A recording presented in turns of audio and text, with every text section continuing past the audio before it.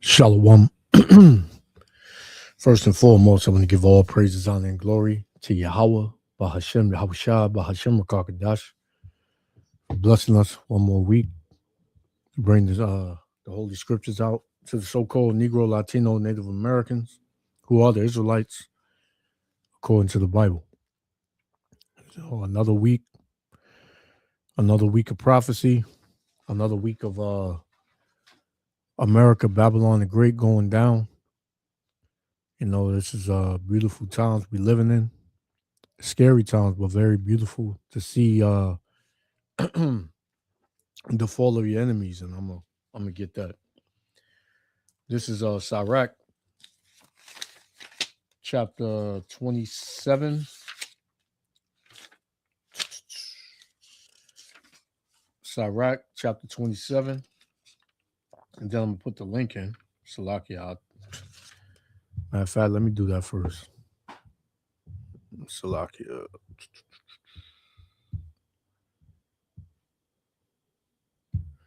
All right.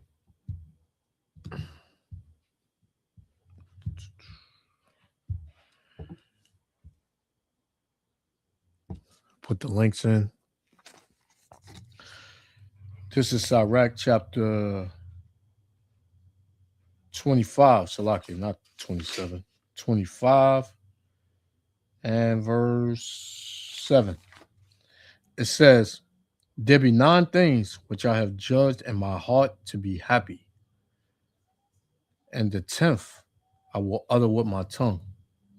A man that have a joy of his children." We all know that we don't have no joy of our children in this captivity, in this kingdom. You know, your children are catching hell just as much as you are. You know, it says, "And he that liveth to see the fall of his enemies." So that's the time we're living in, man. And those of us in this truth, man, we got to be happy. This is a joyous time, man. You're seeing the fall of your enemy, right? The captivity is almost over, right? This prison sentence is almost over, man. You know, and the cup is about to fall on Esau, Edom, the so-called white man, along with the other nations, man. They're all about to drink of that cup. We drunk it, you know, and the Lord said that we weren't made to drink of the cup, right? But we have surely drunken throughout our affliction and our punishment. You know, the Lord has always had mercy on us, man. Always. You know, we kept going off, and you know, when things got bad, we would pray to the Lord, and the Lord would deliver us. He would send us a prophet and someone to warn us, and someone to be our hope and our sight, and you know, we would be delivered. But the Lord got tired of that, and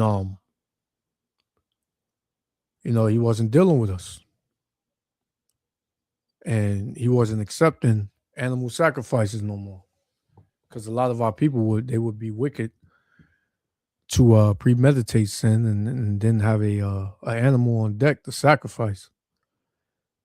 So the Lord wasn't dealing with that. The Most High, Yahweh, wasn't dealing with that. So, Yahweh Shah, the Lamb without blemish, gave itself up for a sacrifice for the nation of Israel and the nation of Israel only. And the elect, even in the nation of Israel, those are going to be the ones that are going to escape the judgments of Yahweh Ba'Shem Yahushua in these last days. Lord willing, we are of that number. But to see the fall of your enemies is a blessing, man. You got Jake, 2/3 of our people that's gonna do everything in their power to keep, themselves slaves in here in this captivity by, joining this war and, just believing that they need to just work and find a career that's going to boost Babylon back up. But this place is not going to be healed, as it tells you in the book of Jeremiah. Say we would have healed Babylon, but she cannot be healed, man. This place is on its way out. There's nothing you can do. There's no amount of anything you can do that's going to save this place, man. This place is going to be burnt up. It's going to be burnt up, right? This place was only for a time and a season, and the time has ran out, right? The rulership, the wicked, their time is up. Let's get Job. Job, chapter 20 and verse 4. It says, knowing thou not this of old, since man was placed on the earth, that the triumphing of the wicked is short, and the joy of the hypocrite but for a moment. To us, it may seem like they've been ruling for a long time, man. But to the Lord, it's only been, a couple of days. Right? It says, though his excellency mount up to the heavens, there's Space Force, and his head reacheth unto the clouds, yet he shall perish forever like his own dung. They which have seen him shall say, where is he, man? Because he's going to be chased away as a thief, man. Right? This man is not going to prosper on the earth. He's going to be eradicated, man. After his 1,000 years, his double time of slavery, right? He's going to be eradicated off the earth, man. Because that's what he deserves. Right? It says, he shall fly away as a dream and shall not be found. Yea, he shall be chased away as a vision of the night, man. Right? Hey, Shalom, Yaradon. Shalom, brother. Yeah, he's going to be chased away as a dream, man. You're not going to see this man. It says, the eye also which saw him shall see him no more, neither shall his place anymore behold him. Yeah, his rulership seat. Because it's been proven and it has been exposed that this man cannot rule anything, man. He's not fit to rule. Right? Let's get one and I'll come back to this. This is let me see. Isaiah. Right? This man is not fit to rule. Isaiah chapter Salakia.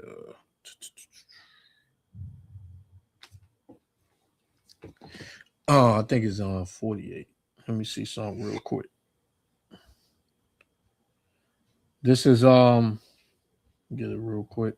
Bear with me.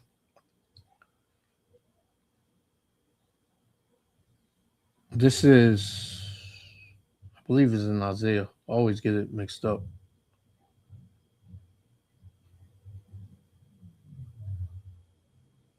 Isaiah, yep. Isaiah 26. I was there. I was right there. Isaiah 26 and verse 10. Let favor be showed to the wicked. How was favor showed? You know, the Lord gave him a chance to rule, right? Gave him the fatness of the earth, right? As it tells you in the book of Genesis. Isaiah 26 and 10, it says, let favor be showed to the wicked, yet will he not learn righteousness. This man does not know righteous. He doesn't know how to be righteous, right? It is far from his sight, man. It says, in the land of uprightness will he deal unjustly. And that's all you see, man, him dealing unjustly, right? His laws, right? His court system, his medical system, his law enforcement system, everything, man. His whole system, right? That beast system is unjust, especially to the so-called Negro, Latino, Native Americans. But now it's starting to trickle off onto everybody, you know, everybody else. This is why there's such an outcry. As long as it was the Israelites, nobody gave a damn. Just the niggas, man. Let them pull themselves up by their bootstraps. Right? You got to work harder. If you got to, get a second, third job. You know, if you only go over 2 hours of sleep, hey, you got to get it done by any means necessary. It says, in the land of uprightness, he will deal unjustly and will not behold the majesty of the Lord, man. Yeah, because, hey, the Lord is not in this man's mind at all, man. He'll say, in God we trust, but hey, he's everything contrary to Yahweh Baal Shem Yahushua. So he's a big hypocrite, man. A big hypocrite. And he cannot be trusted. It tells you that in Psalms. Right? Let's get Psalms. Psalms chapter 50. Psalms 58 and I'm gonna start at 1. It says, do ye indeed speak righteousness? Right? This is going into Esau, Edom, man. And our people as well. It says, do ye indeed speak righteousness, O congregation? Do ye judge uprightly? The answer is no, they don't. They don't judge uprightly, man. Right? Here it is. Jake is still a pack of cookies. Always, you know, it always come to my mind because I've heard that story and it just bugged me out. Jake stole a pack of cookies. I believe it was in Mississippi or Alabama, and he got 40 years for stealing a pack of cookies, man. But Esau Edom will fight a cop, stab a cop, steal a cop car, and get off on slap with get off with a slap on the wrist, or get 200 hours of community service. You know, this is how unjust this devil is. It says, O ye sons of men, yea, in heart ye work wickedness, ye weigh the violence of your hands in the earth, man. That's what these devils do, because what? They're in power. So they pretty much like, we can do what we want. We can oppress. We can stress people out. We can make it hard for them, man. Just cause we can do it. Here it is. These devils have everything, man. They control everything, but yet now they want to control you. They want to make you a goddamn computer, man. Right? It says, and yeah, they want to track every move. They want to give you a digital footprint. They want to track how much money you get, and put you on a government issued what they call it, where it's like a fixed amount for every month, right? So they can have total control of you. Total control, right? So it says, the wicked are estranged from the womb They go astray as soon as they be born, speaking lies. Right? So don't let them get in front of a screen and tell you it's for the embetterment of society. We're looking out for your best interests. We're here to help you. Right? What that devil said from the World Health Organization. He said, I forgot his name, that Klaus Schwab. He said, you will own nothing and be happy. But you're not saying that for you and your family. So as you think you better, but you're the lowest of the low, man. You think that you're better than the so-called Negro, Latino, Native Americans, man, because that's what it's geared toward. That's who it's geared toward. Right? Yeah, you other nations, you get caught in the mix of that, but it's really to oppress and to destroy the children of Israel, man, which he's not going to do. Right? So the Lord said what? They go astray as soon as they be born, speaking lies, man. They're nothing but liars. You know when you know a so-called white person is lying when their mouth start moving, man. You can't trust nothing they say. This man is a huge hypocrite. He's a snake.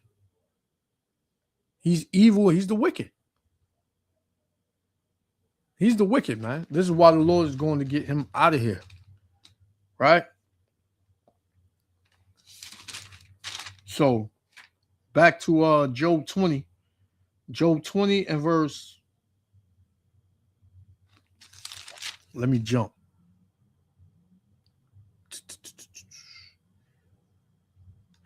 Let's go to Job 21 and verse 17.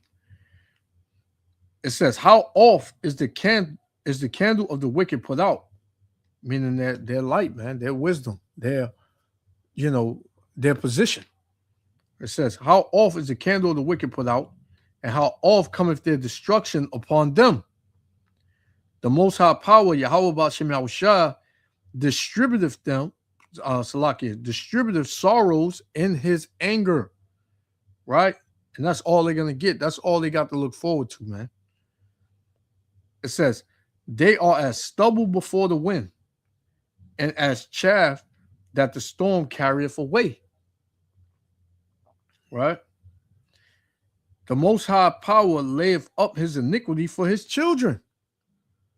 So these devils that you see struggling and catching hell right now, these are the children of the ancestors that raped, robbed, murdered our forefathers, man. So for the evil of their forefathers, they're paying the price for that. They're paying the price for that. And the end all is let's get the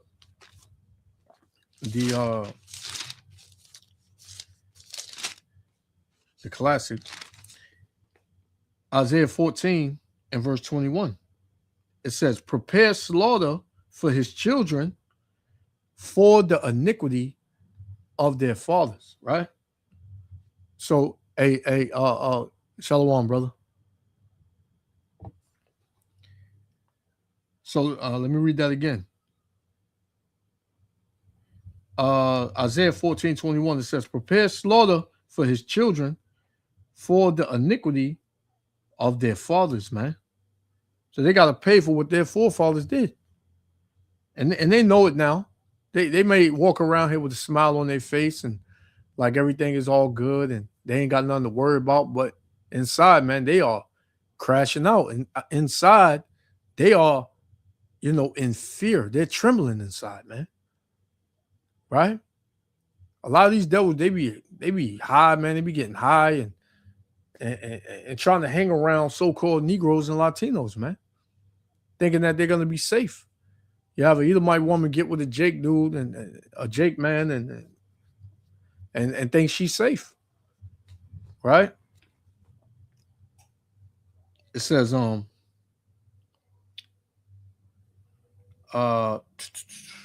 let me read it again. This is Isaiah 14:21 again. It says, prepare slaughter for his children, for the iniquity of their fathers, that they do not rise nor possess the land, nor fill the face of the world with cities, man. That they do not rise, they do not rise into rulership again. Right? So the Lord wants every last one of them off the planet, man. Now, are Israelites gonna look like Edomites? Yes. Right? We're not speaking about them unless they're wicked. Because hey, if they wicked, they're gonna be destroyed too, right along with a regular, an actual Edomite. But Israelites look like all nations on the earth. So we're not saying, white people, we're saying Edomites. So yeah, man. It's about to go down for these devils, man. So back in Job 21, and I'm gonna play this video I got. Job 21 and verse 19. It says, the Most High Power layeth up his iniquity for his children, and rewardeth him, and he shall know it. How is he going to reward him? Through slaughter. Right? It said, his eyes shall see his destruction, and he shall drink of the wrath of the Almighty. Right? So, hey, that's the future for so-called white people, man. That's their future. It says, for what pleasure hath he in his house after him, when the number of his months is cut off in the midst? Yeah, and you can see it, man. The scriptures tell you that, he's going to come down with that great wrath because he knows he has but a short time. These devils know they got a short time, man. This is why they doing things just off impulse. Just off impulse, man. Just off impulse. They just doing things. So here you got, let me take this down. So here you got you got the people of Babylon, these devils, along with Jake, crashing out, man, because life as they know it is slipping between their fingers. And as we say every year, I mean every week, man, it's only gonna get worse. It's only gonna get worse. Let me see something real quick. Salakia, 1 second.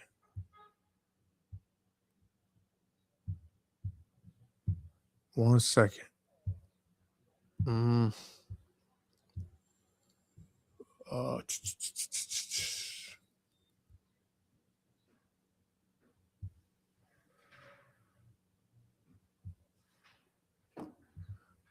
All right, I'm gonna try to stop it. I'm gonna try to find it. Salakia. So let's play this. The brother had the scripture here, Haggai 1:6. Ye have sown much and bringing little. Ye eat, but ye have not enough. Right? So you sowing is you working. Your check doesn't amount up to how many hours you worked, how your body feels, and how long your actual money stretches to your everyday bills and things you spend it on, man. It doesn't add up. It says, ye eat, but ye have not enough. Yeah, you can't fill up your fridge no more. Right? You got to buy things here and there. You got to eat on a budgeted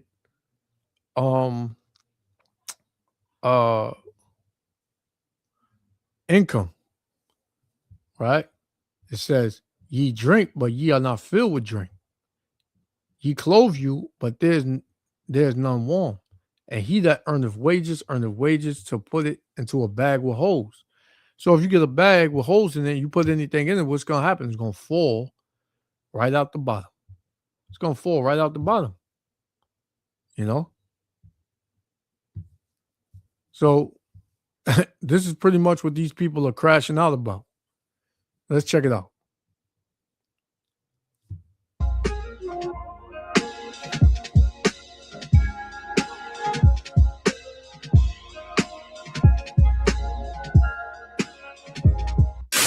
I was at the gas station today, and a grown man had to beg and cry on his knees for somebody to fill up his tank.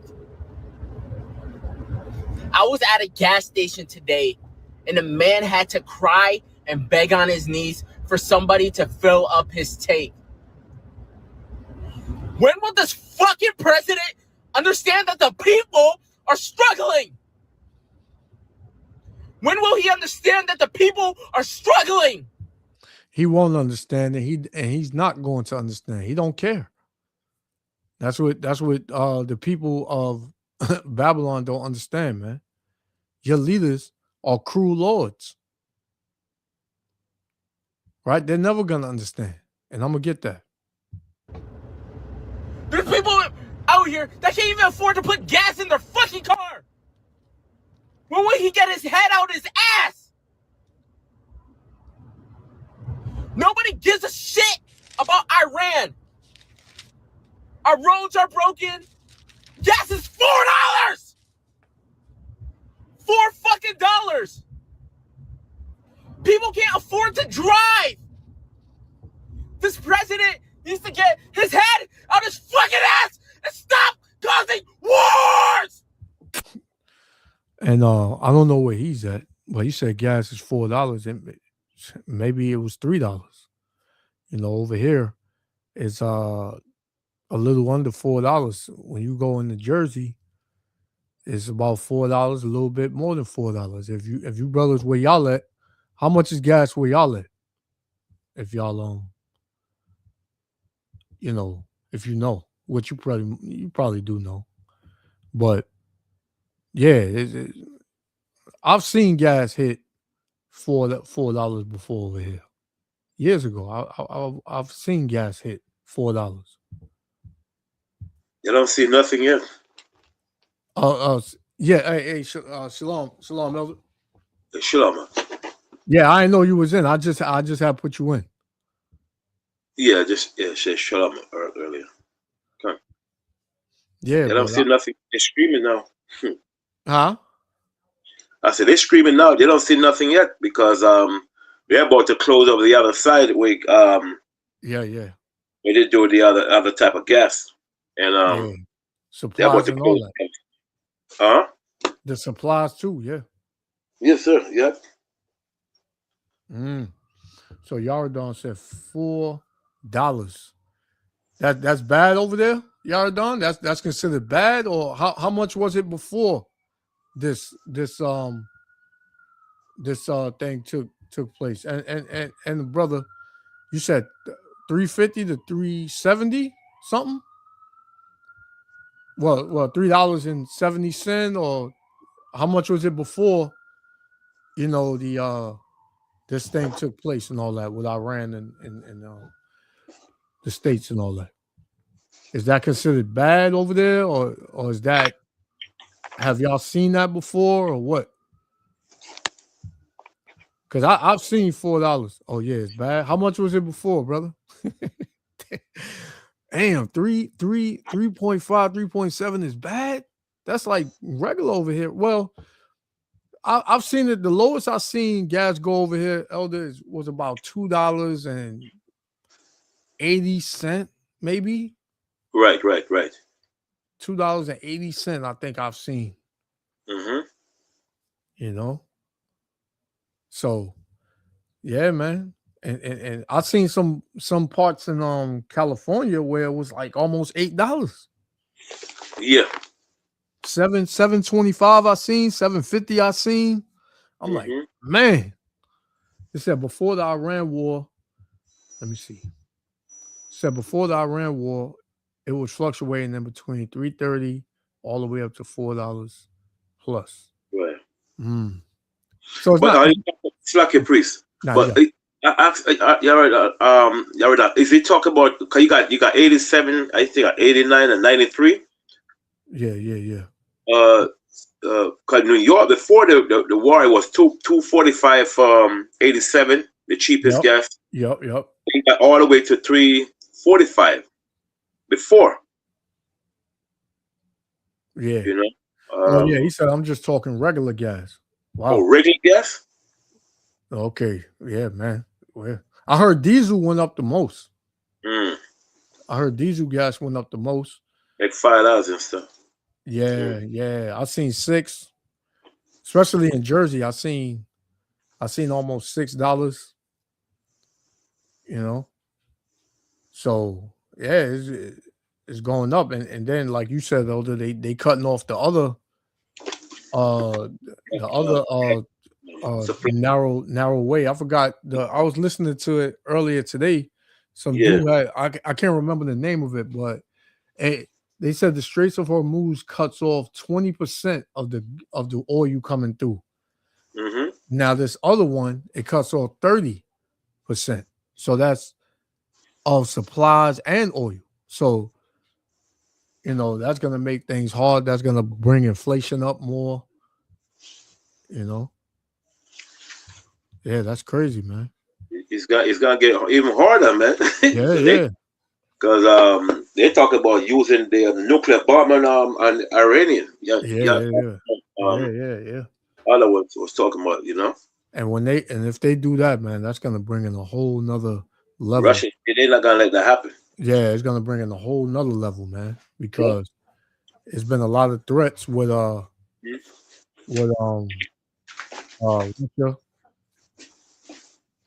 Hey, Elder, say something real quick. Yes, sir. Yeah. Yes.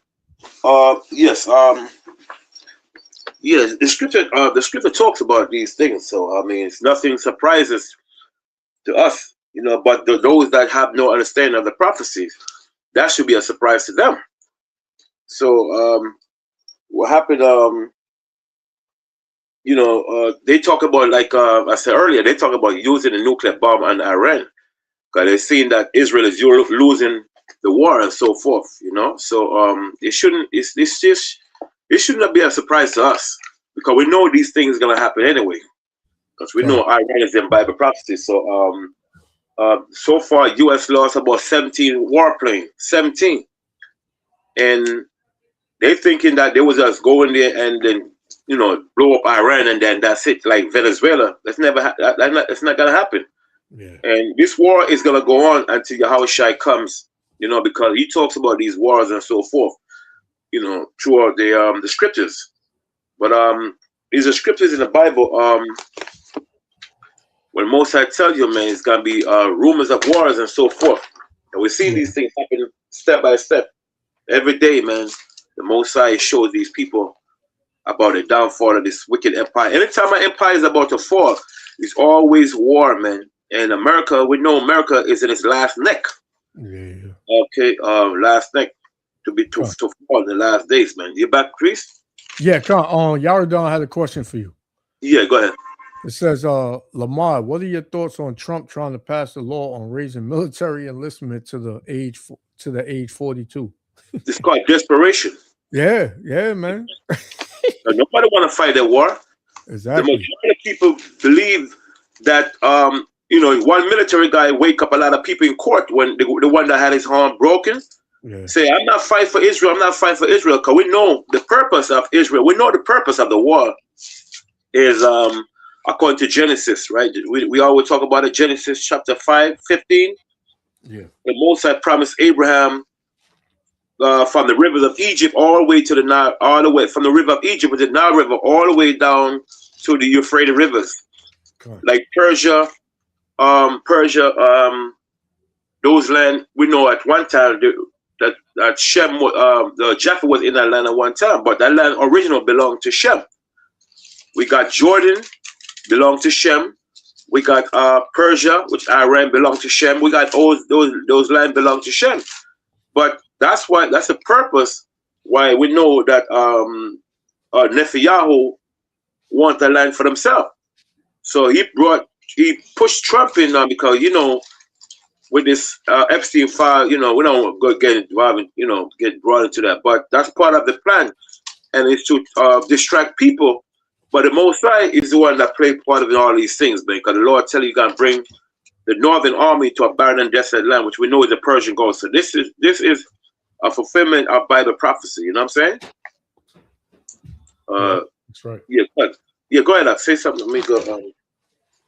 Yeah, because it all goes in the prophecy, you know, because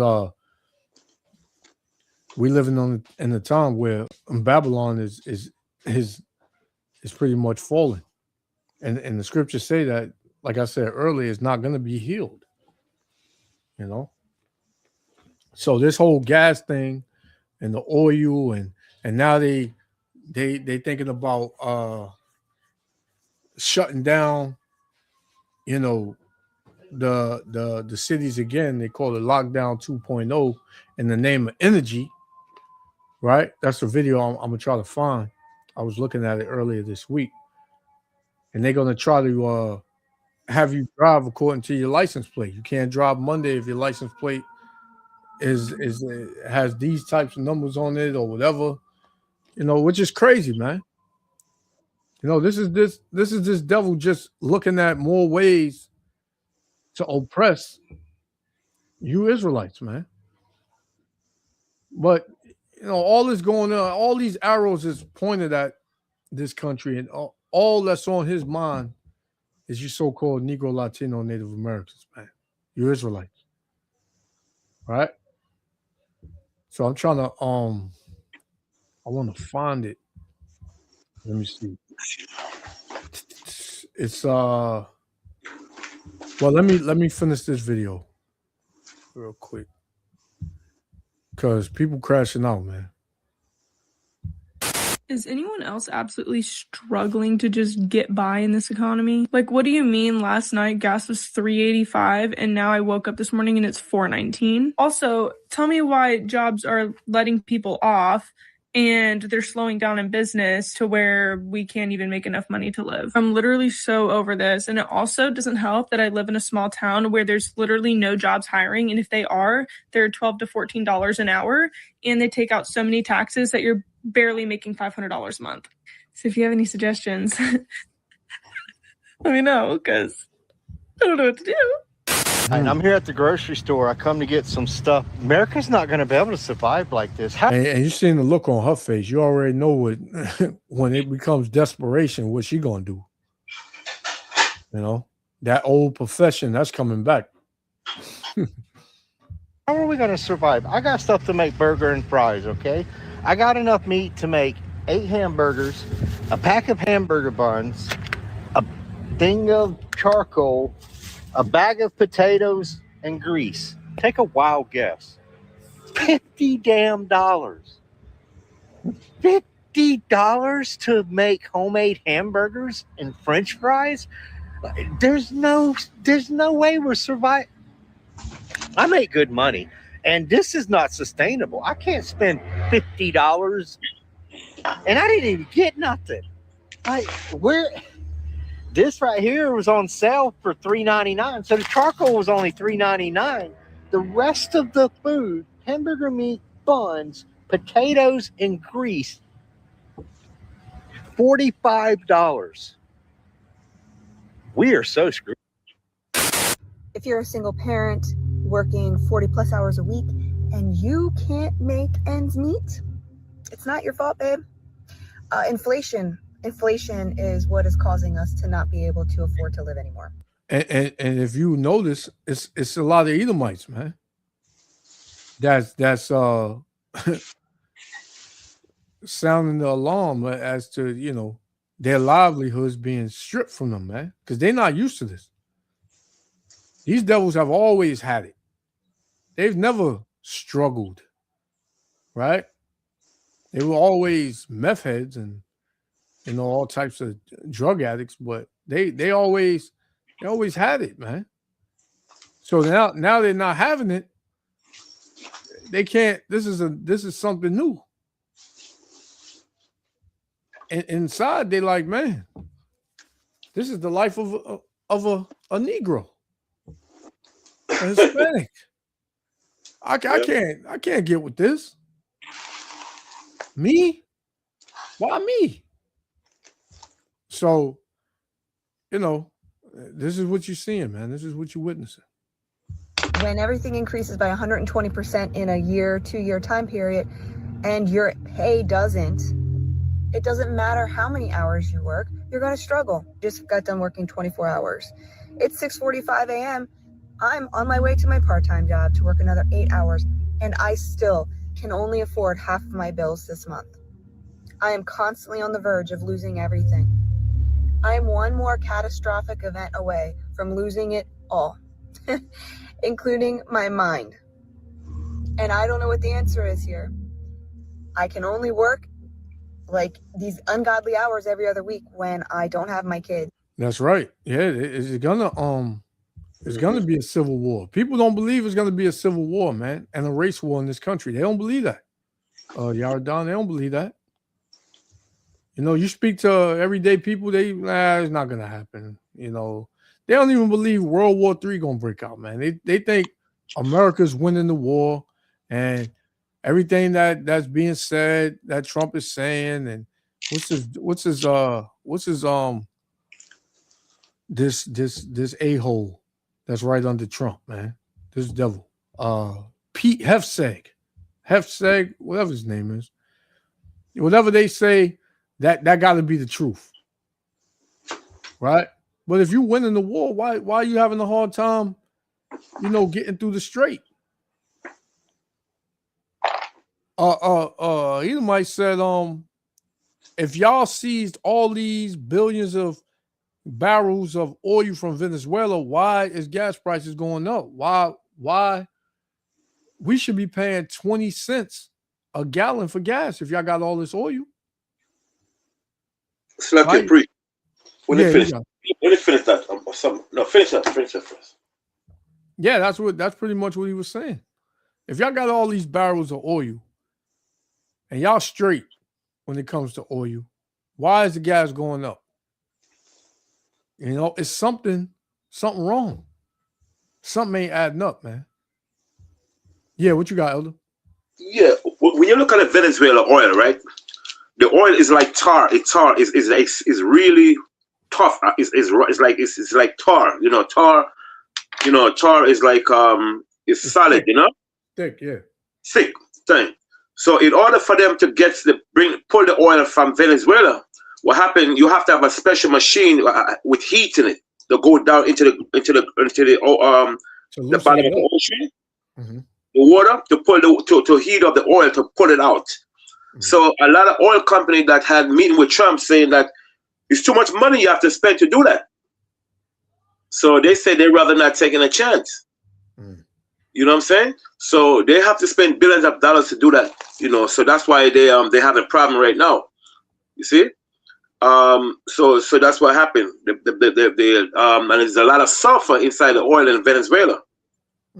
So the corporation like Getty, they said they're not gonna get involved. It's too much money. Get involved. You have to to do these things. So they can't pull the oil like they're saying. So Trump, like they said, Trump thinking that he have the oil, but how much money he's gonna spend to do what he has to do to pull the oil from the ground? Because like I said earlier, it's too hard, like tar, really, Come on. to pull out from the ground. Come on. I have a precept I want to bring out in because we've seen it's uprising. Say something for a second. Come on. This guy learned to drive. I'm now gonna park this car. Wait a minute. Come on. Yeah. So there's a lot going on with this war. A lot going on, man. So yeah, brother, I looked it up. It says the United States, let me share it. You could probably fact check it for me, brother. It said the United States gets its oil primarily from domestic production, about 60%, and the majority originating from Texas, New Mexico, North Dakota, Colorado, and Alaska. The remaining oil is imported. with roughly 70% of imports coming from Canada and Mexico to supply specialized heavy crude to U.S. refineries. Okay, con. So pretty much this is a strategic move for the U.S. to stay to stay in talks, pretty much to keep themselves relevant. You know, because nobody wants to deal with them. So they saying y'all gonna have to deal with us if I get this over here, if I take this over here, you know, because I know Russia, I think it's Russia. I could be wrong, but I think it's Russia, Iran, some other countries get their oil from Venezuela, I believe. I could be wrong on that. Yeah, not Russia. Russia have their own oil. Okay. Mm-hmm. So most countries from the Middle East get their oil from, most countries, but Iran particularly, they get it from Venezuela. You know? But so, okay, it's a strategic move then. They say you ain't gonna deal with us. Okay, we're gonna make y'all deal with us. But when you look at Slack and Priest, China was the largest country import of oil from Venezuela. I think about 23%. But Iran, they have their own oil supply and so forth. Okay. So it's a top. But oil, you know, Iran is the main one. Venezuela was the main one getting the oil. I mean, China is the largest importer of Venezuela oil. Okay. I always thought, and brother, the water for that because I didn't know that. Because I always thought, being that the U.S. and Saudi Arabia always had close ties, I always thought the oil was coming from Saudi Arabia. So you know, that's what I was thinking. So the water for that, you know, correction, because I never knew America don't get their oil from the Middle East. I never knew that. Like Chevron get their oil from Venezuela and so forth. You know. Okay. The brother said, Asia gets its oil from the Middle East since sanctions on Russia oil. Now the sanctions are off. Okay. All right. Go on. You said you had a precept before. Yeah. Okay. Which one you got? Luke chapter 21, verse 20. Luke 21, verse 25. Because look up. Okay, we got something I want to show brothers and sisters out there. Right. There's a thing called eschatology, right? Okay. Which is the study of end time prophecies. Mm-hmm. Okay. Google eschatology for me for a second. Because everything we see is happening right now. Yahawashi study about it. Matthew, he talks about nations rising against nation, right? He talk about rumors of wars. That's a form of eschatologies, which we know is the study of end time prophecies. Okay, I got it up there, Elder. Yeah. Mm-hmm. It says eschatology is the theological study of the last things. Mm-hmm. The last things, which is the last thing, which is the last prophecies. So Christ spoke about it. We say, well, Paul would say, you see, the return of Christ, second coming, resurrection of the dead, right? Final judgment, and the millennium. Okay, which will rule with Yahushua. That's a form as eschatology, which is what? Read that part again. It says the theological study of the last things. Right, the last things, right? So we're going to go to, when you finish the video, we're going to go to a few little scriptures on eschatologies. Because you can bring it out now. Okay, so we're going to get, let's get, matter of fact, we're already in Luke, right? Luke chapter 20, 21, verse 25. Luke 21, verse 25. Luke 21 and verse 25. Yes, sir. Cut. God, it says, Luke 21:25. It says, and then shall the signs in the sun. So like a priest. Okay, start at verse 24. 24.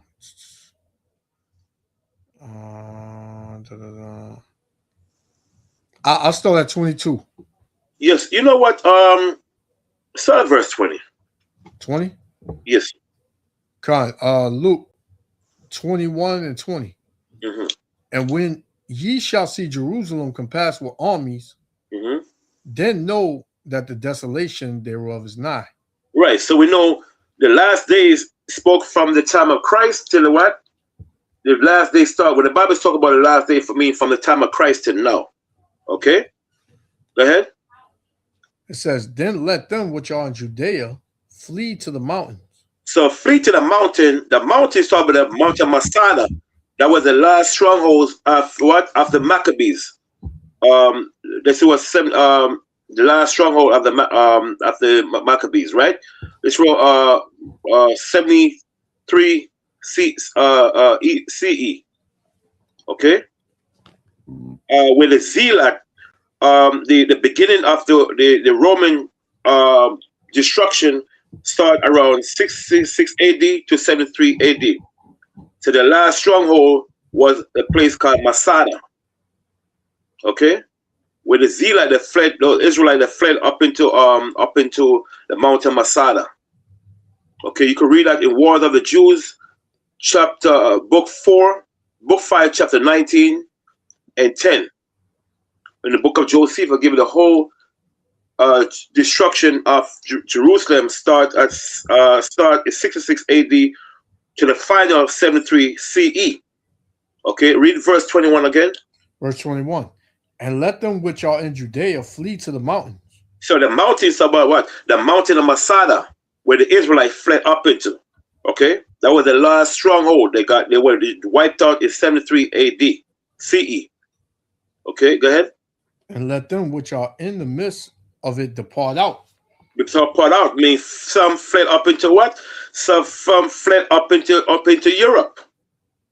Fled up into Britain, different part of the world, and so forth. Some fled up into China. We talked about it last week. Okay, go ahead. And let not them that are in the countries enter thereinto. Right, so they couldn't come back. Go ahead. For these be the days of vengeance, for all things which are written may be fulfilled. All things that were written in the Old Testament, what? May be fulfilled. You see? See, it's fulfilled until the time of Christ and until what? Until now. Go ahead. It says, but woe unto them that are with child, and to them that give suck in those days. In those days, which he's talking about now, and what? And until the time of Jerusalem. When women were pregnant, a lot of them some of them fled to a rooftop. I mean, it was a pitiful destruction that came upon them during the time of Pompey, General Pompey, Vespasian, those guys and so forth, when they destroyed Jerusalem. Go ahead. Come on. It says, for there shall be great distress in the land, and wrath upon this people. And wrath, destruction upon these people, right? Go ahead. And they shall fall by the edge of the sword. The sword being what? The Roman armies. Beginning what? 66 AD to 73 CE. So the sword represents, we know that's the Roman armies. Okay? Go ahead. And shall be led away captive unto all nations. And Jerusalem shall be trodden down of the Gentiles until the times of the Gentiles be fulfilled. Meanwhile, until the time of the rulership been fulfilled. Now the rulership are now being what? Been fulfilled. So you know, Rome ruled Jerusalem from 29 AD to 637 AD. That's when the Muslim came later on and take them down. Okay? So when Rome was ruling, it was different Israelite group of Israelite was ruling also. Don't forget that they were not just Edomite that was ruling Rome at one time. There were Israelite was ruling Rome also. You see what I'm saying? Because we know about the Western Empire. You got Israelite and Roman was ruling. Then you got the Eastern Empire, mainly Israelite that was ruling, known as the Byzantine. Okay, so that's the Eastern Roman Empire, because you got two Roman Empire. You got the Eastern and you got the Western. The Western Empire, it was Diocletian in one that split up the empire as Eastern Europe and Western Europe. Diocletian in one that did that. We could talk about that next time. But it was Edomite Rome and Israelite Rome that was ruling Rome, the Western Empire, mainly the Western Empire. The Eastern Empire mainly were Israelites. That's where the majority, the bulk of the icon came out of. What? The Eastern Empire. Okay? Go ahead. And there shall be signs in the sun and in the moon. And in the moon, right? We're seeing these things happening right now. Go ahead. And in the stars. And upon the earth, distress of nations. With perplexity. Perplexity, man, right? What is perplexity? Perplexity means confusion. Okay, all these different things. Confusion. People, like the Edomite woman said, she about to lose her mind. They don't see nothing yet. Yeah. Okay, they do not see anything as yet. Yeah, go ahead. That's right. The sea and the waves roaring. So, when the Bible said the sea and the waves roaring, it's not a little talk, but it's not in a little sense. It's a metaphor. Mean, another word is going to be nothing but people going up against the government. The people having wars against the government. We read that in the Apocrypha, right? Yeah. When the people, you remember that script in the Apocrypha, priest, distress upon men and so forth. Yeah, come on. Right, right. Let me get it. Yeah, come on. This is Second Esdras,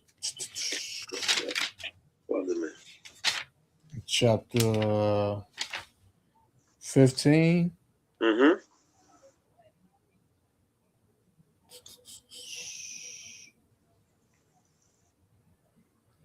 This is Second Esdras 15 and verse. I'm gonna start at 15. It says, "For the sword and their destruction draweth nigh, and one people shall stand up to fight against another, and swords in their hands." Right. Yep. Verse 16. "For there shall be sedition among men." So that's the overthrow. That's a violent uprising. Against the government. Violent uprising. That's what I'm looking for. The chaos, rebellious nation, and severe worldly turmoil. That's what I'm looking for.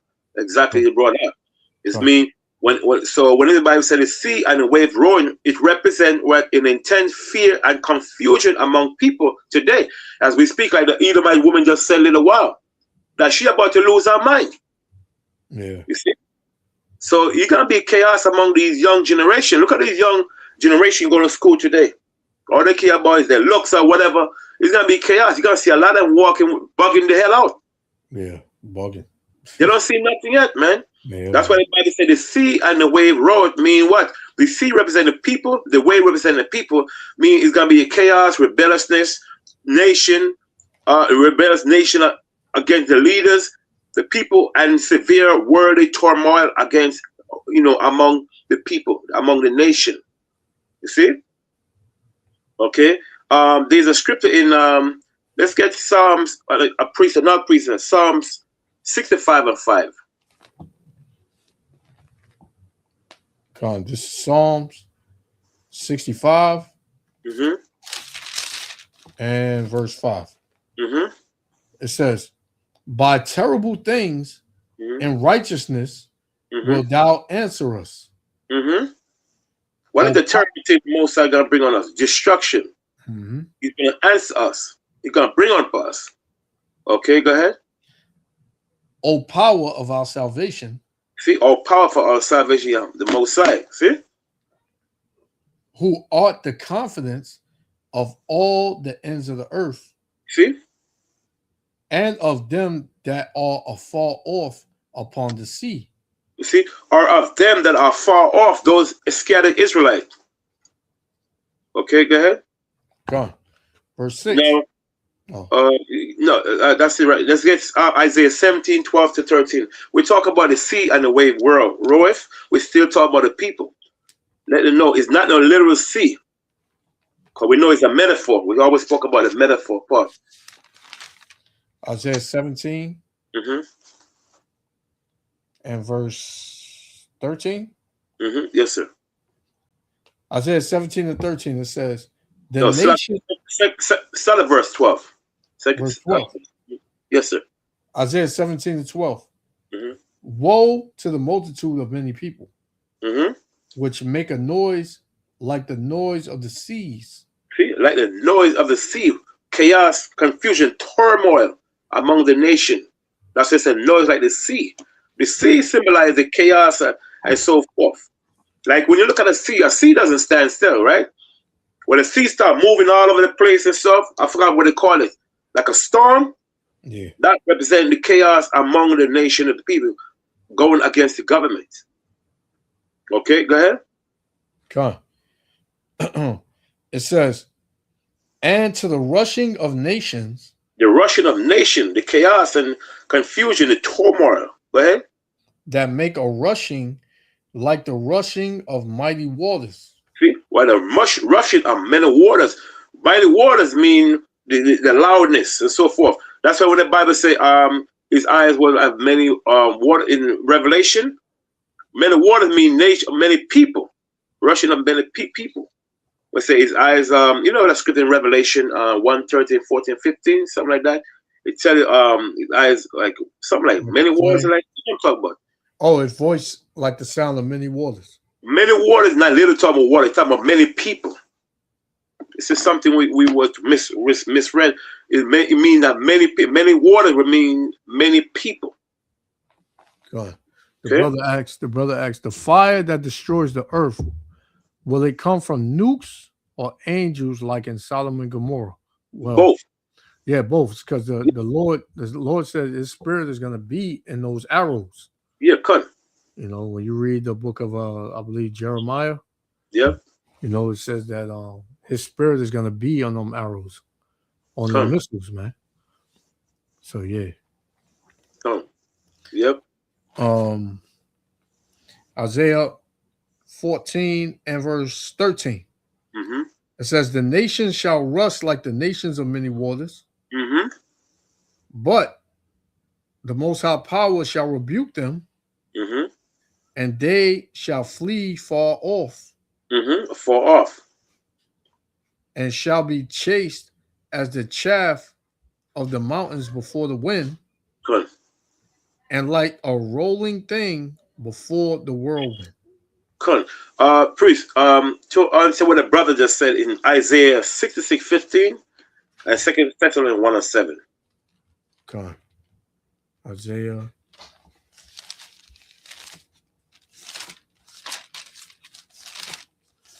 Isaiah 66 Mm-hmm. and verse 15. It says, for behold, the Lord will come with fire and with his chariots like a whirlwind. Good. The Lord, that Lord represents Yahweh Shai Christ. That's talking about the Most High. See? The Lord will come with fire, right? Yahweh Shai Christ with fire and his chariot with fire and his chariot like a whirlwind. Why? Because it spins like a whirlwind and so forth, right? To execute judgment on what? On Babylon. So you got people saying, oh, Christ ain't coming to America. Many scriptures, most I say coming with fire on Babylon, man. Give me priest. There's a precept scripture that said, excuse me, the city was divided in 3 parts. Oh,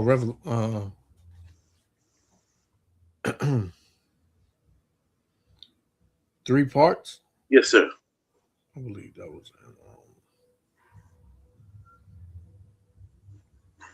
Okay, let me get it. Revelation 16 and 19. Yes, sir. Cut. Revelation 16 19 and verse 19. It reads, and the great city was divided into 3 parts. So that great city is America. Yep. Okay. So when the Bible says, and the great city were divided into 3 parts. The 3 parts, what's the 3 nation of people in America? You got Israelites, you got a Gentile nation, and you got a wicked among all, which is who? Esau. That's the 3 types of men. Huh? That's the three different types of men on Con, earth. yes, sir. Con. Okay, Sons of men. con. Read that verse again. Con. Revelation 16 and 19. Mm-hmm. It says, and the great city was divided into three parts, The great city is America, right? Go ahead. and the cities of the nations fell, and great Babylon came in remembrance before the Most High. Power. See, so we just read great Babylon fell, and the elder just read and great Babylon fell. So we know he's not talking about ancient Babylon. He's talking about modern day Babylon, which is America, because ancient Babylon fell in 538 BC. That's when ancient Neo Babylon. Sorry, I keep saying ancient Neo Babylon fell. Because remember, we always talk about you got three type of Babylonian empire. You got the ancient Babylon, right? You talk about Nebuchadnezzar, Nimrod, right? Then you got Neo Babylon, the type of Neo Nebuchadnezzar and Nabonidus, Nebuchadnezzar, all them guys, that's Neo Babylon. And you got the modern day Babylon, which is America today. That's the third Babylon. Okay? Cool. So the Bible said the earth was, Babylon was divided to three parts, which is Israelite, Gentile, and the wicked. Okay? Like let's say just three types of people in America. Israelite, Gentile, and the wicked. Go ahead. Come on. It says, and great Babylon came in remembrance before the Most High power. See, a great Babylon came in remembrance, mean their sin will remember before they what? Before the Heavenly Father. Priest, there's a book I have. How do you get archive? Like you could pull up something and show the book. My son showed me it did it one time, but I don't remember because I'm not no. How you share it? What do you mean? How you do archive like archives? Yeah, like the page. What you want to go online and bring it out? Yes, sir. What's the name of the book? Okay, the name of the book is called you know what, say something for a second. Let me get the name of the book, cause say something. Let me get the name of the book. Okay. Yeah. So yeah, brother. Yeah, them arrows gonna have the spirit of the Lord in it, man. That's gonna bring the the fiery judgment on America, Babylon the Great. You know, it's gonna be the Lord's Spirit that's in it. That's gonna guide those arrows, you know,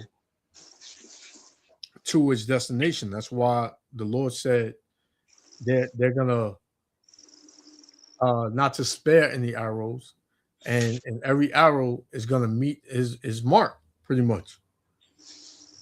Let's see if I can find it. This is 50.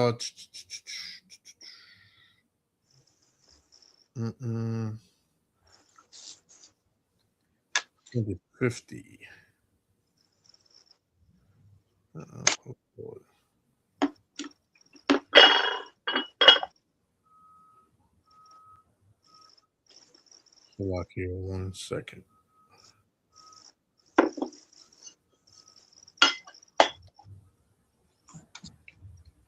This is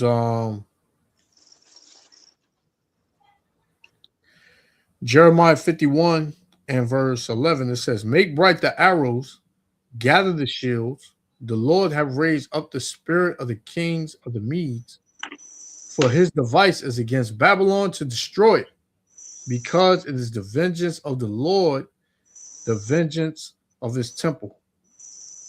They got one that's more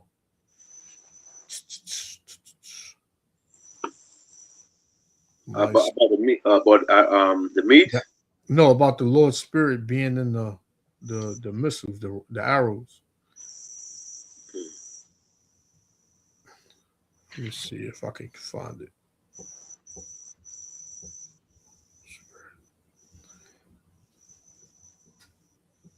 Because yeah, that's the Lord's ultimate judgment. Lord's ultimate judgment is to destroy Matter of fact, let me get Second Peter. Because you have one in 2 King 13:17 also. Con. I got this one in 2 Peter 3:10. Okay. The regular one, the classic one. 2 Peter 3:10, it said, "But the day of the Lord will come as a thief in the night, in which the heavens shall pass away with a great noise, and the elements shall melt with fervent heat." And that's by ways of the thermonuclear missiles. Mm-hmm. Right? And that's the day of the Lord. So because when the missiles are shot off, that's the day the Lord is going to return, man. Yes, sir. Yep. It says that the righteous will scarcely be saved, the elect, man. You know, while the missiles is hitting, the elect is being beamed up in the chariots. Mm-hmm. It says the earth also and the works that are therein shall be burnt up. Right? And the Lord is going to be the chariots are going to be shooting laser beams at this place too. You know, so this place has no hope, man, but destruction. That's the only future that Babylon has is destruction, man. Go ahead, Elder. You said one in 1 Kings or 2 Kings? 2 King, that's the one in 1. 13. 2 King chapter 13:17. Let me see.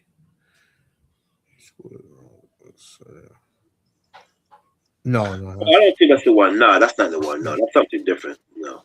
Yeah, come. They got one in Psalms 64:7. Said the Most High shoot at enemy with an arrow, represent his judgment. But you want. I read that. I don't remember what. Yeah, I'm a fond though. It's one that gives distinct is distinctly, you know, putting the Lord's Spirit in yeah. You know, and them arrows. Right, cut. I think it's in the Joel. I don't know. I need to talk about. I don't remember the words. But yeah, pretty much that. You know that's how. You know, this place is going to be destroyed with the fire of those arrows by ways of the Most High Spirit. Cut. It's like a priest. The name of the book is called "The End is the Beginning." The end is the beginning. Yeah, cut. On page 28. I just want to show example. The end from the beginning. No, the end is the beginning. The end is the beginning. It's something I want to show because it's to show people that Esau know the scriptures, man. Because you know, to show certain the stuff we're teaching, we have, you know, majority of the books to back up what we're saying. We're not saying it from our thoughts or making up things. You know what I mean?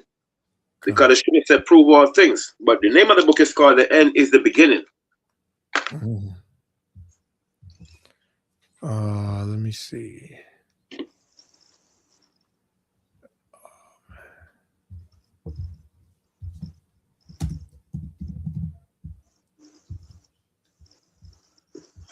The end is the beginning. I have to learn how to do archive because it's very important. You know, sometimes you don't want to bring out all the, you know, K Finals book. Yeah, you said page 28. Yes, sir. It's by Leslie Dutcher, right? This because it's 2 different titles, you know. Got others also have the same title also. But this one is by Leslie, Leslie, Dutcher, Ahsoka Jew, Dutcher. That you said the end is the beginning? Yes, sir. By Leslie Dutcher,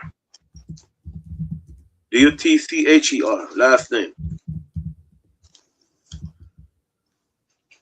You see if it pop up. It's giving me a hard time. Right. It says, let me see something. Okay, gallery. I have it all over in You said Jill. They got Jill. No, not that one.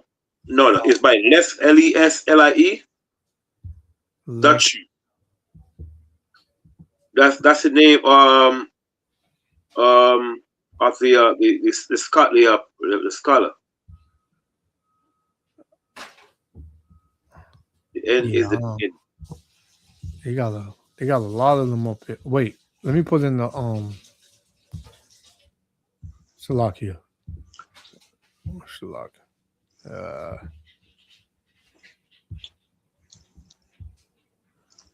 Leslie Dutcher. Leslie Dutcher? Yes, sir. Dutcher. Yes, sir. You said Leslie? Yes. Leslie. First name Dutcher. Dutcher. Dutch. Sure. All right. Oh man, they're saying they're not coming up. All right, no problem. No problem. What I'll read something out of it, okay? All right. I have the page. I'll read the page. Okay. The end is the beginning. Right? It said, all right. Let's go to Revelation chapter 13 and 1 for a second. The reason why I brought this book out, because just to show edification, everything we teaches could link up to Bible prophecies, books that these scholars brought out. That they're not. This book is from 19 something, 40 something, and this is what it said way before we know about the truth. Way before many of us were born. You know what I'm saying? Okay. Revelation chapter 13, verse 1 to Wait, Elder, I might have it. yeah.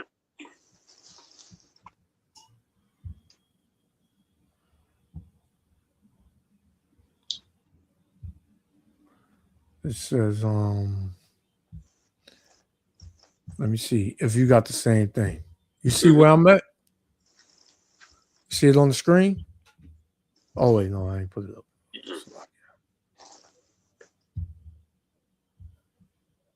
Let me put it on the screen. Yeah. Yes, sir. Cut. That's the same book. Yes, sir. All right. Same. Right there. Okay. Over where it says let me read the bottom part, right? All right, let me make it. The bottom part, right? Mm-hmm. Right by the line. You see the line is that? Yeah. Right. Where the line is at? Yes, sir. Look at that. Yeah. Okay. And this is the old book. They just revised it over. I don't know why I can't. I'm trying to make it bigger. Yeah, but the brother and sister could see that there's something.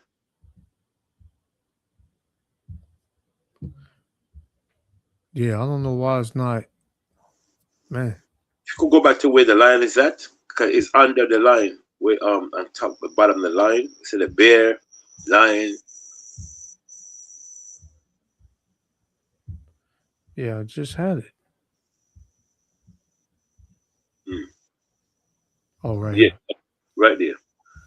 Under those lines, you could see it said verse 2. It says And Revelation 13, 1 and 2. yes, sir. It says these two books were written 650 years apart.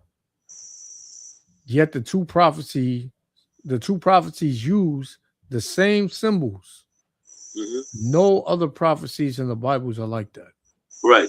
Now go up now with the arrow, with the thing you use, a mouse. Yeah. Go up with a mouse.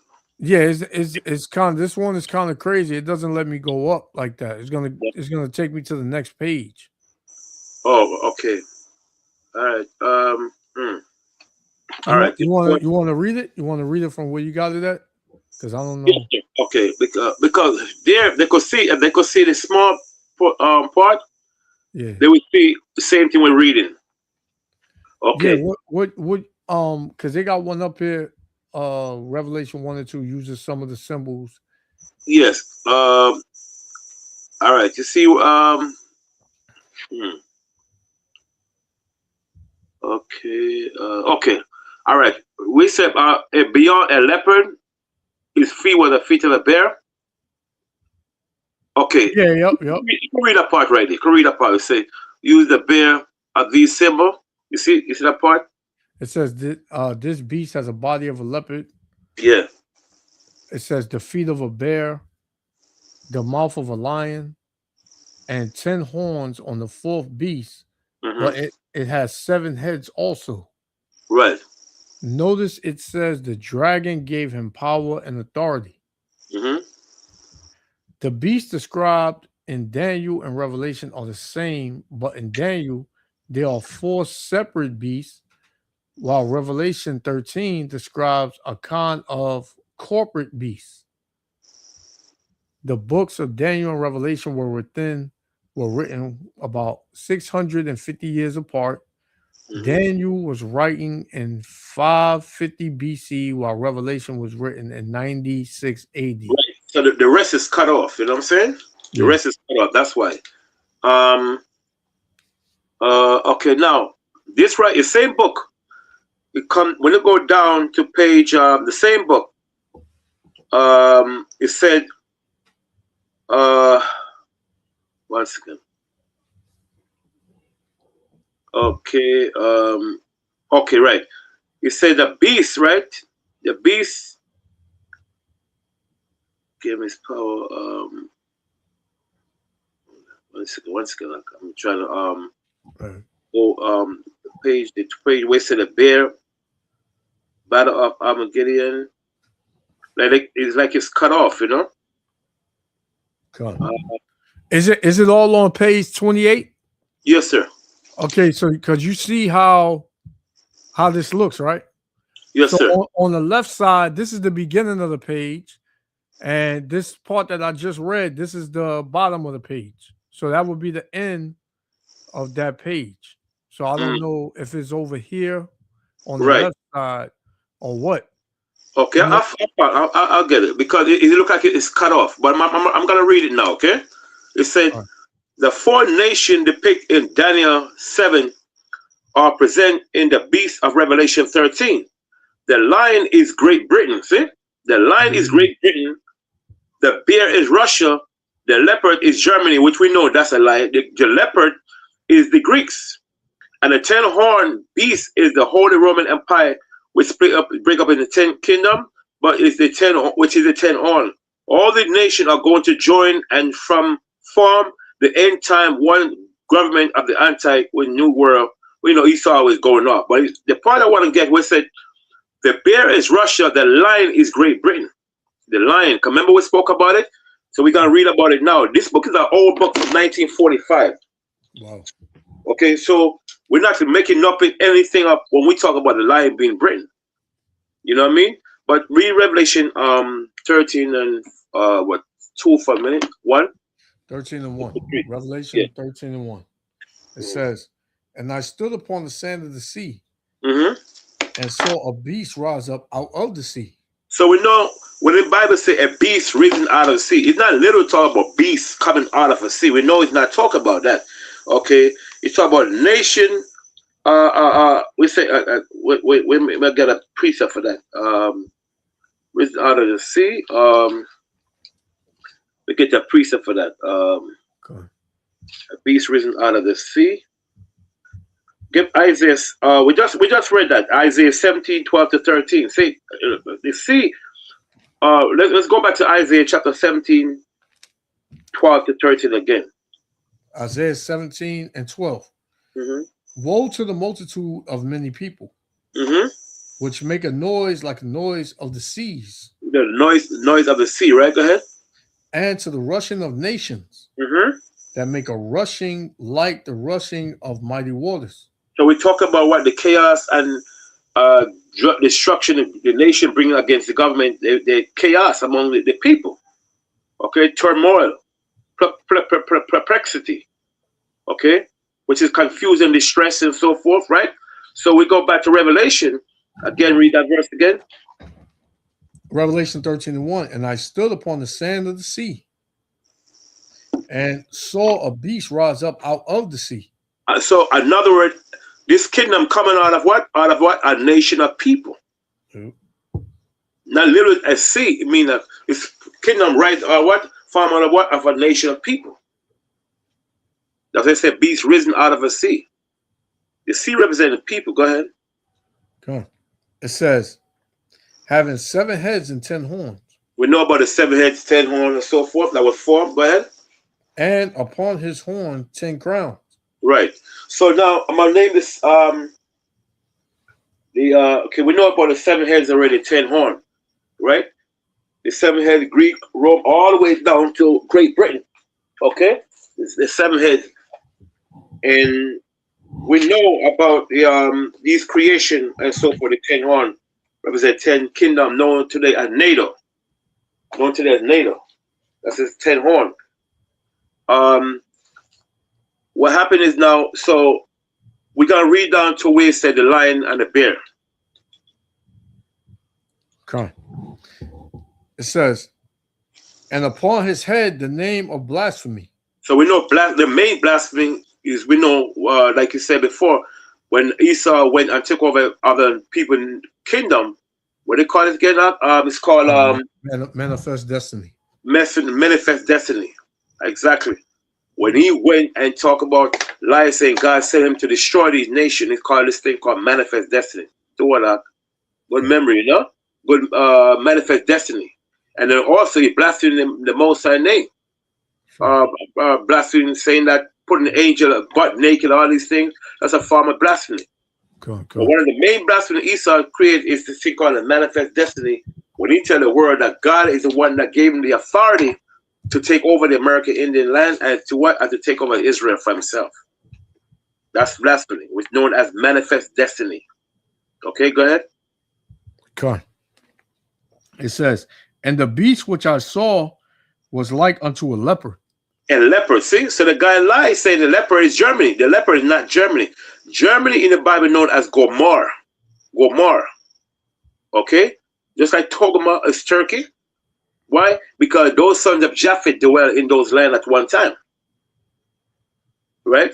So the leopard is showing the beginning of Esau kingdom, which is what? Which is the Greeks. Okay, go ahead. Con, I got this. You see this on the screen? Yes, oh, good, beautiful. Yeah, cut. Yeah, cut. So this would be, how it would be broken down. Yes, sir. Mm-hmm. The lady, the whore, is America. Yep. And you got the Greeks, you got the British, right? Germania Mana, Spanish, the French, the Romans, and Germania Mana again, which is, what they call it, the modernized version. Yep. And then over here you have the 10 horns, represent the 10 common markets or the European Economic Community, which is the European Union. And right. Let me make it bigger. You got Belgium, Denmark, France, Italy, Luxembourg, the Netherlands, Greece, Spain and Portugal, England and Ireland, and West Germany.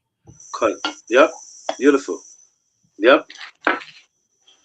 So that 10 horn, the 10 horn was formed in April 4th, 1949. Right? So right after they put those fitted hats in the land. Cut, exactly. 1 year after, cut to water. Yep. So that's when NATO was formed. And they was formed in Washington, D.C. Okay? So they got 12 founding members, but they tried to throw off the prophecy. But what happened, it was 10. So, that's when it was formed. April 4th, 1949, NATO was formed. The Bible talk about NATO. The 10 horn, it was known today as NATO when it was formed, 1949. Come. April 4th, 1949, right? All right, let's go back now. Come. Mm-hmm. Revelation 13:2. It says, Mhm. and the beast which I saw was like unto a leopard. So when the Bible said the beast was like unto, which I saw was like unto a leopard, it shows you the beginning of the white man kingdom, which is the Greeks. Okay, under Alexander the Great. Go ahead. And his feet were as the feet of a bear. And the end of America is who? Is going to be the bear, which is Russia. We just read it a little while in the book. Or the end is the beginning. On page 28, proving that Esau know the prophecy. Okay, go ahead. And his mouth as the mouth of a lion. And the mouth. What is the lions? The Britain. Okay, and we're gonna talk about it next week. How Britain is known as the lion symbol, also, because it's a long history. Go back all the way back to the symbol of Israelite that was ruling Britain at one time, like Richard the Lionheart, all those guys. Mm-hmm. And why Esau carried the symbol of the lion. And what you got now? You got Britain not willing to help America now. Exactly. Yep. Now they at odds, man. They saying we're not going to help in an illegal war. Yep. Exactly. NATO don't pull back from the U.S. to, as far as helping them in this war, this illegal war that they saying, man. They said they still want to do business, but as far as pulling their militaries and giving help to the U.S. and Israel, they're not doing it. Yep. Exactly. Yep. So that goes into what is it? Revelation 17 and 16 with a beast shall hate the whore. Yep. You know. Yep. So it says and his mouth slut free. So when we read the book of the lion, when you read about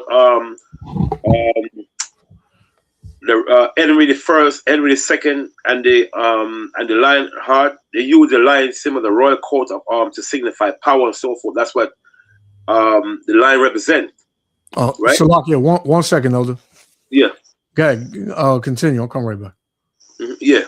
Okay. So what happened is the lion symbol in Britain is symbol represent royalty, courage, strength, and this thing called dignity. We go back to the 12th century during the time of the Norman kings, Henry the First, Henry the Second, and Richard the Lionheart. They use their symbol as a royal, as the royal coats of arms to signify like powers and so forth. Okay, all those were dark-skinned people. There's many books you could read about these things, about the proving that Britain is the lion, because the mouth, which is Britain, speaks of America. Now the mouth is against to turn against their own daughter, because we know America is the daughter of Britain, because America came out of the British Empire, came out of Britain, the British Empire came out of Rome, and so forth. So these are the symbol why, and then also the bear representing Russia, because Russia carried the symbol of the bear. Okay, so so that's what happened.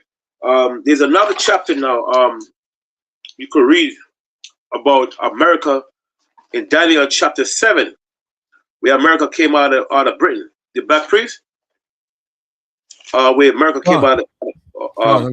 Okay, go ahead. Now, what you had? You want me to finish Revelation 13? No, I just bring that out there to show proof. Oh, okay. We don't think no one thinking that we're making up things. We don't make up things. You know what I'm saying? We prove what we could prove. And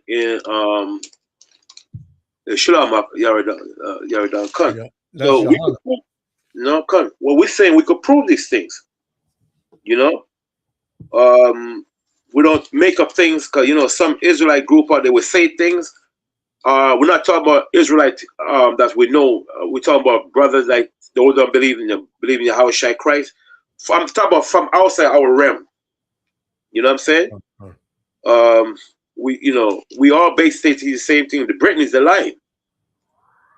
But it's good to find books to prove the point. You know what I'm saying? Okay. You know what I'm saying? When the Bible say, and he shall lose a little season, mean Esau is going to rule for a certain suspension of time. You could read it in a book called Final Warning by Jeffrey Grant on page 37. So everything we said, we could prove it. We don't make up nothing at all, man. Okay?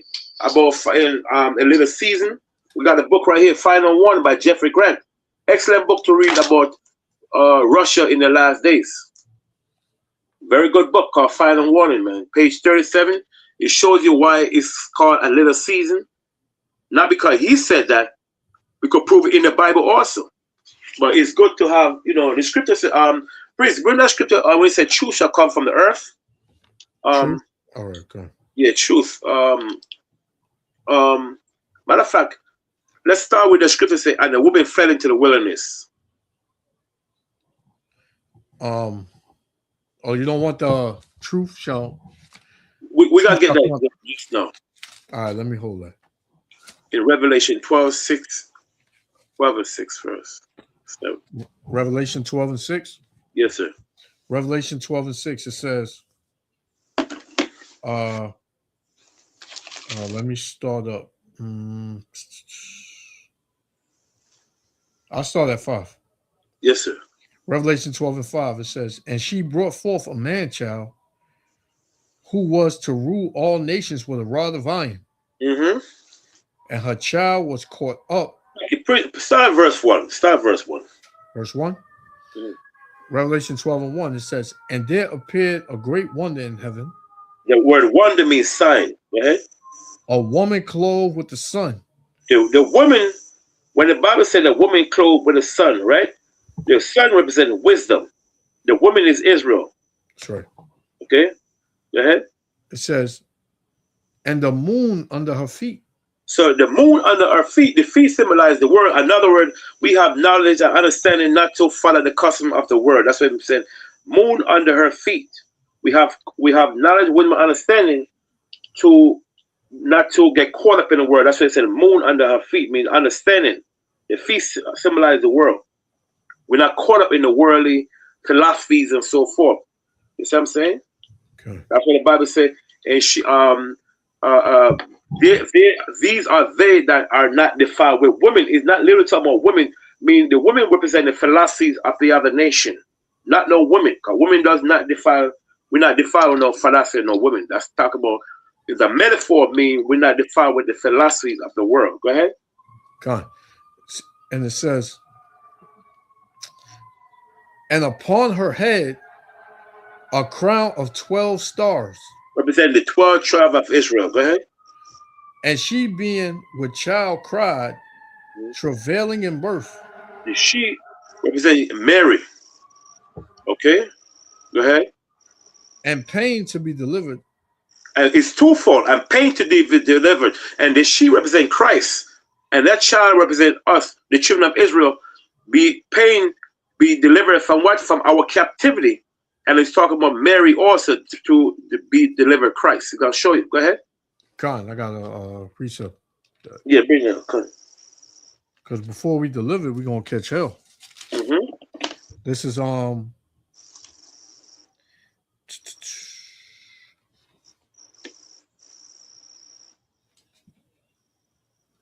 let me get it.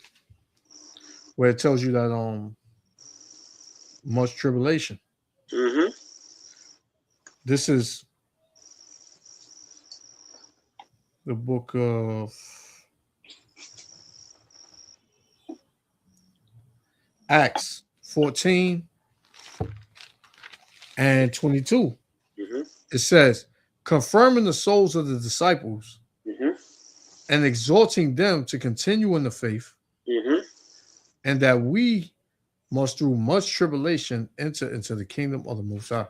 See, much tribulation means much trouble. That's why I said we should have tribulation 10 days. 10 days symbolize a certain suspension of time that we all go into captivity. We're going to be in captivity. Okay. Yep. Okay. Okay. All So right. it Good. says, verse 2 again, it says, and she being with child cried. Mm-hmm. So the she one second, priest. The she represent Yahushua and Mary. The child represent Christ, and the she, which is Yahushua, child, which is who? Us. Okay? Travail in Christ, travail mean what? Us being delivered from our captivity. Go ahead. It says, travailing in birth Mm-hmm. and pain to be delivered. Mm-hmm. And there appeared another wonder in heaven, Mm-hmm. and behold, a great red dragon, And that's about Herod. come, Mm-hmm. having 7 heads and 10 horns, 7 heads and 10 horns, representing 7 heads from all the way from the beginning of Esau kingdom, which is what? The Greeks, all the way back to what? To the Britain. The 7 heads and the 10 horn, we just Elder just showed you guys earlier. NATO, known to that NATO that was formed April 4th, 1949 in Washington, D.C. Okay, go ahead. come, it says, having 7 heads and 10 horns, Mm-hmm. and 7 crowns upon his head, Right. Mm-hmm. and his tail. And for that's why I would tell people it's good to know a little history. You don't have to know brilliant. That's nothing. Nobody will tell you. No, don't believe that stuff. But it's good to know a little history to back up what you're teaching. It's called esoteric. Second, Slacky, priest, give me 2 Peter 3:15. It's called esoteric. Esoteric is backup. Show proof of what you believe. That's what esoteric represents. Show proof of what you believe. You're not going to say something in the Bible and you can't back it up. You're going to look like a fool. Don't care if it was me, Yashua, Bakwasha, Yara'ala, whoever. You know what I'm saying? We have to show proof what we teach. It's called esoteric. Okay. And none of us could show proof what we teach to these scholars. We're going to look like a fool. So there's a thing called esoteric, which is what? Show facts of what you believe in, what you believe this verse is talking about. It's called esoteric. 2 Peter 3:15.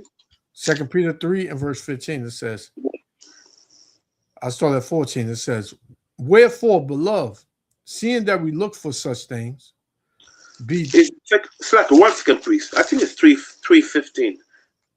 3:15. I'm sorry. I was starting at 14. Yeah, and I missed it. Not esoteric. It's called apologetics. I'm sorry, my fault. It's called apologetics. Oh, apologetic. Esoteric. It's called apologetic. APOLOGETICS. That's what apologetic means. It's to show proof of what you believe in. Show the facts. Why do you think this verse is talking about that verse? You know what I'm saying? It's called apologetics. So excuse me, not esoteric, apologetics.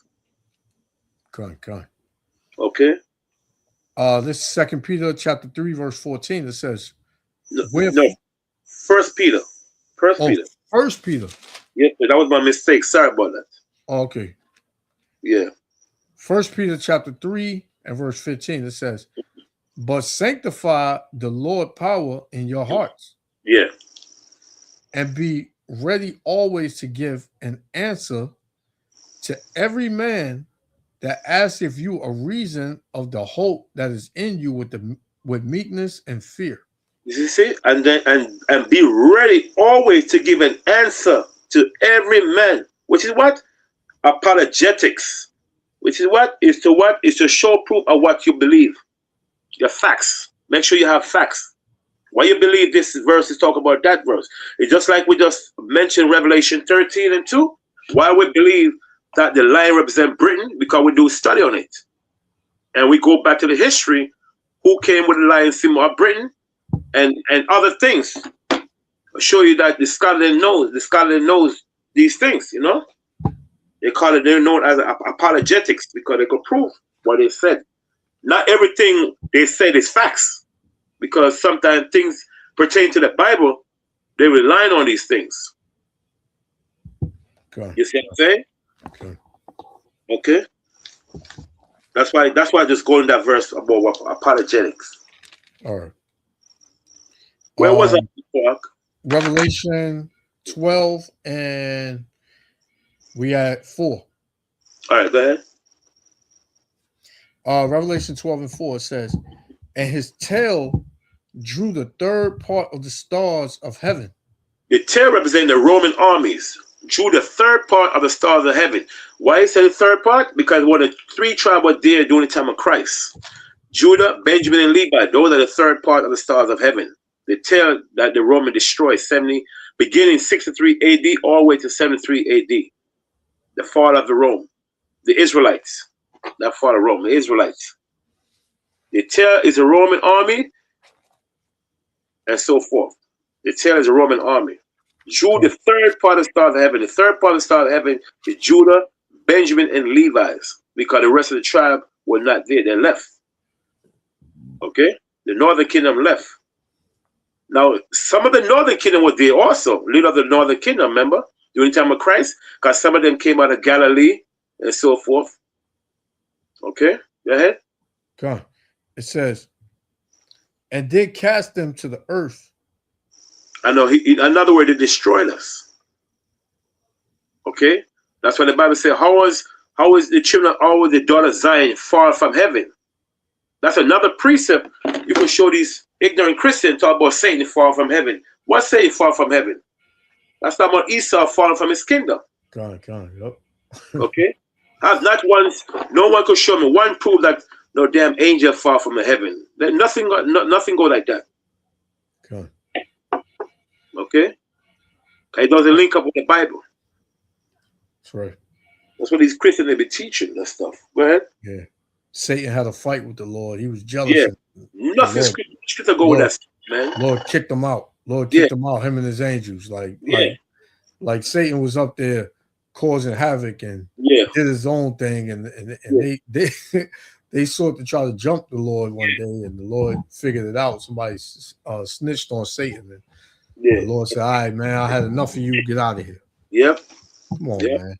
Christians is crazy. That's crazy, man. Go ahead. It says,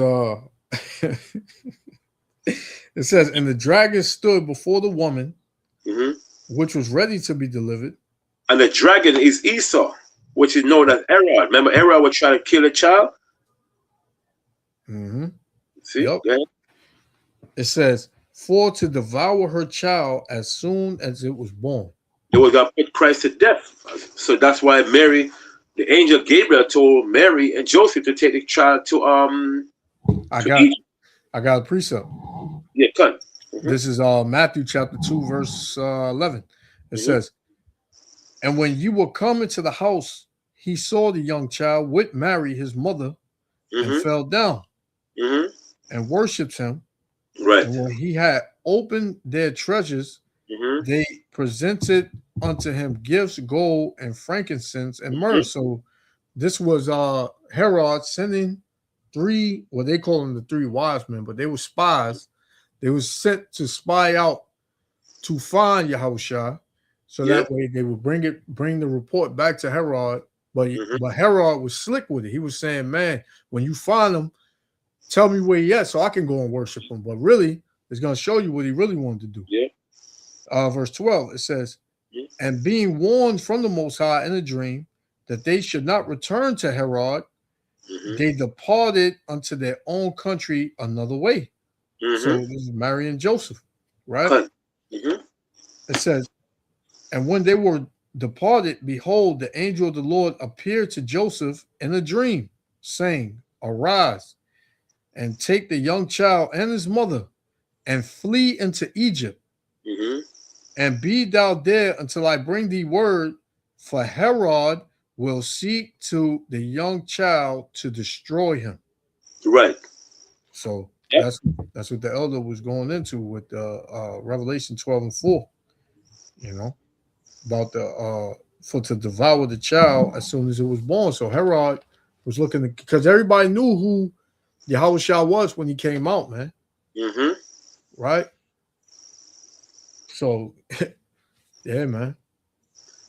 And that part, when Yahushua fled to Egypt, when they fled to Egypt with Yahushua Christ, it was a place called Alexandria, Egypt, where all the Israelites was ruling during the time of Alexander the Great. The majority of them went there with Alexander the Great also, because remember, Alexander the Great went and took over Egypt. He didn't conquer it. He took it over when Darius the third were murdered by his cousin. And Alexander the Great was pissed off because he wants to kill Darius the third, himself, because Alexander the Great have big hatred toward the Persian, because the Persian conquered, went and tried to invade Egypt try to invade Greece in 490 BC. Is called the Battle of Marathon, right? 490 BC, but they didn't get to succeed. Then 480 BC, it was called the Battle of Salamis with Axis the First. Darius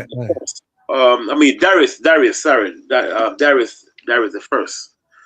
The Battle of Egypt, 490 BC. Was with, like I said, was with the Persian. Man, I'm trying to lose my damn memory, man. I don't know what the hell is going on today. Guys, excuse me. My mind is like, I have to touch my mind, man. Damn. Hey, this kingdom will do it to you, man. Yeah, the battle. I don't get enough sleep. That's my mind. I get 2 hours sleep last night. Man. The Battle of Marathon, 490 BC, right? And under Darius the First, and the Battle of Salamis in 480 BC, and the Axis the First. Okay, sorry about that, man. Just No, you good. Yeah, cool. So Alexander the Great have great hatred toward these people, man. And what happened? He wanted to destroy the damn Persian, but he didn't get a chance to, because Darius the third cousin ended up murdering him. You know what I'm saying? So that's when Israelites started taking over, started dwelling in Egypt during the time of Alexander the Great. Then during the time of the Ptolemy, under Ptolemy the second king to take over Egypt, the Ptolemy first now. One of Alexander IV general now, start having Israelites in his armies and so forth, and this majority of them stay up in Alexandria, Egypt. That's why Christ fled to. Okay, come. Okay, go ahead. Come on. Play a little bit more of the video. Yeah.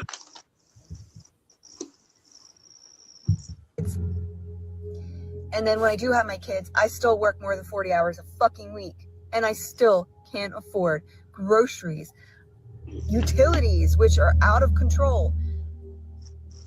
Oh my God. Just know it's not you. This is the American dream. Nightmare. Whatever. Ladies and gentlemen, somebody said, as long as you don't need gas or groceries, you good. Yeah, that's true. That's true. That's like, you got to learn how to look at the positive side. As long as you don't need stuff that you need, then you're going to make it in this economy. That's how, you know what I mean? You got to learn how to adjust. Yeah. I don't know if y'all. And that's the problem with these Americans, man. They don't know how to adjust.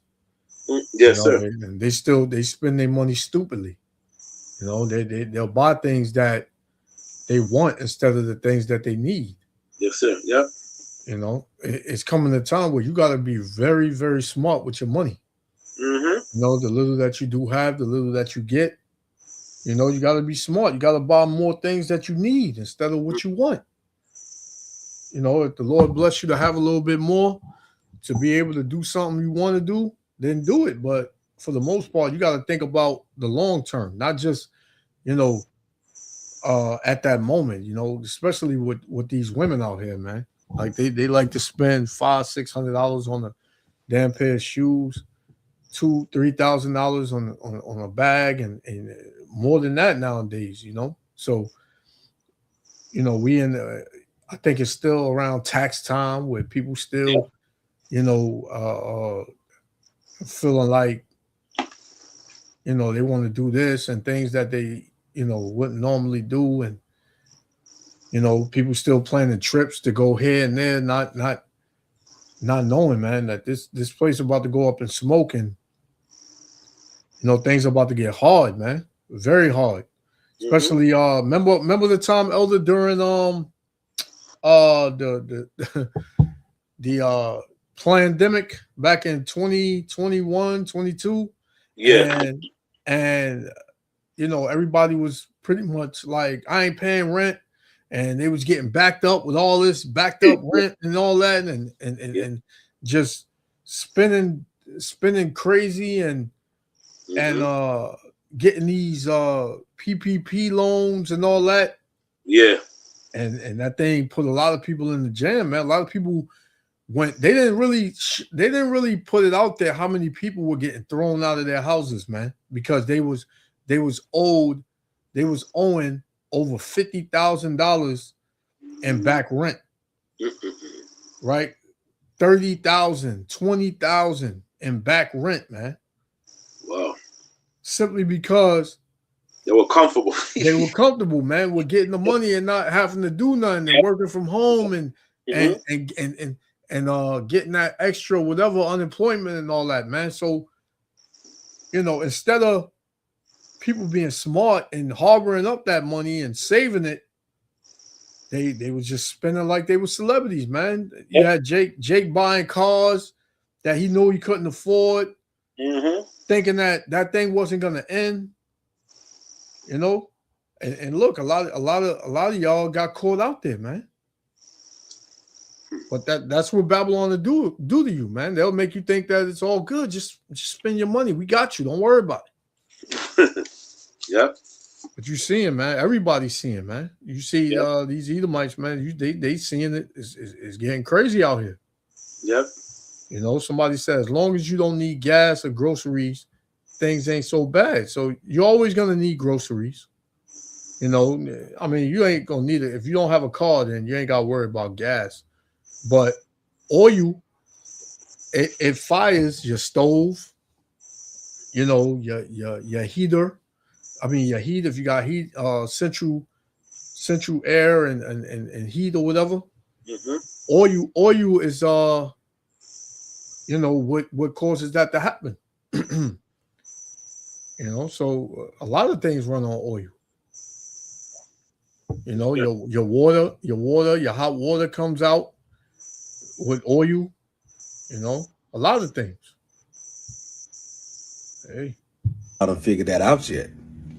But that's real spill right there. As long as you don't need the things that are necessary, you know what I mean? You got a car, as long as your car don't get hungry, and as long as you don't get hungry, oh, you're going to be straight. You got to learn how to go 6 months without eating. You know what I mean? You got to learn how to drive your car from A to B for, 3-4 months, 5 months, hell, all year without stopping to get gas. If you really about it, if you really trying to make it in this economy the way they done, you know what I mean? They done changed things. They done messed up stuff so damn bad. You guys got to figure out how not to eat and how not to put gas. Who's selling horses around here? Listen, you know what? For brother and sister listening out there, the best car to rent. Do not rent no damn Avis or Rent a Center, whatever car, whatever. Rent a Center is this. Sorry, electronic. Sorry, Avis. Don't. The best car to rent right now is Zipcar. Zipcar, you don't pay for gas. I don't know how they did it, how they do it, whatever.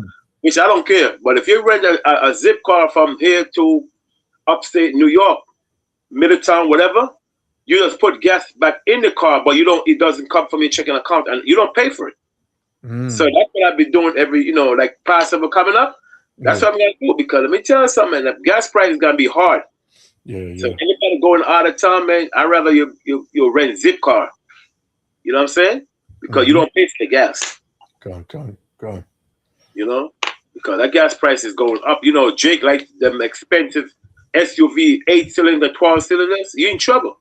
Because if you put one of those tanks, especially you got, for a new car, you have to use 93 gas, because if you use 87, the gas is not going to operate the way it's supposed to. Yeah.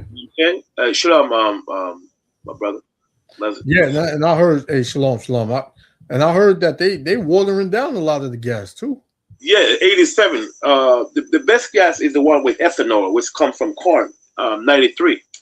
It's expensive, but it's the best one. Yeah, and to give you a good mileage, I can't remember. They have this thing, or you put in a gas tank before you fill it up. You put it with the gas, and you give it a good mileage. But that 87 is no good. That thing it's nothing but water. Yeah. You know what I'm saying? That's how Esau makes his money. Yeah, it definitely burns out quick, man. Yeah. But a lot of people, if you're not going to listen, take a damn train, man. I know you got problem with train or buses or whatever, but take a chance, man. If you have your house shine you, man, you don't have to worry about nothing. Yeah, you gotta learn how to adapt, man. Exactly. You gotta learn how to adapt. Put yourself in a situation, man, that if you had to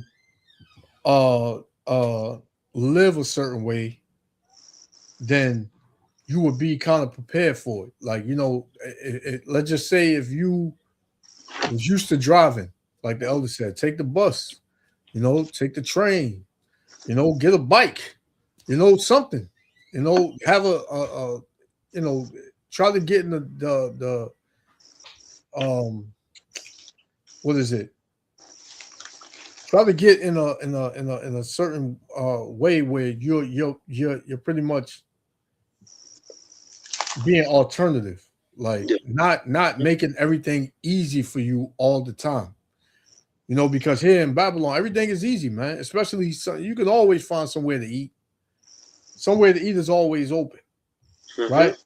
Most people that live in this country have always eaten out. You got grown people that don't know how to cook, right? So that's bad. That's bad, man. Somebody became boiled eggs, huh? Especially young people. Yeah, they don't even know how to cook, man. If need be, people don't even know how to pay or put money on a Metro card. People don't know how to do certain things that they should know. And these are grown people, man. Yep.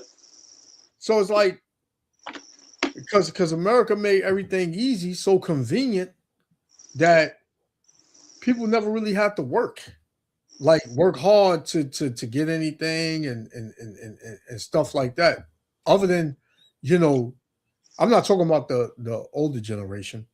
I'm talking about like these Gen Zs, these new age, Gen Zs out here, that all they know is their phones, and if their phones went dark, they wouldn't recognize or know anybody's number, right? I'm talking about those people that just, I'm an American and I'm good and I'm not worried.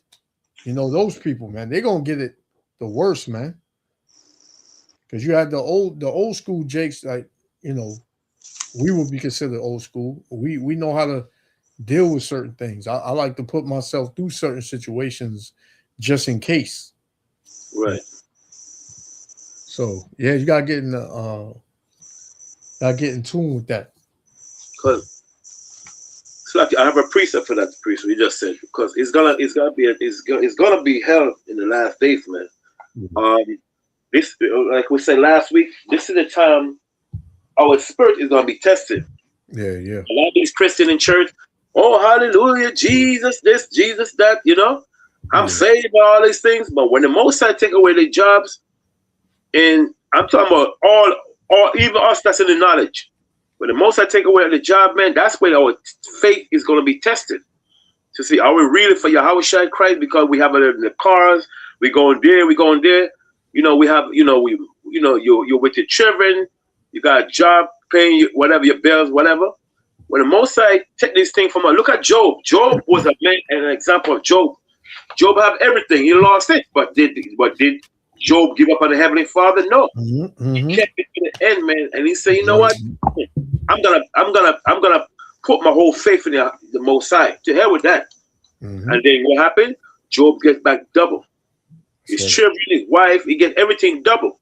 That's right. You know what I'm saying? So we have to be like Job, man. I mean, it's easy to say, but hard to do. But we have to fight this thing called the good fight. We have to fight That's right. because the trouble is coming. Yeah, man. You know, it's Second Ezra chapter 16. Let's start at verse 1 and then jump to verse 16, 17. Just an example, because the whole system is about a manifold, man, in the last days. So that's where our faith is going to be tested. Because, you know, Bob Marley always said, an hungry man is an angry man. I know you're hungry, man, and the brother and sister are hungry. You don't want to talk to nobody. You just want to fill your appetite. You know what I'm saying? You want to satisfy your flesh. And that's when the time of trouble is going to come in. To see who is for the Heavenly Father, man. Who is there to fight the Most High battle against the enemy? You know what I'm saying? Gone. So, Second Ezra 16 and 1. Gone. And a lot of people, they can't go a day without eating. Nope. You know? They can't go a day without eating, without drinking. McDonald's, man. They can't, man. They can't go. People can't go a day, can't go a few hours without their phone. Nope. You know? People are tied to their phones, man. Their whole life and livelihoods is connected to the phone, man. Yep. So imagine if the power go off. It's gonna be over. It's gonna be over, man. Second Ezra chapter 16. Yeah, start at verse 1. Mm-hmm. It says, "Woe be unto thee, Babylon and Asia. Mm-hmm. Woe be unto thee, Egypt and Syria." Right. So the Bible said, "Woe be unto thee, or Babylon," right? It's America and Asia. But put in mind, this is not talking about modern day. No, it's not talking about modern day Babylon. It's talking about America. I mean, it's not talking about ancient Babylon. It's talking about America and Asia, like China, Iran, all this country. They call them Asiatic country. The Most High said, "Woe mean destruction to thee." Babylon, America, Asia are those they call them Asiatic country. Okay, go ahead. Con. It says, "Gird up yourself with cloths of sack and hair, bewail your children, and be sorry, for your destruction is at hand." Yeah. Gird up yourself with sackcloth. Sackcloth is a sign of mourning, because they have China and all the country have them big missiles. Don't mean a damn thing. The Most High God is going to bring hell on them in the last days. Go ahead. Con. A fire is sent among you, and who may quench it? Who's going to put it out?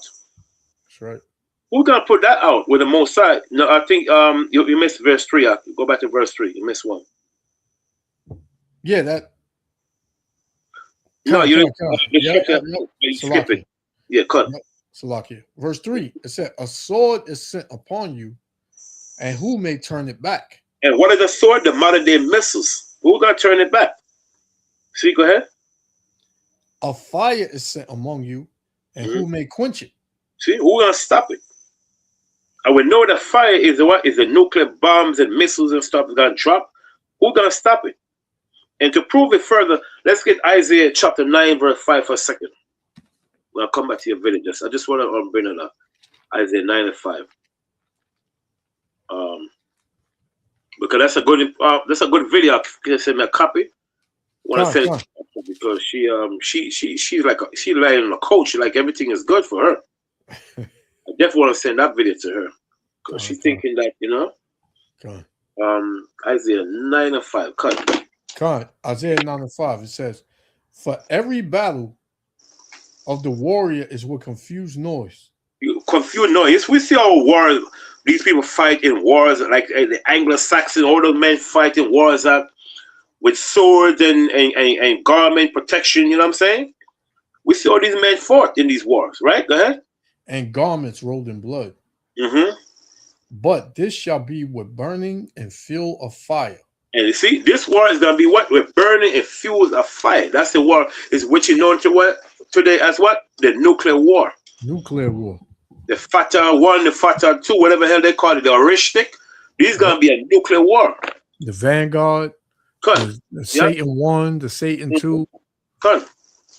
And there's many more that we don't know about. Yes, sir. Okay. I'll go back to Ezra now. Second Ezra 16 and verse 5. It said, "Plagues are sent unto you, Mhm.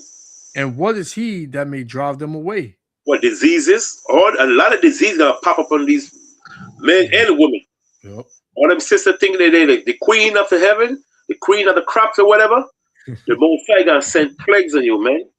God, yep. All you black men out there thinking you Mr. Whatever wonderful, and the black women, and the white women, and the white every nation on the so-called Northern Kingdom, Proud, man, proud.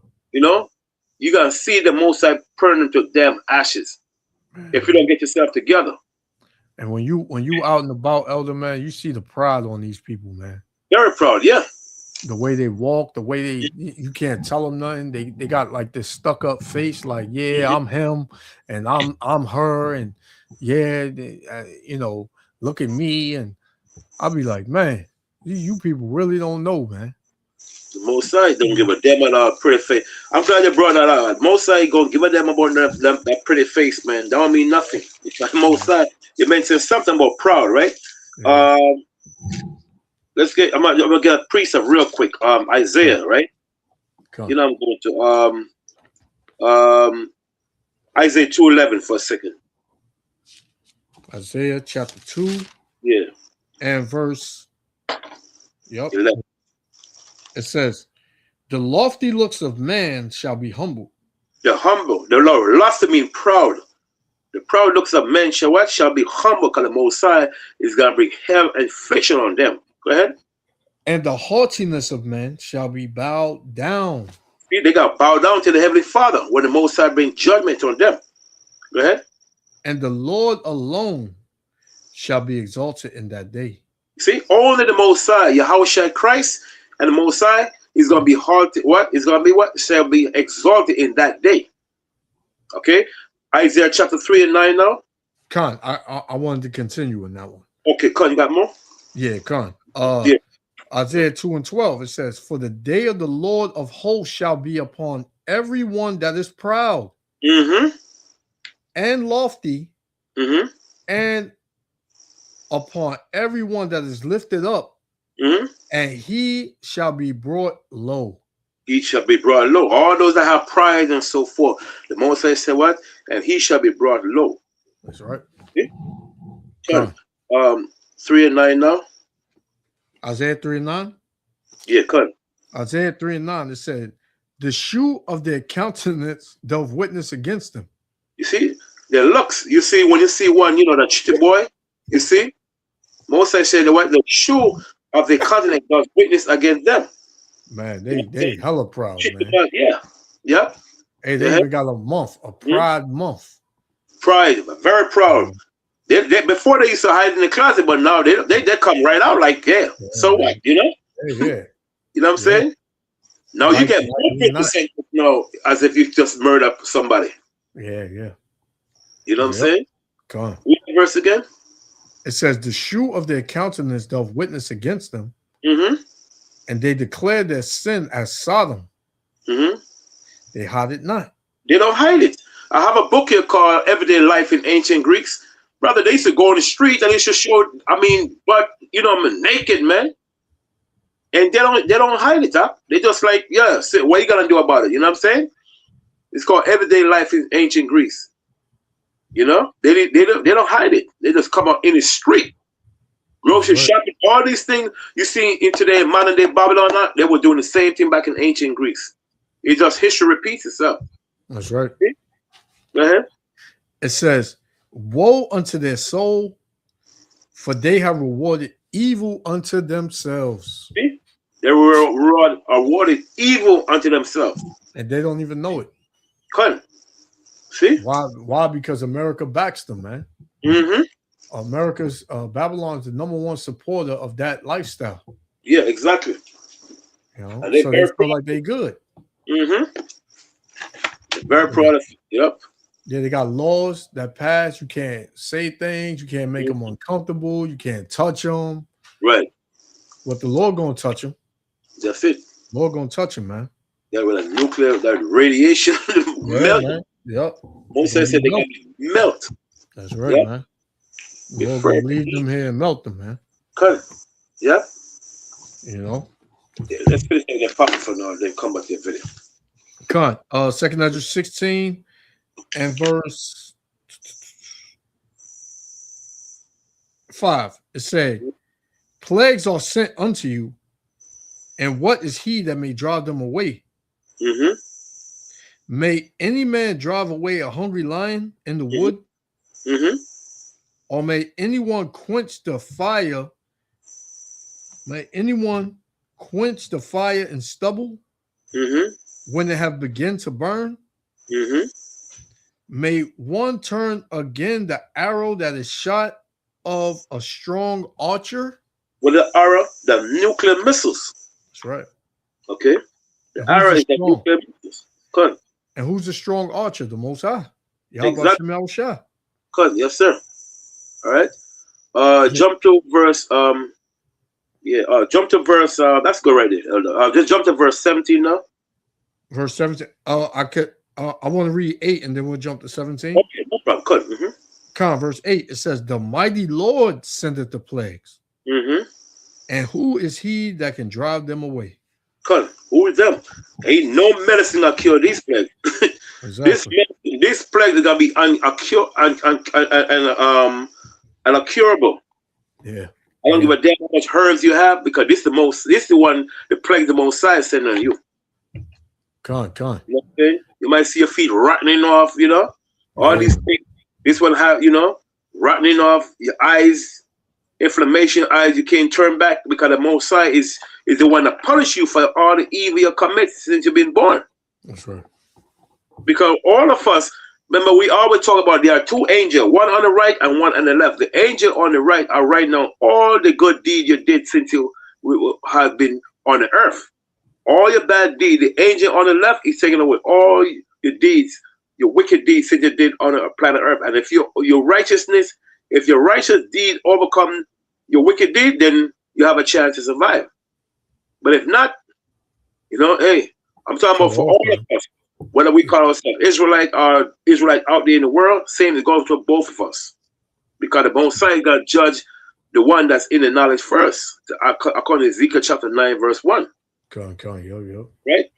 He's going to judge us first because we're supposed to know better. Come on. Go ahead. Come on, verse 17. 2nd Ezra 16, 17. It says, woe is me, woe is me. Who will deliver me in those days? And this is for people, the unbelievable, okay? The unbeliever that do not believe in this thing called reincarnation. Reincarnation does exist. That's right. So what is Ezra doing back in the last days if reincarnation doesn't exist? You mean to tell me you're dying and your spirit doesn't come back in the world? No, right. The only thing that does not come back is the flesh. It's just like, for instance, when you died, you know, you can't die. It's the flesh that died, but your spirit's still alive. Yep. No man could die, kill the flesh, the spirit. The spirit is the person itself. That's right. You see what I'm saying? That's right. So Ezra said, woe is me, mean destruction me.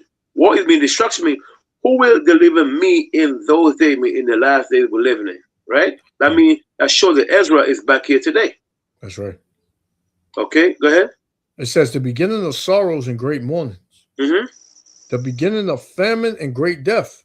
It's twofold. It's twofold. It's talking about food famine and the famine of the hearing the word of Heavenly Father. That's right. Yep. Okay. Mm-hmm.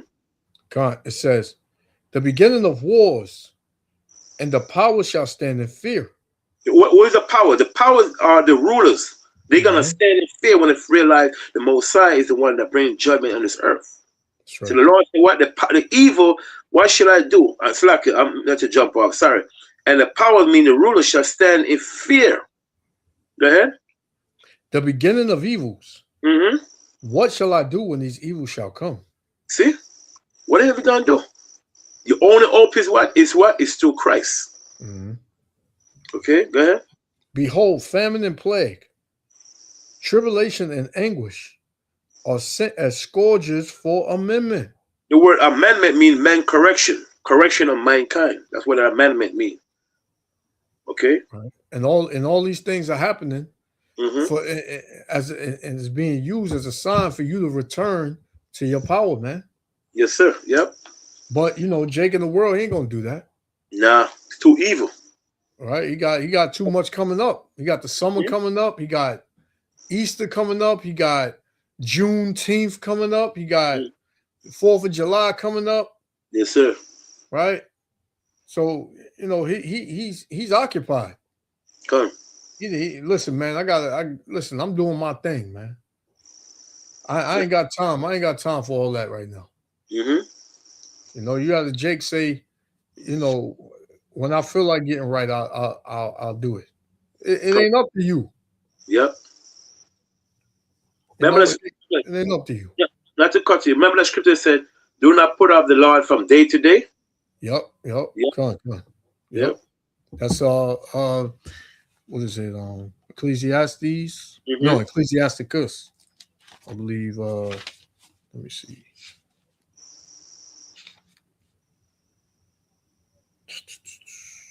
Yep. Ecclesiasticus Sirach 5 and verse 7. Mm-hmm. It says, "Make no tarrying to turn to the Lord." Right. See, and that's what a lot of people are doing. That's right. They're making excuse. Excuse. Oh, brother.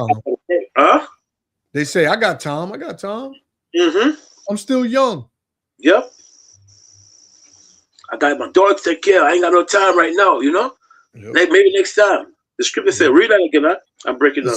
You know. It says, "Make no tarrying to turn to the Lord." Yep. Yeah, don't do it on your own time, man. Mm-hmm. Like this ain't the time to be, you know, oh, I'll get to it tomorrow. You know how many times we was out at camp teaching, and you know, we would, you know, that was that stage where you know, we used to call brothers and sisters, yo, come listen to the words of the Lord and this and that, and they would just give you the runaround. Nah, I'm on my way somewhere, man. I'm on my way to work. I'm about to get home. Oh, my wife is calling me. I can't do it right now. I got to go do this, and always got an excuse, man. But then we see Jake going up and down the block 2 or 3 times. Mm-hmm. But now it's like a thing where, man, we ain't calling out for you, man. If you want to listen, you come up and you listen. You got a question, you ask us a question. Yeah, cut. You know, we're not like you're not like our child. We holding your hand and guiding you somewhere. We're not doing that no more, man.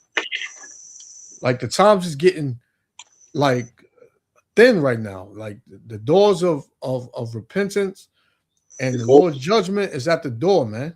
It's at the door. Mm-hmm.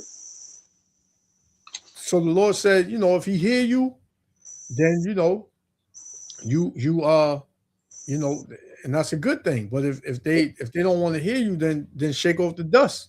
Mm-hmm. So that's what we're doing, man. Yep. It says verse 7 again, Sirach 5 and 7. It says, "Make no tarrying to turn to the Lord, and put not off from day to day." Tomorrow, next week, I'll be here next week. I promise, man. I'm gonna come out, man. What time y'all be out here? What, 3, 4? All right, I'll be out here, no problem. Next week. All right, no problem. Never see Jake again, man. Mm-hmm. Right?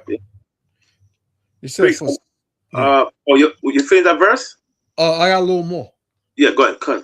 It says, "For suddenly shall the wrath of the Lord come forth, and in thy security thou shalt be destroyed," man. Yeah, what's the security, man? Whatever, you know, you confident in. Yeah, right? yeah. Your confidence in your job and your relationship and you know your money and whatever you put ahead of the Heavenly Father, man. The Lord is going to take that out of your life. You're going to be destroyed. Yeah. You know, it says, "And perish in the day of vengeance," and we enter in that day of vengeance. Go ahead, a precept, Song of Solomon, chapter 6, verse 3. 6 verse 13. Song of Solomon? Yes, sir. 6 verse 13. Song of Solomon 6.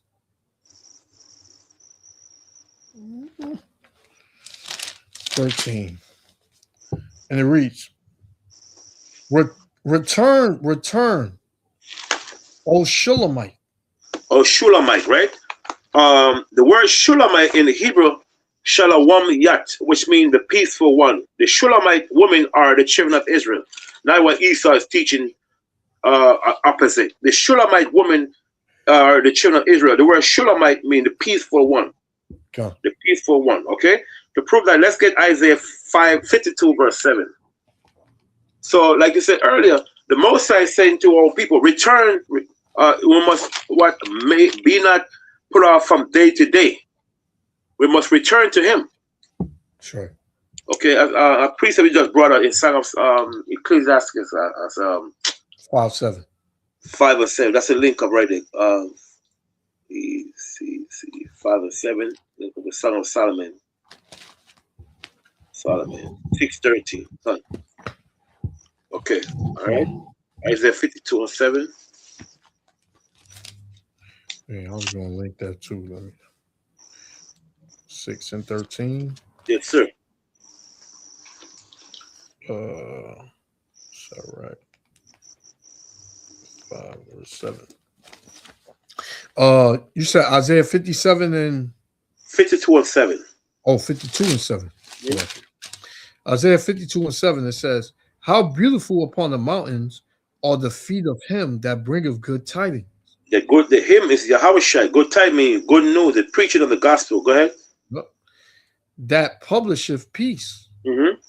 that bringeth good tidings of good, Mm-hmm. that publisheth salvation, that saith unto Zion, thy power reigneth. Right. See, thy power reigning. So Yahushua is the one that bringing good news, man. Yahushua said we must return to him. Return to him. Okay? Right. That bring good tidings, which is what? The gospel. Kingdom, the gospel. So let's go back to Isaiah. Gotta go back. Song of Solomon. 6 and 13. Yes, sir. Now the precept. Song of Solomon 6 and 13. It says, "Return, return, O Shulamite."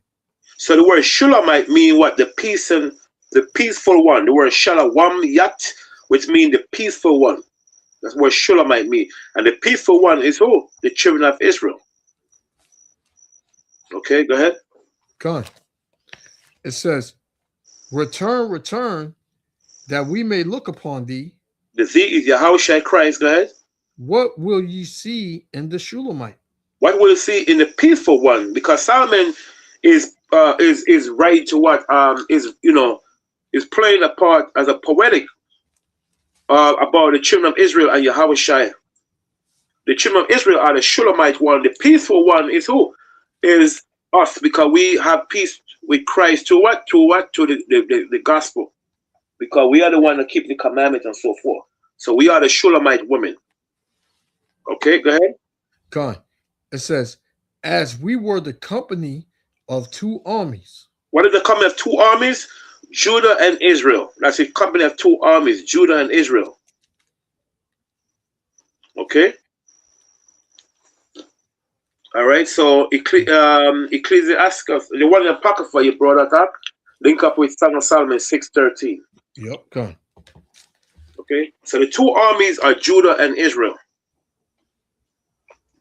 So we got in the Apocrypha. We finish up the Apocrypha. We have 2 more verses to go, and then we can come at that video. Wait, we was I was in 5. I did 5 and 7. Where we was in 2nd Esdras 16. Yes, sir. Cut. Was it pre? Yeah. 2nd Esdras 16. Right. And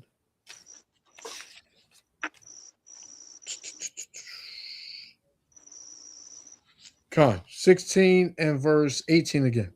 Mm-hmm. It says, "The beginning of sorrows and great mournings, Mm-hmm. the beginning of famine and great death, Mm-hmm. the beginning of wars, and the power shall stand in fear. So we know the powers are the rulers. Go ahead. The beginning of evils. Mm-hmm. What shall I do when these evils shall come?" Right, because there's gotta be a lot of evil on the earth, man. Right. They don't see nothing yet. Like with his brother son, he's showing there's gonna be a lot of food shortages. People gonna be killing each other to satisfy their flesh. You know, people gonna be stealing supermarket. Ain't nobody gonna say no. You ain't gonna have no damn security guard in no supermarket. Cause nobody wanna get hurt. Cause when Jake hungry, Jake can't find no damn Kentucky Fried Chicken. I know what do you call it? This food place, a popular food court they have out there, restaurant. Popeyes, you got Popeye, Kentucky you got Fried Chicken. BBQs, you got Jamaican restaurant. all them things gonna be shut down, man. Yes, sir. Yep. Golden Crust, Footprint, Yep. all them places, man, gonna be shut down, man, out of business. Yep. I was out yesterday in 2 major stores that I usually see. They done closed down yesterday. Yeah, cause You know, it's gonna be hell out there, man. A lot of transportation, even transportation is gonna be slowing down because right now transit is cutting a lot of bus routes.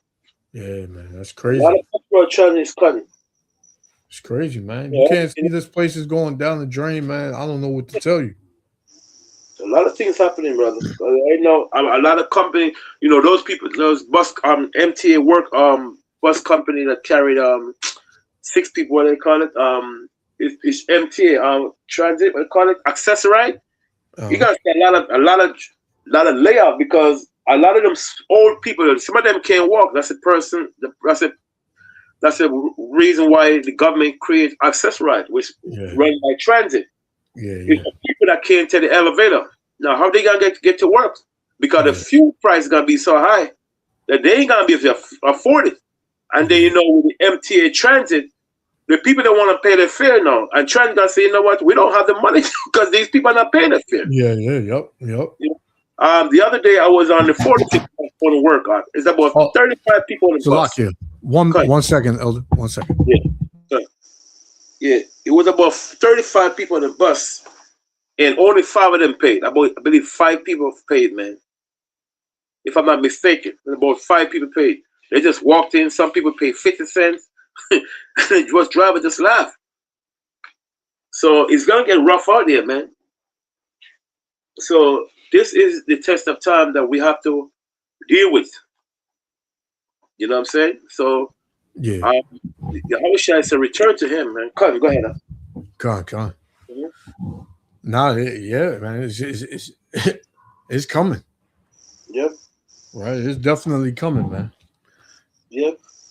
Good.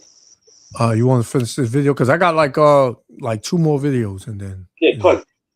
All right. Finish this one off. Hell, I'd take a donkey. The Lord and Savior had one. How much a class they are running right now? Because I can get one for the low. Because I swear, I know hay costs less than gas right now. I know, right?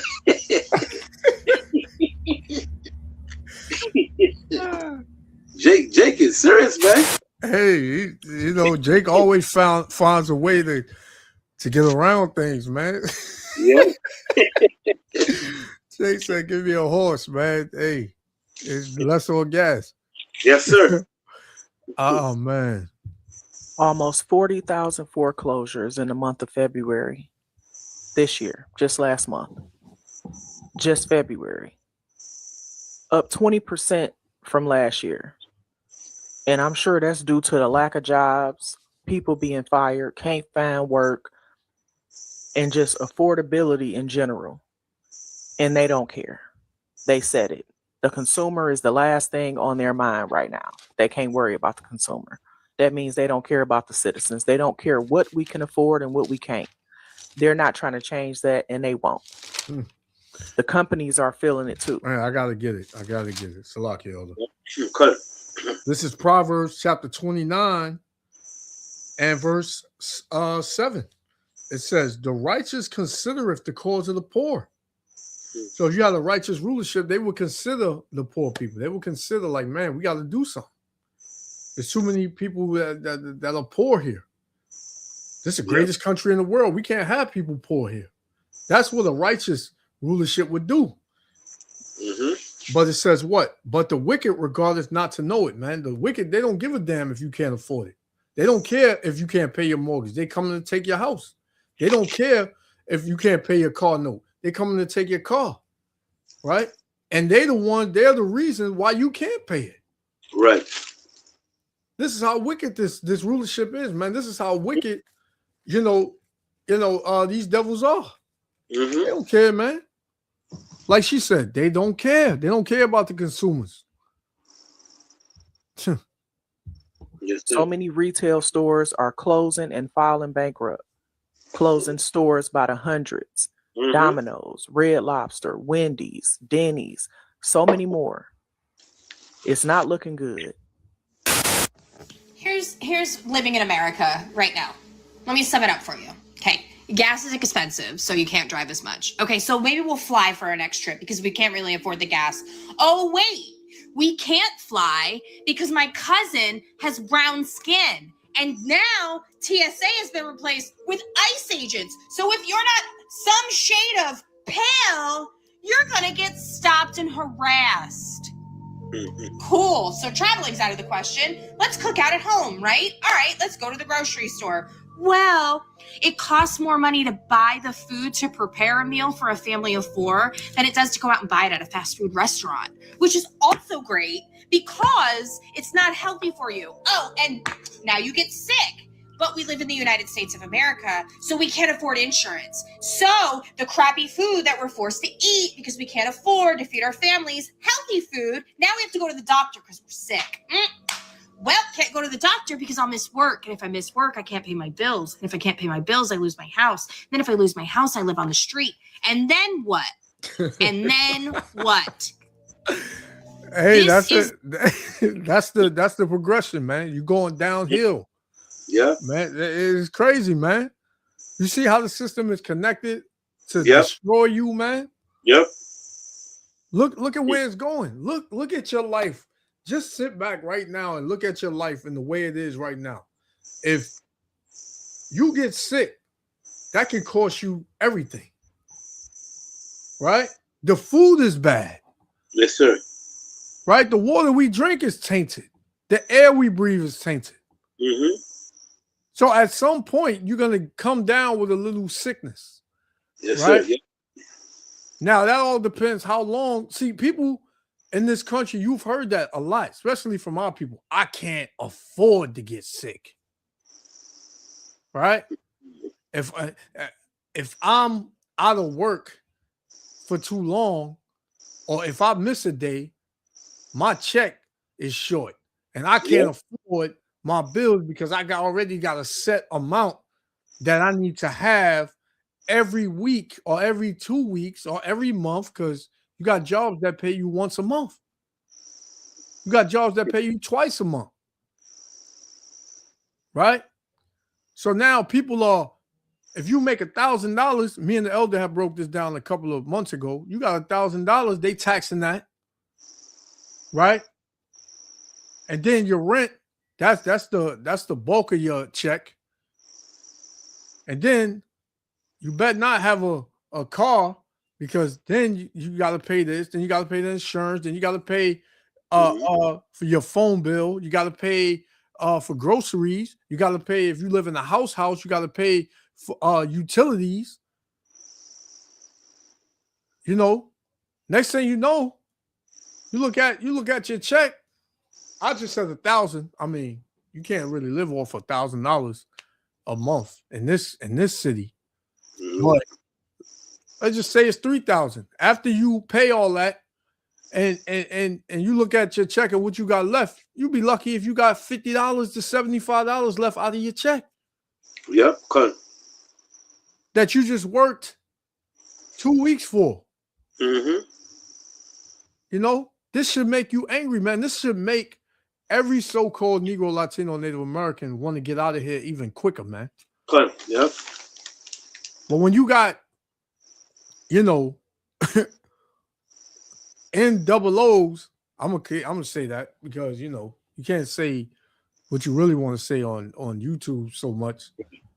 But you know what I'm saying. When you got them, all you hear them say is, man, get another job, find a hustle. You killing yourself.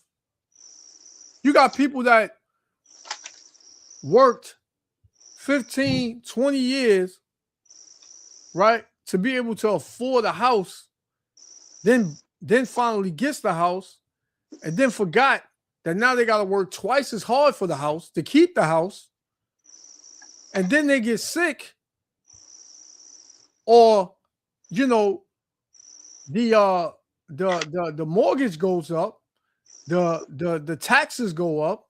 Mm-hmm. Now you can't afford the house, and you get sick from working too much. And what happens? You drop dead. You lose your job. It's a waste of time. Yeah, we're not saying don't work, but don't kill yourself, man. And to think that you're going to be able to really have it in this society. You're not. It wasn't set up that way. It's crazy. What's supposed to fail, you know? Yeah, it was set up. And then you speak to these Christians. What's the first thing? Don't blame the white man for everything. You know, you gotta work harder. You know, but who runs the system? Who controls, you know, how much go in your pocket and how much come out? Yep. The devil, man. It's crazy. You got to be ignorant. You just willfully ignorant and blind if you are just gonna live in denial and turn your head and say, "Oh, I can do it." Exactly, priest. Remember the scripture in I think some Isaiah, Jeremiah 2:14, is Israel a homeborn slave? You know? Man, we slave to the system. I mean, yeah, man. And what's going on? It's nothing to these Jake out there making big monies and nice cars and a house. You know, they're thinking then, you know, they're sitting on a couch resting. You know, like I said, not a little resting, but feeling comfortable. You know, like everything is good. You know. Yeah. I got my little weed with me. I got my cars. I got my women. I'm good. You know what I'm saying? That's all Jake think about. Because Jake is not, you see, the way Edom might look at things, they're seeing this system is going down. But Jake looking for hope in his system, you know what I'm saying? Thinking, oh, he's gonna bounce back, you know. He's always like that. You gotta bounce back. You know, not knowing this is the final judgment for America, you know what I'm saying? So a lot of these Edomites, I mean, if you see them about the Edomite reading the Bible now, you'll be like, yeah, you know, right, whoa, you know? They start reading the Bible. Because I was watching this news the other day. A lot of Edomites talk about they going to church. I don't know what the hell they going to church for. You know what I mean? Like that's gonna stop the prophecy. But they reading the Bible. Jake out there, I mean, they're in church, but they still have hope in this system. Right. You know, they say, let's pray for America, you know, better things is, and then they start bringing out scripture in Psalm where the scripture said, pray for your land. Yeah. You know, which have nothing to do with them. But you know, a lot of our people, man, they put in a lot of faith. They don't want to see the system fall out. They don't. They want to go on like, you know, everything good. You know what I'm saying? Yeah. Like, you know, it's sad. You got it. Yes, Lakia, you got it. In order for righteousness to overcome the wicked have to go down. Yeah, exactly. In order to establish a righteous kingdom, the wicked have to fall, man. Just like you said, you can't have good wine and bad wine in the jar. Yeah. You know what I'm saying? So this is the time that the evil, wicked, righteousness have to overcome evil, man. Yeah. And we are in it. You know what I mean? Exactly. Yeah, you have too many things going on at the same time, like the gas prices, crime. You have you seen this in social media about survival tips, survival books, gears. Things that you need when the things happening, and these and not just that. I was watching a movie the other night called Mercy, right? And it's just showing about AI taking over and building smart cities and things like that, you know. And it was a good movie, and it's showing the things was going to happen, you know, what's to come, you know, control. Yeah. It's all about controlling, man. You know, it's all about controlling, about being obedience. You know, and not just that. Well, look at the food: seedless watermelon, seedless stuff, glue meats. You know, things by engineer mayonnaise, by engineer bread, and things like that.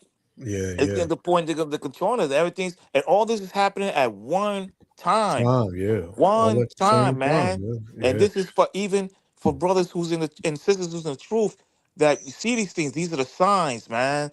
These are the Yeah. signs. Like, listen, we got to get it together because this thing's around the corner, man. Yeah. This thing is around the corner, and it's not gonna. It's gonna get. Sometimes I be driving, and I drive Uber every day. You know how much I spend every day on gas? Hmm. Every day on gas. I'm just like, one day I woke up What's the gas anyway out there in where you in Florida, right? in Florida, yeah, $3.99. How much was it before the Iran and the US and all that It was conflict? 270, 278, 260 pence. Like I go to Okay. BJ's and get it cheaper. So I was paying like 230, you know. Okay. But Okay. yeah, it's 3.99 over out here, man. And Wow. one day I saw the gas, I was like 326. I was like 326. I ain't thought about it, you know. Then the next day, 340 something. I was like, what the hell's going on? I was like, Yeah. oh man, the war. I was like, damn. Yeah. So I Yeah. knew right then, gas prices ain't going back down, man. They're not Yeah. going Yeah. down. It's a wrap. It's a wrap. It's And what's over. crazy is we try to warn our people, right? Because the Lord gave us the wisdom and the eyesight to see the things coming, right? And like Ezekiel 3 says that we should warn them. We got to warn them. We have to, right? That's the only way we can get the blood off our hands. Yeah, blow the horn, con. Yeah, and on top of that, we do care about our people. You know, we don't want to see none of our people destroyed. But you know, Jake is too wicked, man. He's not gonna listen. Nope.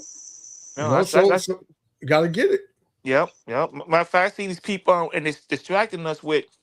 I was watching this thing on Instagram. What it's happening in Manhattan, out of some sneaker store or something like that, and people is fighting to get in. The line was long, and I was like, "What they fighting over for a pair of sneakers or some new?" Yeah, I was man. like, "What the hell?" Yeah, Michael Jordan. Yep, that damn coon, man. Yeah, man. I don't get that, man. You know, like I'm looking like me. I have a whole bunch of pair of sneakers, man, and I still got a whole bunch, and I don't buy new pair of sneakers, man, because Man. I ain't got like 18 feet, pair of feet to wear. You know what I mean? Like I'm just looking like I got enough clothes. I got enough, Yeah, pair yeah, of man. shoes. I'm Yep. good. I don't need all this extra stuff hoarding, man. You know what I'm saying? Yeah. Because when I move and say here it is, like damn, I got a lot of stuff, man. I gotta get this stuff away. You Yeah, know? And all yeah, these man. people, like, they're being distracted with stupid stuff, stupid music, loving hip hop, all this stuff they put on TV to give us distraction. But then when you start seeing these things happening, Yeah. you're like, damn, this is serious, man. Yeah, This is yeah, very man. serious. Like I had put send some stuff to my salsa teacher, right? And he laughed. He's like, "Oh, this is all propaganda. Don't worry about it. Just invest this and Yeah, that." that's And I what was they like, say. yes, you don't think this is gonna actually happen? Like you." He's like, "Nah." He said everything's gonna go back to what it is. And I was like, Yep. "Damn." I was like, "Damn, Yep. dude, Jonathan, you really blind on this, I man." heard the same thing going yesterday actually. When I was talking to some dude, he said the same exact thing, man. He said it's fake news. It's crazy, man. Yeah, our people is like our people's done, man. Like they just like. I was talking to my brother. I said, "Hey, man." I said, I told my daughters, and I called my daughter's mother. And I was talking to her, cause we still cool, even though she got remarried and stuff like that. We still cool. And I said, hey, I was calling to make sure you guys, calling to make sure you guys be ready for what's to come, things like that. Even matter of fact, you know what's crazy too? The new cars, right, for 2025 and 2026. Now I was thinking about getting a Highlander, right, and stuff, and get like a hybrid for the gas. You know what they said now? You gotta start paying. You gotta start paying monthly. Your Bluetooth. If you want a heater, the heater seat that it come with it already, you gotta Mhm. pay for that thing monthly, man. Some of these things that come free in your car, you gotta start paying monthly. Even your key fob, I think you gotta start paying monthly, man. That's crazy. I This kid you, devil. I kid you, got, I kid you not, man. So That's they'll all. so they'll already have it installed in the car, but in Yes, order to activate it, you gotta pay. you gotta start paying it monthly. Yes. This this devil, boy. Boy, I tell you, man. Come on, man. And this Yeah, man ain't the devil, man. monthly. And I was looking to buy a new hybrid, like get a hybrid, and when I saw that, and I was like, what? And I said, even, and Nah. that's looking at the other field. I was like, no, you gotta be kidding me, man. It was like, so you telling me that I gotta pay for Bluetooth? You tell me if my car gets cold and I want to heat up my seat, I gotta pay monthly? Yeah. Nah, Yeah, man. that's insane, man. Man, this is, man, brother, man. Sometimes I know the scripture just says, "Woe for those who want the Lord to come." But man, you see so many things going on, man. You have no choice but to be like, "Lord, Yeah, come wreck this place, man." Even if I don't make it, yeah, this place is just way too much. yeah, man. You Yeah, know, wait, and then you got it's way too much, man. Then the homos, you got these men like more feminine and start going to girls' bathrooms, thinking they women and things like that, and destroying. Man, this is way too much, man. This is like every day you wake up is something new, man. Something new. Exactly. They just it's like my brother. They just gave U.S. military $200 billion like it's nothing. and Go nothing, ahead, Johan. and Hmm. nothing for the average American. You're right, because they Not don't care about exactly. that. They don't care about the average American. Not for the housing, not for help, medicine, medication, Nothing, man. food, or hey, you know what? Let's take this $200 billion, and let's just make farms. Let's now you see people that started living on compounds, like they're buying land, start to grow their own chickens and cattle and fruits and vegetables and things like that. Yeah, Man, yeah, man, that's crazy, man. Yeah, It's diabolical. mm-hmm. yeah, man. See, what this devil don't understand is that everything he done took and stole, man, he gonna give it up. He's not gonna keep it, man. Ain't nothing. He gonna go out broke, man. He gonna go out broke with nothing. You know. The elder had brought out a scripture last week where he said, a man that is rich, and it's, let me see if I can find it. This is let me see if this is it. Yeah, this is Proverbs 22:16. It says, "He that oppresseth the poor to increase his riches, and he that giveth to the rich shall surely come to want." So that's what they do, man. They take from the poor, they give within their circle, all their pockets is fat, but at the end, what? They're gonna come to want, right? They're gonna lose everything. And they laughing, man. We this is what we deserve. We deserve for them to take from them and make their life hell, and this is manifest destiny. This is what we this is what this is what God said we can do, and what we should do. But they got the game mixed up, man. They got it upside down. Mm-hmm. Right? They have no clue to what's about to happen to them, man. Some of them that was born rich, right? Don't know how it is when things. Oh, they don't know. When they go back, when they get to poverty, they commit suicide. Yeah, you know what yeah. I mean? Yep. They commit suicide because they don't know how to survive. Like us, when we get rich, and then and something happened to us, at least we know how to survive. You know what I mean? We know how to stretch the food. We know what to do.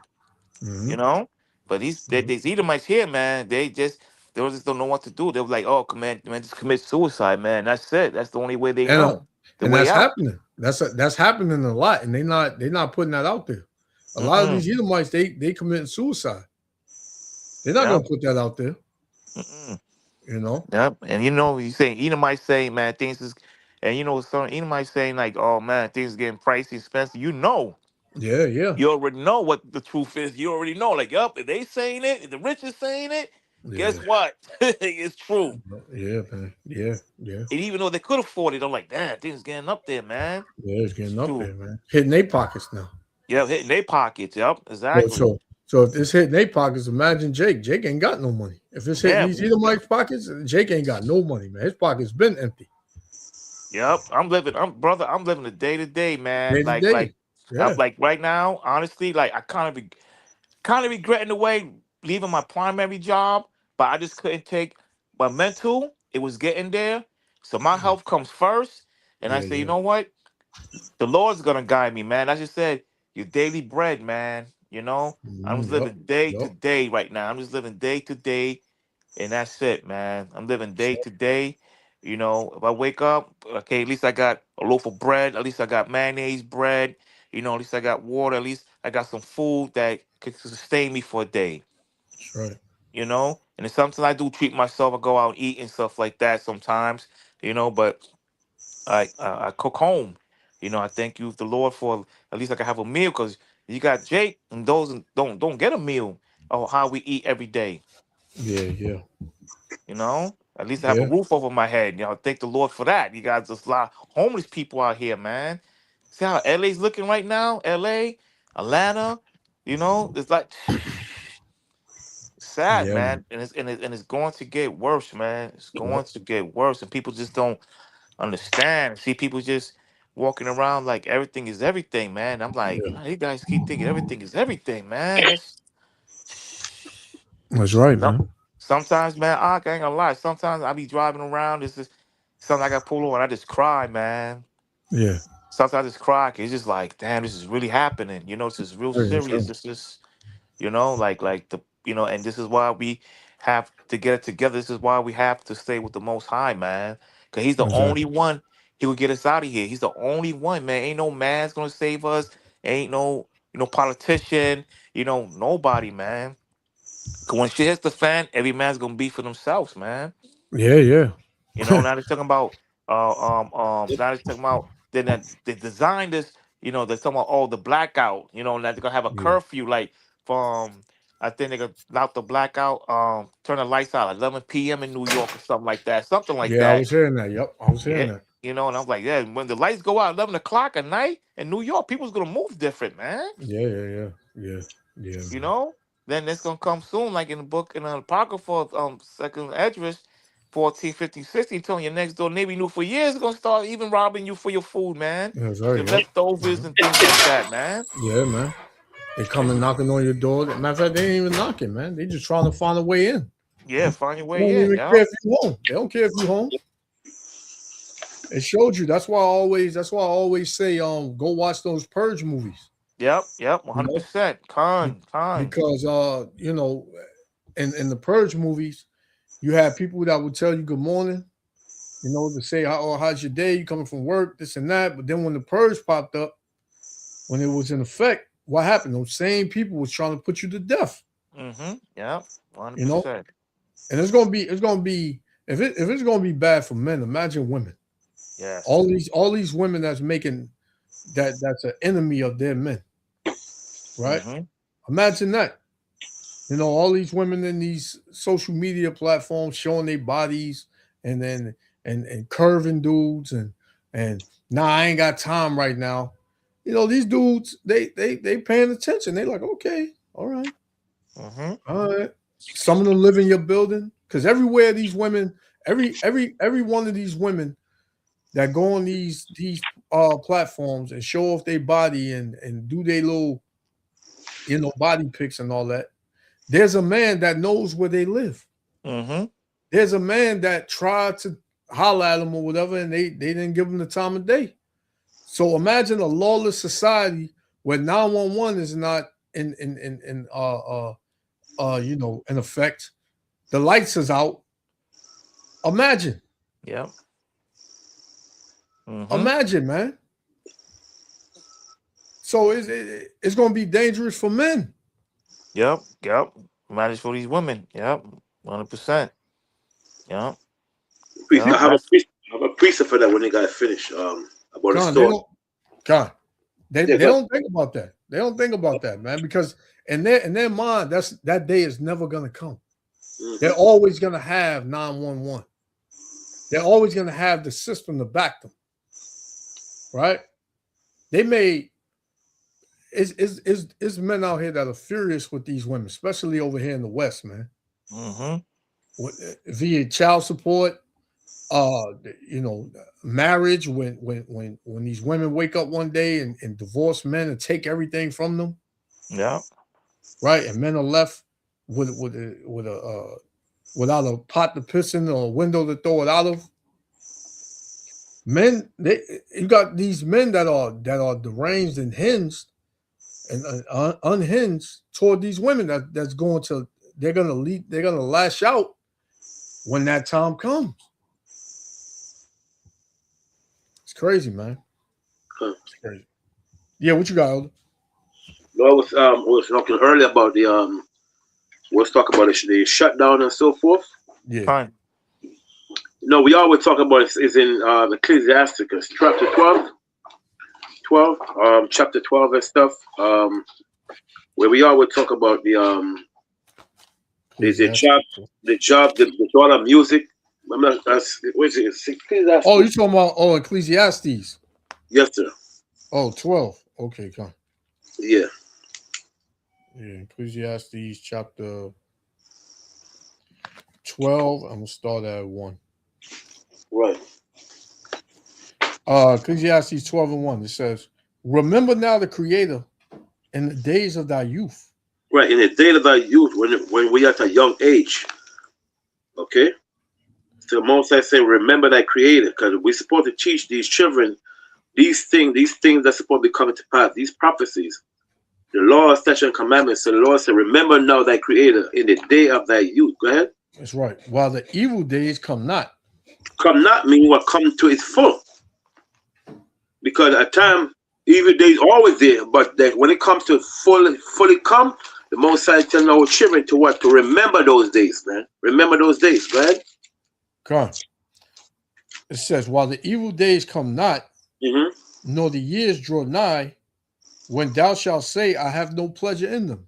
And that's what people say. I don't care about them things, man. My grandmother taught us years ago, Christ is coming, 19, 18, 19. What happened to him? He's not here. So I don't believe them things. So they just lose hope in the Most High.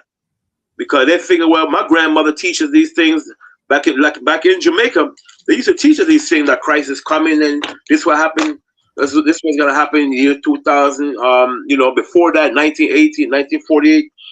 The old great grandmother, they used to teach these things that about the end of the world. And then a lot of them lose faith because it didn't happen. Those prophecies have not been fulfilled as yet. So they say, the Bible is fake, and they lose hope in the Most High. But now, as we speak, as today, we're seeing these prophecies come to place, man. Okay? When people are turning against the government like hell. Yep. That's right. You see, which is a tumultuous noise again among the people. Then go ahead. While the sun or the light or the moon or the stars be not darkened. What does that mean? The sign of the coming of Christ. That's why I said the sun, the moon, and star, which is what? The sign of the coming of Christ. Because they're going to be sign in the sun and the moon and the stars. Okay? Go ahead. It says, nor the clouds return after the rain. And the day when the keepers of the house shall tremble. And the keepers of the house are what? The keepers are the rulers. The house are what? The kingdom, like Joshua always brought out. The kingdom shall be trembled. Because they're seeing that they're going to realize the Most High is the one that brings judgment in this place. True. Okay, go ahead. It said, and the strong men shall bow themselves. What is strong men? The rulers. Go ahead. And the grinders cease because they are few. The grinders are what? Are the what? The one that the grinders are the workers. The ER are the workers. The grind are the jobs and so forth. Yep. The grinders are the workers. Cease because what? They are few. There no work out there. And the Bible tells in the last day there shall be no work in Egypt for the head nor the tail. The tail, the head are the rulers. The tail are the regular citizen. Because they ain't gonna have no job, them rulers. Because the Most High is gonna bring them down to the ground, man. They're gonna lose everything. And the scripture said they shall dash the gold in the street. All these things that happen in the last days, man. Yep. Okay, go ahead. and those that look out the windows shall be darkened. See, dog, shall be darkened. They're gonna be in total chaos. Yeah. Especially women, because that's why I would tell when sisters talk about they don't need a man. Listen, you gotta need a man for your protection in the last days, man. Yeah, they don't want to hear that. Same thing with men. The men gonna need Christ. Everything is in order. That's right. Con. You know what I'm saying? Everything gotta be in order. Brother. I ain't say shalom, elder. Shalom, priest. Shalom, all the brothers on the platform. Shalom. Shalom. Cut. Aria. Cut. Yeah, go ahead. And that goes into when they, when it says they look out the windows, and those that look out the windows be dark, and they're not going to see no end in sight. Right, cut. Right, it ain't going to see things getting better. Gonna get worse out there, man. Yeah, it's gonna be a lonesome days, man. That's right. It's called ghost pictures. That's right. Ghost pictures. You know what I'm saying? Ghost town. Before you saw these people on the street, now you gotta be like a lonely place, man. Yeah, the scriptures say that you're going to be happy to see a man. Mm-hmm. Right? Happy. Yep. Verse 4. It says, and the doors shall be shut in the streets. The doors is talking about the job system. The door shall be shut in the street, which is the job system. Go ahead. When the sound of the grinding is low. When the sound of the grinders are low, which is what? The works. Everything gonna be shut, man. Hold that. Let's get 2 Ezra chapter 6 and 22, the precept. God, yep. So everything gonna be dark in the last days. Because when a man is hungry, we always make a statement. When a man is hungry, he's miserable. Yeah, many times you're hungry, brother, you think about certain food you can't get. You're like, damn, your soul is thirsty. Because a lot of us we have not disciplined our flesh. Mm-hmm. If you discipline your flesh, that's why I would tell brothers and sisters out there, it's very important to fast. If you discipline your flesh, you will overcome a lot of stuff that your body needs, man. You have to learn to discipline your flesh. A lot of people don't like to fast. Some brothers and sisters fast, and they were like, damn, I can't wait till the sun go down. They're walking over and praying. They're like, you know what I mean? When the sun doesn't go down, that means you're fast for enough. You got to learn to fast and discipline your flesh. Yeah. And once the sun go down, brother like, yo, what time it is, Zach? What time it is? They can't wait till the sun go down.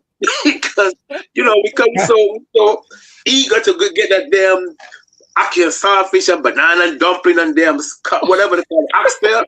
So we don't discipline. It's serious, huh? Because I know a lot of Benjamin, they would die if they can't eat for a day, huh? Because that's how they are, man. When you got to discipline your flesh, I'm telling you, something that would make you pull away from Christ if your spirit is weak. Because many times I see brothers. I've been watching brothers out. Yo, man, they come outside with the sun going down. What time the sun going down, brother? You can't wait to eat, man. Even the Passover. When the Passover comes in, I'll be here, brother, stomach grinding like damn. They want food because they can't wait to eat, man. Why the brother takes so long to break down the scriptures? You know what I mean? This precept, that precept. You know what I'm saying? Why a brother trying to exhort himself with a minute precept? Trying to like that. I'm hungry, man. Then when the class got over, you know what I'm saying? They want to make a quick Passover. Because Babylon want to eat some food. It's serious, huh? Brother, love that damn food, man. I'm telling you. Serious, huh?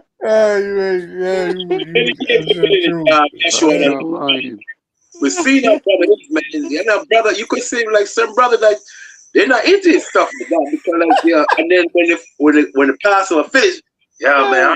Why the brother takes so long to finish up the Passover? I was starving. Like, hey, brother, it's serious, huh? It's serious. Watching the sunset like a damn vampire. Exactly. Waiting for the sun to go. Yeah, man. I'm telling you, man. A lot of that, it's like that, man. I remember one time I brought my daughter to the Passover, like, Dad, man, I'm hungry. What am I gonna eat? Like. relax. You know, this is the Most High day. But they don't care, man. You know, that's how it is. Like a lot of brothers and sisters like that, man. You know, that's why I couldn't say you just come to for eating and drinking. That's it. Christ is the same spirit we think we're doing today. They were doing the same thing during the time of Christ. They want to sustain their system, their flesh, because the flesh is dangerous, man. The flesh is fighting. While the spirit is saying, "Nah, man, keep in Christ, keep reading the scriptures." But the flesh is like, "Yo, I'm hungry, man. I'm hungry." So both flesh and the spirit are fighting. Yeah, they're at war with one another. Overcome the spirit now, and I mean, you're weak, man. You have to learn to strengthen yourself, man. That's right. That's right. Because Aria, you want to say something? Cause no, I was agreeing with what you were saying. Like, you know, brothers can, you know, people just in general. I think it's American, you know, just being in the Western where you can get your food so easily. You don't have to really have to go hard to even find food. Like, you know, other countries, they gotta, like, you know, really out there, go out there, hunt to get the food. You know what I'm saying? We're not in those times anymore. So it's like you can just go out and get some food. You got a little money in your pocket. You can go what you want. You know, they ain't bothering them. So that's why people don't go without eating for a long time. But you have to fast, because fasting actually helps your body more than when you're eating. Because when you're eating, your stomach is working. People don't know that though. Like when you eat before you go to sleep, you could be sleeping, but your stomach is still working. So that's why you get lazy. You can't move. You know what I'm saying? Because your stomach is working.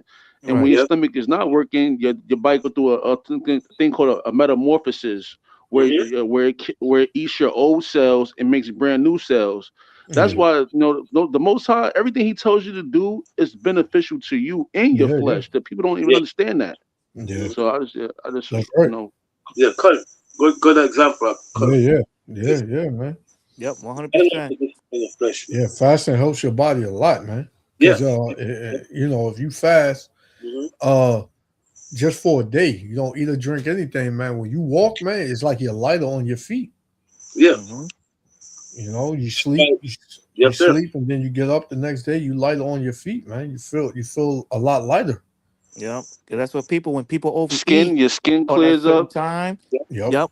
When you eat over a certain time, you keep eating, you're overworking your kidneys, you know, and that's where you create high blood pressure and things like that, you know. Yeah, especially if you got a bad diet. Yes, sir. Especially most people in this country, they got a bad diet, man. Yep. They just eat. Yeah, but they promote that. They promote bad diet here. They, you know, all these fast food restaurants. We don't even know. How do you even know if this food is real most of the time? You know what I'm saying? They've been saying this food is not real for a long time. You know what I'm saying? But people don't care. As long as it tastes like a burger, I'm gonna eat it. You know what I'm saying? Like they don't even care if it might even be a damn cow. You know what I'm saying? It could be something totally different. Like, and they put some damn Big Mac sauce on there. Now you're like, oh, okay, it's like a burger again. Like, come on, man. Yeah. Like a lot of people, they just coming in to knowing that McDonald's is mixing their meat with human meat. Yep. They just coming into that. And Jake still eat it. I don't give a damn. Still eat it, man. Every McDonald's you go past is crowded. Yeah, it's full of people, man. And it's not like if it's cheap anymore. It's expensive now. You gonna be able to McDonald's and see how much it's like go and get a regular damn meal from anywhere. Ain't no dollar menu no more, right? None of that. So I don't know how Jake's still going in there anyway. Like I don't get it, man. Those dollar menus been over. Been over. That's crazy, man. So Esau charging you, he overcharging you to kill yourself. He's like, man, come give me your money and die at the same time. Yeah, and Jake at the same time, he's drinking at the same time. Eating, drinking. That's a one concept, you know, because you're not supposed to eat and drink at the same time. Right. That's your brain. That's your kidney can't break down these things, and that's how you end up with diet. A lot of people don't understand. You eat first, then later on you make it, you know, make the food settle, then you drink. But eating and drinking is not good. Even scientists will tell you what happened to your body. But it's just that we because like Aria said, we live in a Western country, man. Like we just it's like about food. I mean, if the restaurant disappeared today, man, I think people just jump on the damn building because they just can't see themselves live without Chick-fil-A, whatever they call it. Yeah, restaurant without fancy stuff, man. They can't see themselves living without that, you know. And it's sad, you know. I And say, cooking your own food is just better for you. When you cook your own food, you feel better when you eat it. Like you just, you know, when somebody's cooking your food, you don't know what they're doing to your food. You know what I'm saying? It comes out looking nice, you know, but then you still don't know what they was doing with your food. It's always better to cook your own food, man. That's why I always like to have somebody. If I have a woman, like yeah, we'd rather go to the supermarket. You want to eat? Let's go to the supermarket. Yeah, I'd rather go get some food. We going, you know what I'm saying? We compare for ourselves. We can eat as much as we want to eat it instead of you just going to a restaurant, spending $100 on one thing, and then you still hungry. By the time you walk out the door, you hungry again. Yeah, you know what's right. Like that Eve that spit on Jake, that other Eve food, she was cursing out that Eve, man, so bad. Oh, you bad nigga, that's the only job you have. And Eve just opened up the burger and spit right into it, man. I give it to her. Nobody say nothing. They just give it to her. That's crazy. You know, because she was cursing out the Eve, man. That's nasty as hell, man. And you know what's nasty too? Over in Chick-fil-A, the mac and cheese. You know how much ingredients is in there? I think it said like 150 ingredients. Damn. Yeah, for the mac and cheese, like 100 ingredients. Damn. And what for KFC? No, for Chick-fil-A. Wow. The mac and cheese, 100-something ingredients, man. And then crazy, man. the sandwich alone is like 50, like 15 or 50 ingredients for the chicken sandwich. Why the hell do you got to put all that in? When you exactly make food, you make your own food. If you make chicken, you go get the chicken and you put some salt, some seasoning in it, and you put some flour, and you done. That is not even 10 ingredients, depending on how much different herbs and all that you put on the chicken. But 50 to 150 ingredients? Come on, man. Yeah, man. That's ridiculous. What the hell are you doing? Yeah. I you know what's funny? I used to go to this place. I don't know. They don't got a up north in the south. There's a store called Publix, right? Okay, I heard of that. Yeah, I heard of that. And man, their bread, their bakery, man, their bread is good, Ak. But when I turned around, saw the ingredients, bioengineered, I was like, oh, you gotta be kidding me, man. Yeah, that's crazy, man. You know, if you put bad ingredients in bad ingredient food, it tastes good because that's why. Matter of fact, American cheese, right, have 468 milligrams of sodium. 400. Wow. It's supposed to have no more than 30 milligrams of sodium. You need sodium in your body. Sea salt sodium, not the table salt sodium. Yeah. So what happened is your body's supposed to have no more than 30 milligrams of sodium in the body. So just to fluctuate your blood, balance your fluid level. The American cheese got 468 milligrams of sodium. That's a lot of sodium in one day. Nissin soup have 1,000 milligrams of sodium. And there's this guy at my job, I used to tell him, listen, man, stop drinking these soup every morning. Every morning he's eating Caribbean food. And, once he finished eating food now, he started drinking this thing called, what is this? This sport drinks they drink. Not Monster. They got a bunch of them, man. They got Celsius. They got Monster. They got Red Bull. Red Bull, priest. Red Bull. Yeah. This brother now, the moment he finished eating that Jamaican food, he drink Red Bull. The third one, dude. The third one is the Nissin Chinese noodle. Brother, you know what happened to him? Now he have strokes. Man. Every morning I used to tell his brother, leave that stuff. No. But it just shows you, man, you gotta stop. Somebody tell you something. I always tell people, prevention is better than cure. If you could prevent these things, then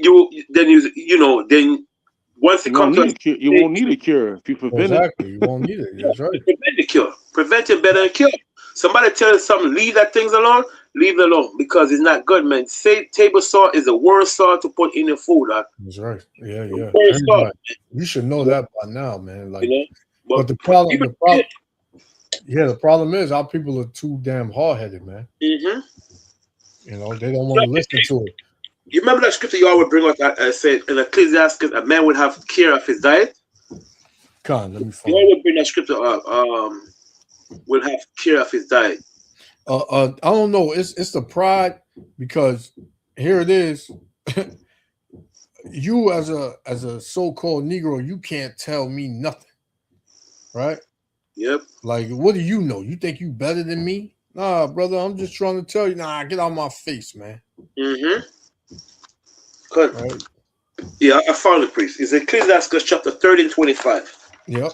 Because even the scripture tell you, man, you gotta be careful what you're eating, man. You can't put everything in your body, because your body these are things called foreign food. You gotta be careful what you put in your body, because when you put all this stuff in your body,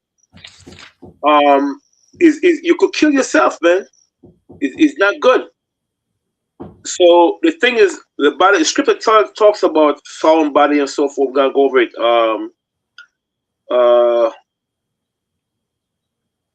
Okay, start at verse 14. Ecclesiastes chapter 30 and 14. Come on.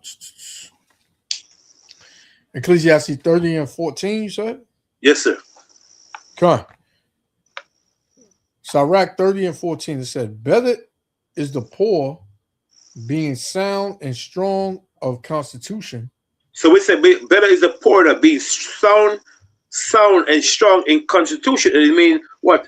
A man that have lived a healthy lifestyle. Sound mean healthy and strong of constitution. Go ahead. Come on. It says, then a rich man that is afflicted in his body. Right, afflicted in his body, right? Go ahead. Health and good estate of body are above all gold. Right, health and good estate of body are above all gold. A man that have a healthy diet, a healthy lifestyle, right? A healthy diet and healthy lifestyle is above gold. You hear them always say, what's that saying? Health is wealth? Yes, sir. Yep. Yep. Your health is your wealth. You know what I'm saying? So when you have a healthy body, it's good, man. Then have all the money in the world and you have a bad diet. When John Wayne died, right? John Wayne Colon was so damn. If you see the amount of garbage in John Wayne Colon, it's a shame. When Malcolm X died, Malcolm X colon was so clean. They want to know what the hell this man was eating. His colon was so clean. When Martin Luther King died, they found 40 pounds of fecal matter in Martin Luther King colon. Junk, garbage. Because Malcolm X eat very healthy. You could go get how much colon was in Malcolm X system. Martin Luther King colon, garbage. Well, Malcolm X. I know Malcolm X was a Muslim, but I liked him better than I like Martin Luther King. Salaki about. Good. Mm-hmm. Me too. Yeah. Good. Yeah. Yep. See, so it's a health and good estate of body are above all good. See, all gold, healthy body, healthy lifestyle. Go ahead. Come on. And a strong body above infinite wealth. Right, because when you're sick, what the hell wealth gonna do for you? You're in the bed, you can't move. You got kidney problem. You got liver problem. Come on, man. You're not happy. You see what I'm saying? Go ahead. There is no riches above a sound body. So when the word sound body means healthy body. When your body's healthy, that's good. Because a man that affliction with high blood pressure all of his life, and you can't do nothing. Your head, you're always having headache and stuff. You can't think straight. You got your eyes dim all the time. That's not good. You see, and not saying that if you eat if you eat healthy, you're not gonna end up with blood pressure problem. I'm not saying that, because stress and worrying could suppress your immune system. When you worry a lot, it can suppress your immune system. That's why whenever you have high blood pressure, you don't have to have high blood pressure. You go to the doctor. The first thing the food does, they take your blood pressure. That's wrong. We always talk about you gotta sit down for 5 minutes. Then you take your blood pressure. Then you see your blood pressure become normal. Because when you go you're running to check your blood pressure, and the nurse says, "Come, let me check the blood pressure." That's the wrong thing. You have to wait at least 5 minutes so your body could settle and your nervous system relax and your blood go back normal. You know what I'm saying? But when you check it with Salakia, yeah.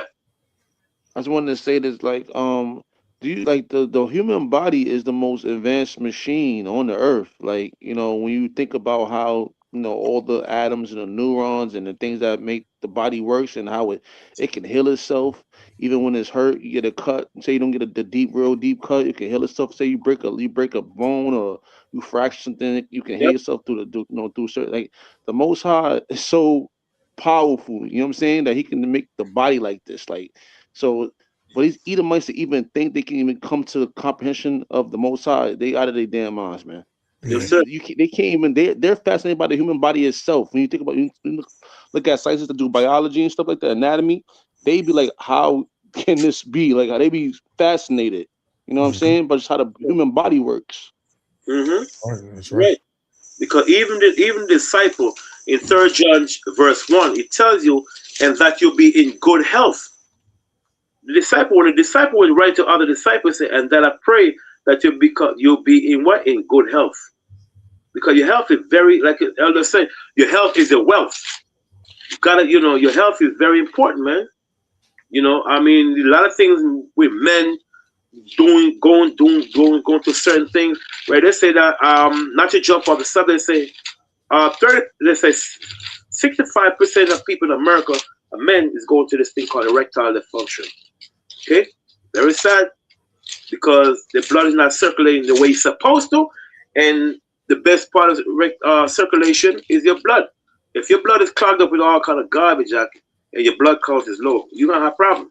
And I heard that's happening to a lot of brothers who took that shot. Oh yeah. Very sad, man. It's true. And a lot of them don't want to, you know. They have the Jamaican woman, right? She kind of rude the way she said it. She said she came on YouTube and said, "Man, I've been with my man." You know, Jamaican woman too. I've been with my man since I was young. I know my man have problem with the wood. You know, Jamaican job. Yeah. And have problem with the wood. But why my man back? Because we can't satisfy me no more. Why you tell the vaccine? You know, because it's messed up his sex drive. You know what I mean? It cut off circulation. The doctor was telling people, when you take it, you gotta be prepared for that thing called erectile dysfunction. You know what I mean? Yeah. Not to, you know. So she was upset, man, crying, saying our man is messed up now. Yeah. And that's bad. And a lot of women, they can't get pregnant. A lot of them. It's making them sterile and all that. And that's sad, man. I seen one where their face wasn't working. Like half the face was like had a cerebral palsy or something like that when they took them jabs, man. Exactly. That's very what you get. That's what you get when you trust the devil, though. Yeah. You know, when you take they call it the Quash call it cookie, whatever Quash call it. I can't remember. But the thing is, man, we as a people, we gotta eat healthy, man. I mean, fruits and so forth. I gotta do that myself because I'm so, one of my drug habits is freaking coffee. I would drink 15 cups for the day. I don't know. It's like, because I don't sleep. I gotta be honest, what I'm doing wrong. I don't sleep. A lot of coffee for the day is not good because coffee coffee could pull a lot of water out your system, and if you don't drink coffee at the same, if you drink a lot of coffee a day, you're gonna be going to no less than nine times for the bathroom for the day, no less, because every time you urinate, you have to put back the water in the system. If you don't put back the water in the system, what's gonna happen? Your blood pressure is what's gonna happen? Your blood pressure gonna rise, and then another thing is gonna harm you. Insomnia. You're gonna start getting sleepy because when you dehydrate, your body becomes sleepy. And if you don't put that water back in your body up, trust me, man. Believe me, that happened to me one time. I almost crashed out because I was driving a bus. I was like, why am I feeling so dizzy? Because and I almost fall asleep on the Verrazano Bridge. Man. Wow. My body was dehydrated. So when I went to drink water, I drink a lot of water and I was like up again because I get sleepy. Like I said, when you drink a lot of coffee, you go to the bathroom every minute and you don't put back the water in the system, you're gonna get dehydrated, your blood pressure gonna go up, and you're gonna have problem in your body. That's what happens. Yeah. You know? Elder, this dude Yaki Awaken guy, he said, oh, don't drink water. You're not supposed to drink water. I'm like, what? I'm like, wait, so what are you supposed to drink? Oh, if you just get the fruit, you can get the water from the fruit that you eat. I'm like, what? Crazy. Like, first of all, animals drink water. So what the hell are you talking about? Like, animals go far and wide trying to find a damn lake to drink water from. So if they drink water, why are we not drinking water? Why are we and they have more access to fruit in the grass and all that stuff than we have. So why do they need water then? Because everything needs water. You have to recover the cells. That's how you recover the cells through the H2O. Oh, he's talking about structured water. The water that's in the fruit is called structured water. And then another word they call it gel water, or A3O2. But yeah, you're saying stuff like that. That's still not enough. Your body needs H2 water. I don't know where that guy to get. That's madness. He used to be an Israelite too. I remember, like, a long time ago. He used to be with the St. Louis camp down in St. Louis, and then I guess he had blew up, and then he just like strayed away from that and started just trying to be like more American, or not American. What's the word? Like modernized, I guess you want to say, like, so he could make the money that he was making, so he can go in front of these people and lie to them about these things, man. But that's what I'm saying. He's one of those guys that fell out too, So he's gonna have some bugged out doctrine, man. Son, your body need water. I don't know whether 75% of your body is water, right? I don't understand how he's gonna take that. Watermelon, all those water is good, but your body needs physical water also. What do you think? I don't know where he get that from, but that's his theory. That's how Let's finish up the verse, right? And then you guys can bring back the video. Ecclesiastes, right, Doc? 30. And Yashua? Yeah, I'm here, Elder Salakia. Yeah, cut. 30, verse 16 now? Yeah. Sirach 30 and 16 said, there's no riches above a sound body, which is healthy body. Go ahead. And no joy above the joy of the heart. The heart, right? The mind, you see? Go ahead.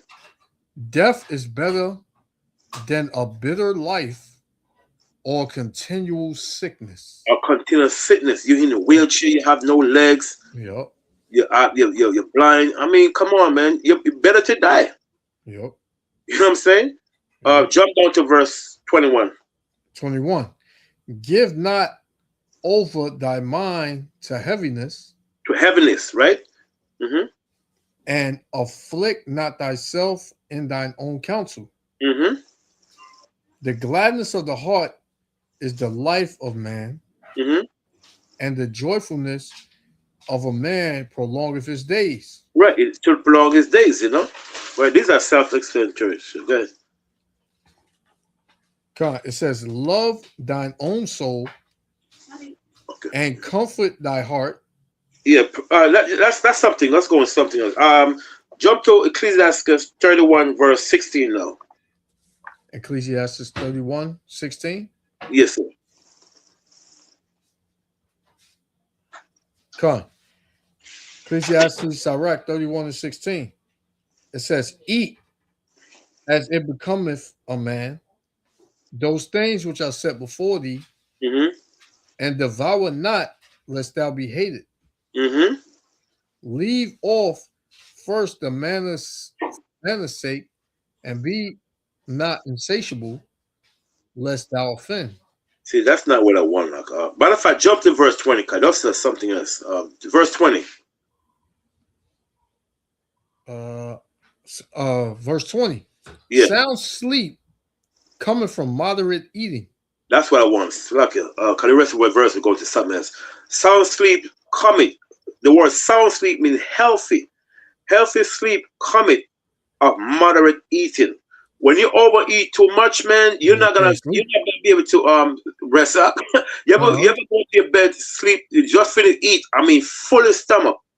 You can't sleep because your food are not digested properly, right? you could end up with stomach acid. If your food is not digest properly, you could end up with stomach acid because your food is not gonna get the breakdown itself because you're not you ever eat sometime you go to your bed, you feel like something moving your system. Your food are not settled. See, sound sleep and healthy sleep coming of moderate eating. And we know moderate eating, not overeating and so forth. Yeah. Hey, go ahead. It says, he riseth early. Meaning he can't sleep. Go ahead. And his wits are with him. When it says his wit with him, another word, he felt fit, right? He rise up early, come and say sound sleep. So when you have sound sleep coming of moderate eating, he rise up early. Not that he can't sleep. He rise up early because what he's fit, right? Early, and his wits are with him. Another word, he feel fit because it's sound sleep. Because you went to bed at what? You didn't oversleep or anything. He rise up early. Another word, right? He rise up early in the morning, right? Early. He's not sick. He's not sick or nothing. You know, as if you go to bed, you're like, damn, I can't get a good sleep. You know what I'm saying? You rise early, right? Go ahead. It says, and his wits are with him. His wit, in other words, he feels fit. Go ahead. But the pain of watching and chola and hatred, go ahead, and fangs of the belly are with an insatiable man. An insatiable man, what? A man that over indulge in eating. See? So it's go from some sleeping with healthy sleeping, right? Somebody mean healthy body, right? Coming of moderate eating, mean a little eat. He rise up early and it's within another way. He feel fit. He's not overindulged or unstable. You know, when you're like you can't sleep, like damn man, the food is not breaking down because you overeat. You can't be doing that. The most I tell you, man, with a niggard is a greedy person. You know the chapter in Ecclesiastes, Bakwat, Yashua. This is what niggard body, niggard. This is word niggard. This is Sirach chapter 14 verse 10. Cut. Let's see. Let me see. It says we're talking about the envious man. No, we say a niggard. Word niggard. When yeah, they got a couple. Sirach 31. Okay, 31. And 31 and verse 23. I'm gonna start. Okay, cut. Well, I'll start at 22. Sirach 31:22. It says, "My son, hear me, and despise me not. And at the last thou shalt find as I told thee, in all thy works to be quick, and all thy works be quick, so shall there no sickness come unto thee. Whoso is liberal of his meat, men shall speak well of him. And the report of his good housekeeping will be believed. But against him that is a niggard of his meat, greedy man. God. But against him that is a niggard of his meat, the whole city shall murmur. Yeah, like damn, yo, man, this guy got 3 big chicken legs. This guy got 3 big chicken legs. He just finished eat, and he come back for the 3rd plate. Yeah, everybody done been around somebody like that, man. Oh yes, let me get my plate before he even, sit down before he even get here, man. I ain't know you invited that dude. It's true, because if you know a lot of people's coming over, you eat one, you have a plate. Wait till the rest of the people that come, they got a 2nd plate. But some people they just got a 2nd plate and they coming for a 3rd plate before the people even come. You be like, damn, brother, you just eat, man. Come on. You got two. Yes, you know what I'm saying? If you could eat the rest of the leftover, but goddamn, these are the people that still coming, huh? Don't you see? They come to the school, they don't have. Yeah, you don't leave nothing for nobody else, man. Yeah, yeah. Man, I tell you, man, it's sad. Most of them said the whole people got murmur. Said, "Damn, this goddamn Jake is greedy, I'm man." Oh boy, I tell you. Look at his damn stomach. He's popping out. He needs to lose some damn weight. I mean, come from damn, brother. Damn, brother. Last time I seen you, brother, what you grow? What you gain, huh? 50 pounds, huh? Damn. You eating good, right, Ak? Yeah, you know how I get. You know? Yeah. It's true. That's true, brother. You say you'll mess up your kidneys not drinking water. That's right. It's true. It's very. That's a good point right there. That's why a lot of people have ended up with kidney failure. Yeah, One of the other things. That's the main thing, man. When you don't drink water, you mess up your kidney because your kidney needs to filter itself, and all the toxin that built up in the kidney. That's when they call it renal failure. And another thing that messes up women, a lot of women getting kidney failure because they're having baby the wrong way. A woman not supposed to have baby on a flat stomach. That's bad, man. Women supposed to be on a stool having a baby. You know, that's why a lot of time, you know, even scientists will tell you a woman is not supposed to lay down flat on her belly because you put a lot of pressure on the kidney. She ended up with this thing called renal failure. You know, a thing that helps your kidneys a lot is this thing called fulvic acid. Fulvic, right? Come. You know, you drink like you put like a dropper, like 1 millimeter in your water or juice or whatever. Yeah, fulvic acid. FULVIC acid. ACID. Yes, sir. And you put a little bit in there, and it gets to the root of if you have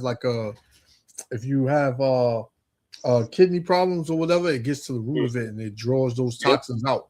You know, water is also good. You can put it in the water, you know, like a dropper, like 1 millimeter in the water, juice or whatever. You take one every day, and you know that'll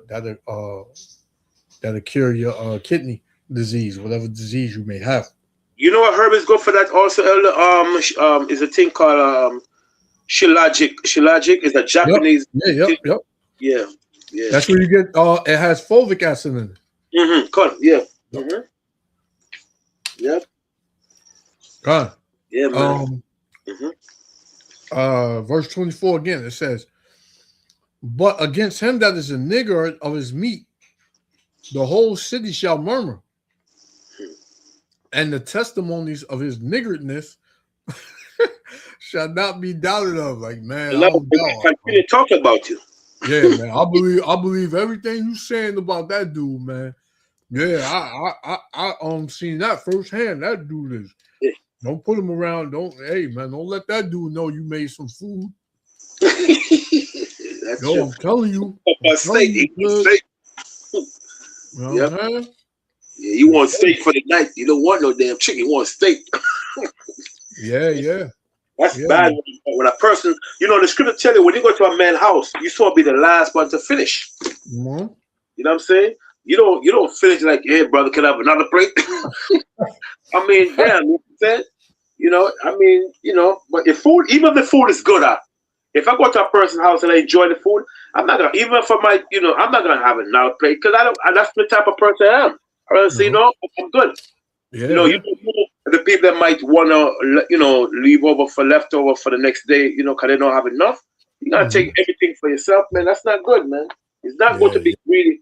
You know, many times they have my job, they got food and Jake just like eating like crazy. I was like, nah, I don't want that, brother. I'm good, you know. So they got a pot next to it and stuff. Jake enjoying it. I'm like, nah, I'm good. You know? Yeah. Yep. It's not good. It's not good to be niggers at one table, man. It's not good. Yeah. Cause they gonna murmur about you, man. And when they see you like, oh man, here comes Sean. All right? Ain't no damn food here though. Man, yo, I got to go, bro. You know what I'm saying? Right. He ain't no damn food here. Right. That's bad. I want people doing the same thing we're doing time of Christ, man. Christ said they just come to eat and to drink, and that's it. They come to hear the word, you know. So It's it's like it's damn crazy. Debo around it's like damn Debo around the table, man. Yep, They see you coming, they start tucking things in, man. Oh, put yep, the pots in the stove, man. They ain't, you know what hmm I'm saying? yep. Man, it's crazy, man. But that's that's how it is, man. Yeah, yeah. Learn to satisfy, man. That's the only thing you should be greedy about is the most knowledge. That's the Yep. real greedy, man. You know what I'm saying? Yep. Yeah, food, man. Go people your house. You could be greedy in your own house. That's your house. Yeah, But you yeah, got yeah. the place. You don't be greedy, man. You eat moderate and relax. You know. Yeah, man. I Yep. mean, I've been seeing. I remember once I went to Benjamin's house cookout, man. And Benjamin, they were eating the goddamn chicken bones out. I mean, they were eating bones out. Like, yeah, you guys that hungry, man? I mean, who that stuff in the damn house, man? Eating chicken bone. You know the chicken bone. You don't even know if the inside of the chicken cooked properly. You're eating the damn bone, man. Yeah. So I mean, do that in your own house.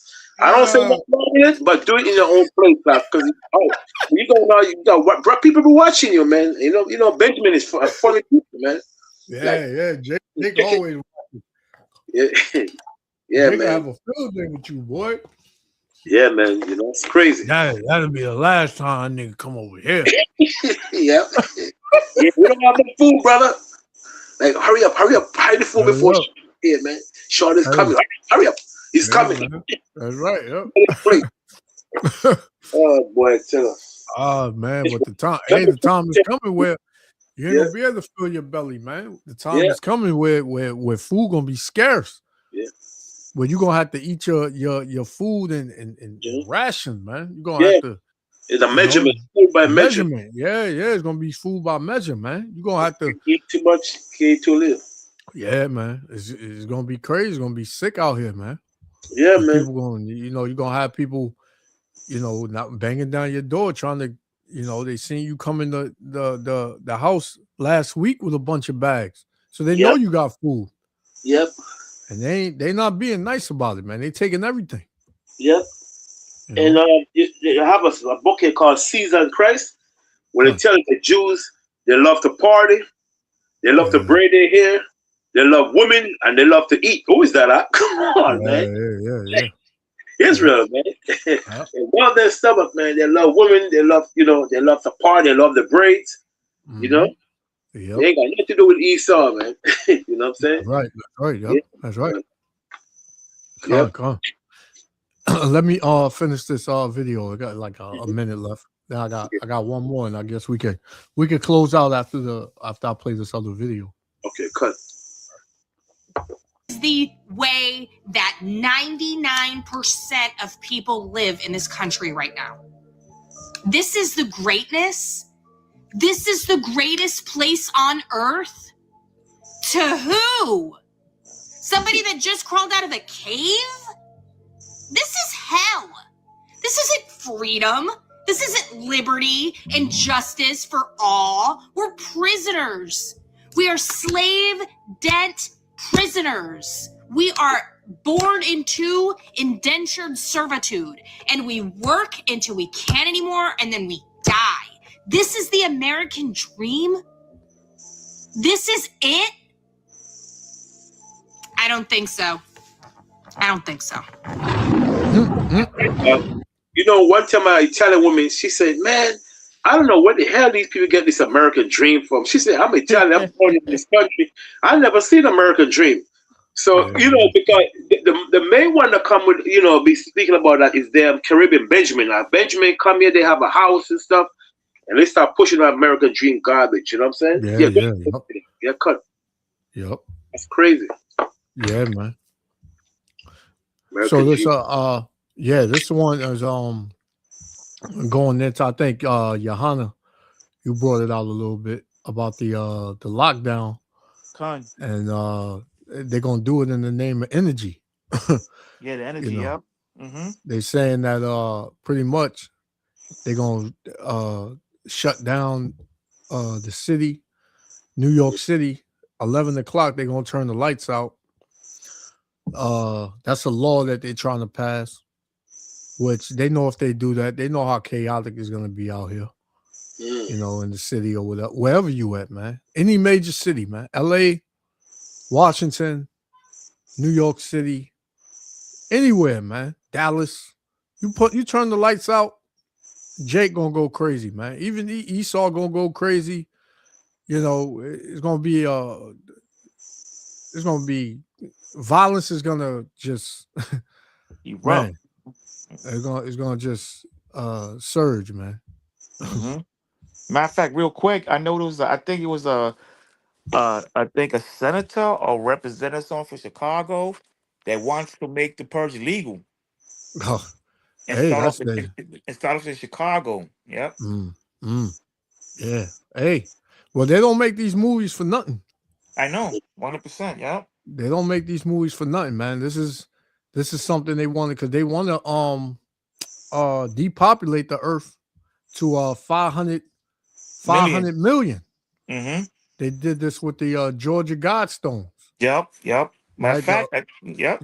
The elites made their own commandments, Mm-hmm. right? And they said that they want to preserve nature and all that, but you destroying nature, man.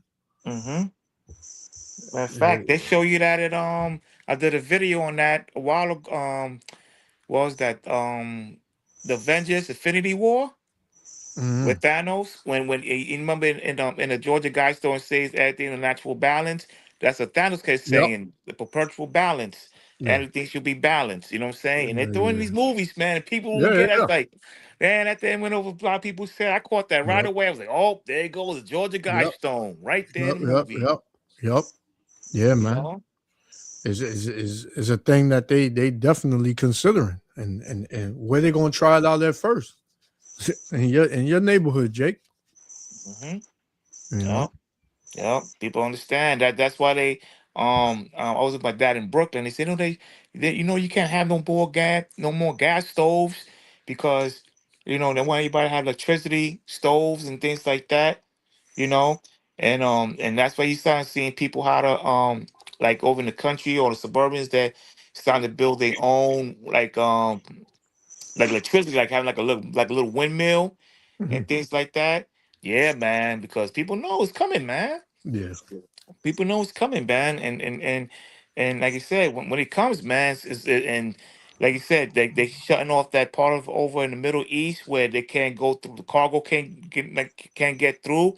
They gotta go all around the other side of the continent. They're gonna take like another 18 days or something like that. You know, yeah, man, people. Crazy. Yeah, man. Yeah, things. Jake better get it together, man, because Jake keep thinking having parties, going to clubs, smoking blunts, and all that. Think that's gonna relieve their problems. That's the least of their problems, man. Yeah. Hey, but they was warned. They was told when the Lord returns, and ain't no so-called Negro, Latino, Native American gonna be able to say they did not know. Right? Everybody knows about the Israelites. They know what we teach. They know. They see us. You can't, not see us. We in every major city, on the corner everywhere, all over social media, YouTube, everywhere, man. Everybody got a phone. All you got to do is scroll on your phone. You're going to come across an Israelite video. That's all you got to do. So the Lord he did that. The Lord did that, man.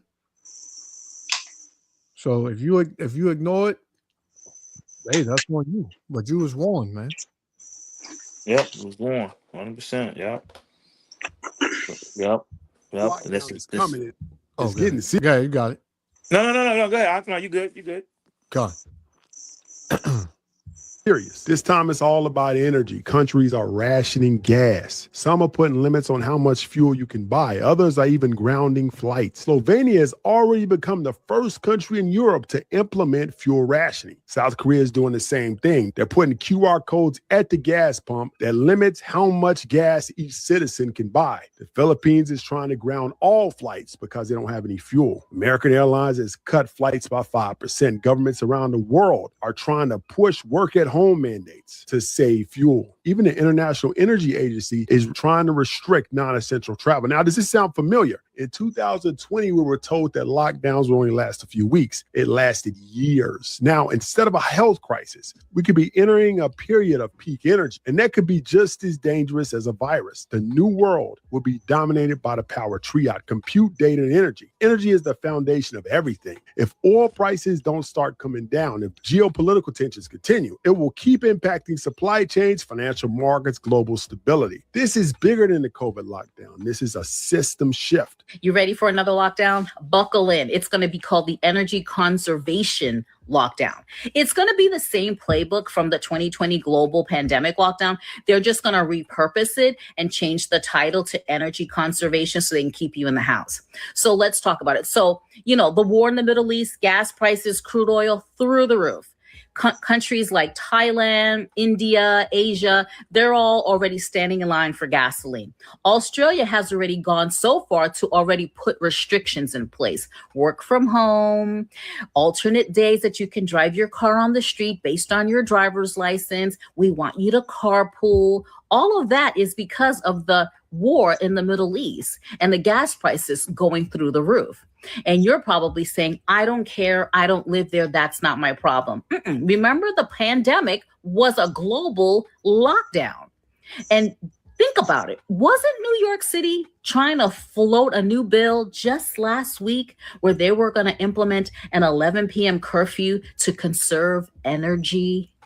These million-dollar companies are building data centers everywhere. How do you think they're going to run those data centers? They need energy. And now, conveniently, there's this whole energy crisis due to the war in the Middle East, because we are reliant for our oil from other countries. And one of the reasons why is because the refineries that were in California got shut down by that group of people. And Trump wants to open one back up. And Newsom and his homies are protesting it. We don't want the refinery reopened because we had an oil spill. We don't want it reopened anymore, which is code for we want to be reliant on oil from other countries because we get kickbacks. So when you're wondering what is going on with the war in the Middle East, this is what's going on. The interesting thing is you guys will come in the comments and tell me that none of this is true when Google is for free. But I want you guys to really dig into what is going on. Pay attention. AI data centers, curfews. Do you think for 1 second they are not literally planning another global lockdown retitled energy conservation? Let me know down in the comments. You ready for another lockdown? I mean, I'm sure there's a bunch of you who would love to work from home again because y'all was crying when they took it away. They give you what they want you to have and they take it away. They give it to you and they take it away, and you guys fall for it every single time.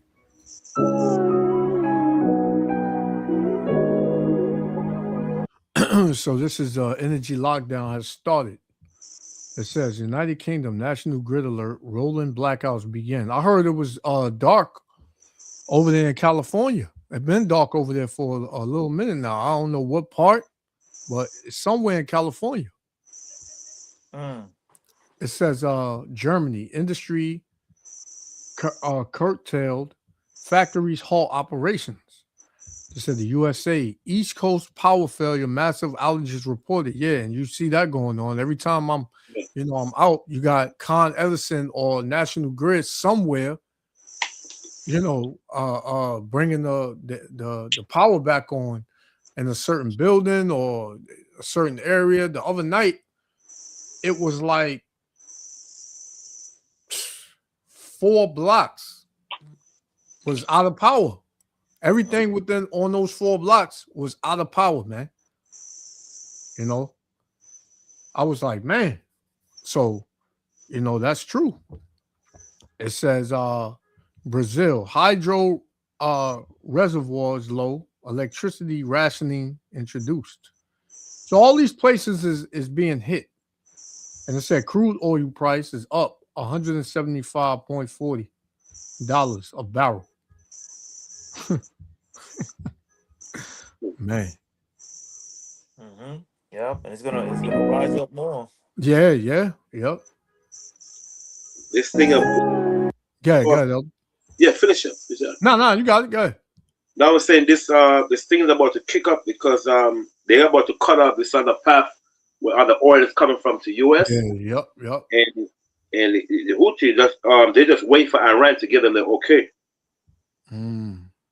So so that's it's gonna be crazy, man. Real crazy. So now China just saying that they're pushing that any country wants to buy oil from China, it have to be in China from Iran. It have to be in China yen, the yen. So America is like, nah, I'm not doing that. You know, because this country have a lot of pride. You know what I'm saying? Yeah. So let's see what's gonna play it out. In last minute, man, because it's gonna be crazy. You know. That's why you got those talks around a nuke. They want to hit Iran with a tactical nuke. Yep. Because they like, man, we just gotta wipe them off, but it ain't gonna be that easy, man. Yep. You're not gonna just wipe out Iran like that. You're not gonna do that. Now I can remember you have in the Bible also talks about Russia and Iran. I mean, Russia and China is gonna join them. You know what I'm saying? Yeah. And Russia's gonna be a guard. Yeah, they guard because they protect their interests. You know what I mean? So you can't defeat prophecy, man. You know what I'm saying? You cannot defeat prophecy. It's just that it's got to be played out. Yeah. It's gotta they be played know what's out. gonna come with that. They know if they knew Iran, they know what's coming. Yeah, they know. But you see, it's bigger than Trump and the elites. It's all Yahweh B'Shem Yahushua. Like you said, Johanna, it's prophecy, right? Prophecy is in control. Correct. Prophecy is in control, man. These devils can't go out of prophecy and do their own thing. Everything has to be according to prophecy. Right. The Most High is the Most High is the director, the writer, the producer, everything, man. Right. Yeah. Yep. I got one. I got one. This is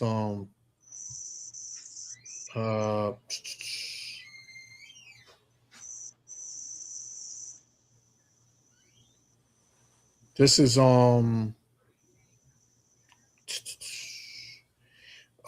Ezra chapter 4 and verse 37. It says, by measure have he measured the times, and by number have he numbered the times, and he doth not move or stir them until the said measure is fulfilled. So you're not going to have something happen until prophecy is fulfilled. It's not going to be another prophecy till another prophecy is fulfilled, right? The things that are going to come, they're according to the Lord's order. They happen according to his order. They're not going to overlap one another. It's going to happen the way the Lord said it was going to happen. Yes, sir. God. So this man, but this would be a hey, if they cut the lights, like I said, man, they're gonna get it's gonna be a lot of dead bodies, man. And this energy, if this thing goes global, man, imagine. It's crazy.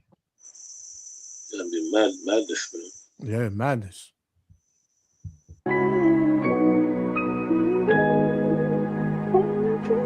Salakia. Elder, you have one, Elder? Salakia. No, I'm good. Oh. No.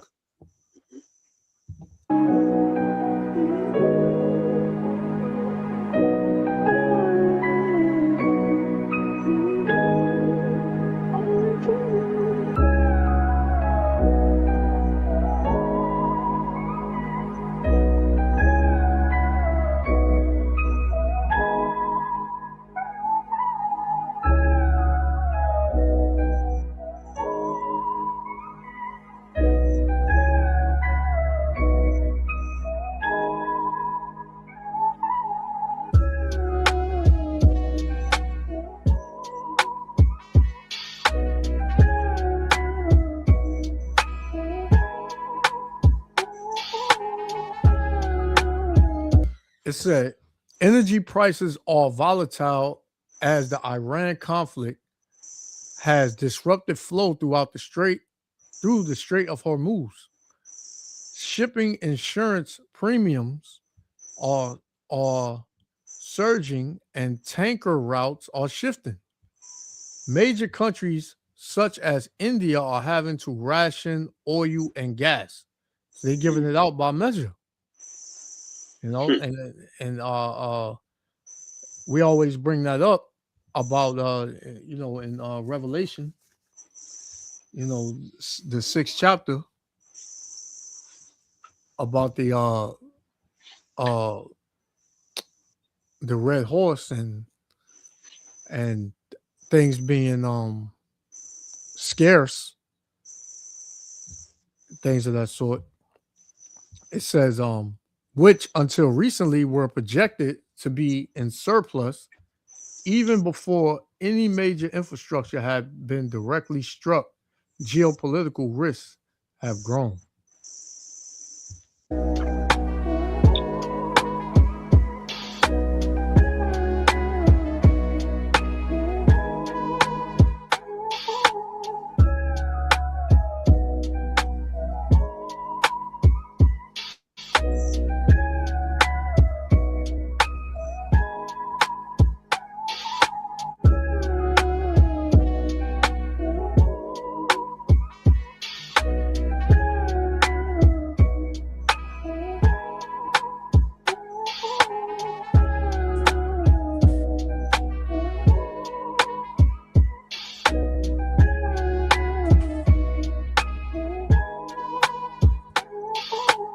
And you see it down here. It says, remember, scarcity, dependency, and control.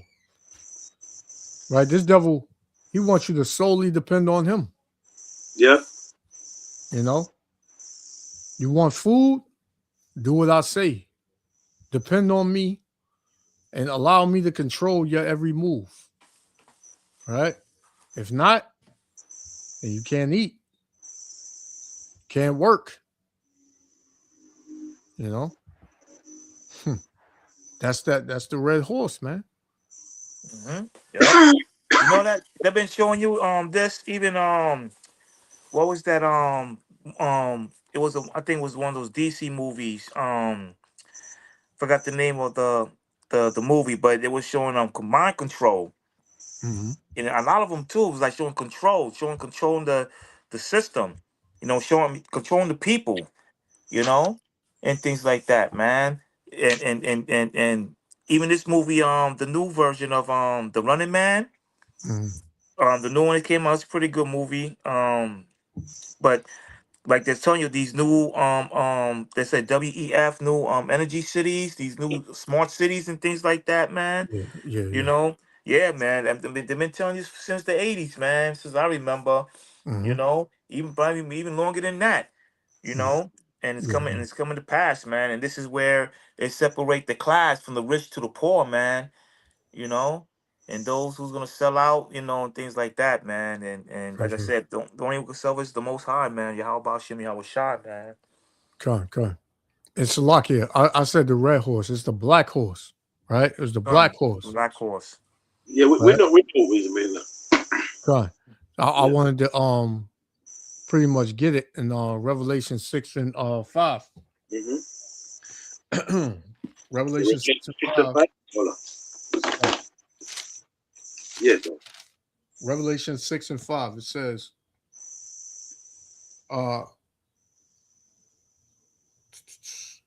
and when he had opened the third seal, I heard the third beast say, come and see. And I beheld, and lo, a black horse. And he that sat on him had a pair of balances in his hand. So when you go, you can see it. Y'all can see it up there? Yes, sir. Mm-hmm. When you go into what this means, the black horse, it says the rider of the black horse in Revelation 6 and 5 holds a pair of balances or scales in his hand, symbolizing a time of severe famine, economic collapse, and scarcity. Yeah. when I was letting the video play, you see that at the bottom it says scarcity, dependency, and control. You know, so everything is going to be scarce in these last days. Food, a lot of things that you use on a daily basis is not going to be so convenient as they were in the past. It said this figure indicates that food is weighed, representing a high cost of living. We're already there, right? People were never paying this much for anything in their whole lives. What they paying now for food and rent, right? It said where a day's wages only buy enough food for one person. So you're not gonna even have it to feed your family, man. It's gonna be scarce. It said symbolism of the black horse. The color represents mourning, famine, and death, and that's what's going on with the people in the land today, and worldwide. It says significance of the scales. The balances signify that food is being rationed due to scarcity rather than sold in abundance. Yeah, man. Remember during COVID, you could only take like 2 waters out the store, or you could only get like a pack of tissue. You couldn't get 2 and 3. Everything was rationed. They were saying they will have the little signs in the supermarket. Only is only this many items per customer, right? It says the economic impact. A voice in the passage states that a quart of wheat cost a denarius, a full day's wage, indicating that basic necessities become luxuries. Yeah, because it's going to be a thing where the things that you eat now and that is no problem to get, you're not going to be able to afford those things. So if you were to get it again, it's going to be like, man, I ain't had this in so long, man. I must be doing good. It's going to be like a luxury, something that you can't get, anytime you want.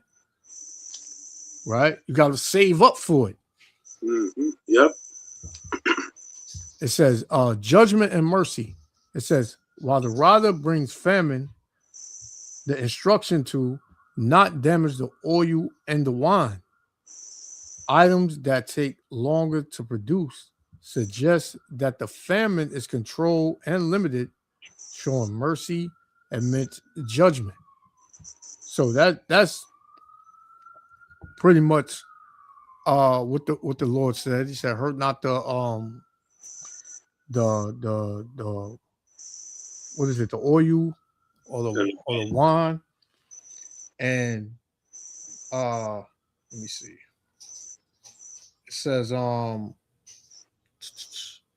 verse 6, it says, and I heard a voice in the midst of the 4 beasts say, a measure of wheat for a penny, and 3 measures of barley for a penny, and see thou hurt not the oil and the wine. So it's going to be certain things you're still able to get, but it's still going to be ration.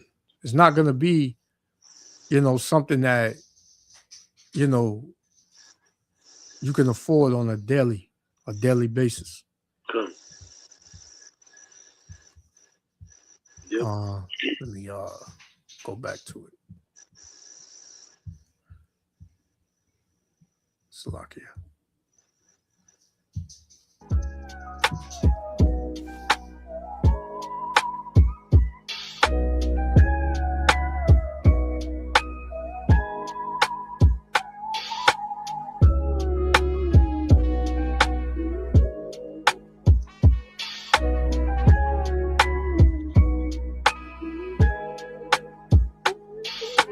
Here it is again. World Health Organization. Prepare for what's coming. Let's check out what is coming. Oh, well, what's this? Energy lockdown has started. Let's look further into it. I see this oil price right here. Let's go further into it. All right, well, check this out. The International Energy Agency published an energy lockdown. Alternating driving days based on license plates, mandatory speed limit. Let's keep looking. 3, avoid air travel where alternatives exist. That's most places. Switch from gas cooking to electric. Work from home. Does this all sound familiar? Does it? It's the exact same playbook, but even harsher the second time around. So we cannot be playing games with this one. And it's coming. There's no stopping this energy crisis that they created. Isn't that fucking funny? They created it, and now we have to deal with it. It's how it always fucking goes. Entertainment purposes only. So a new lockdown is being introduced around the world. And no, it's not like the 2020 lockdown. They're calling it an energy lockdown. And what that means is that a lot of countries are now putting in measures like you should only work from home. You should only leave your house for essential travel.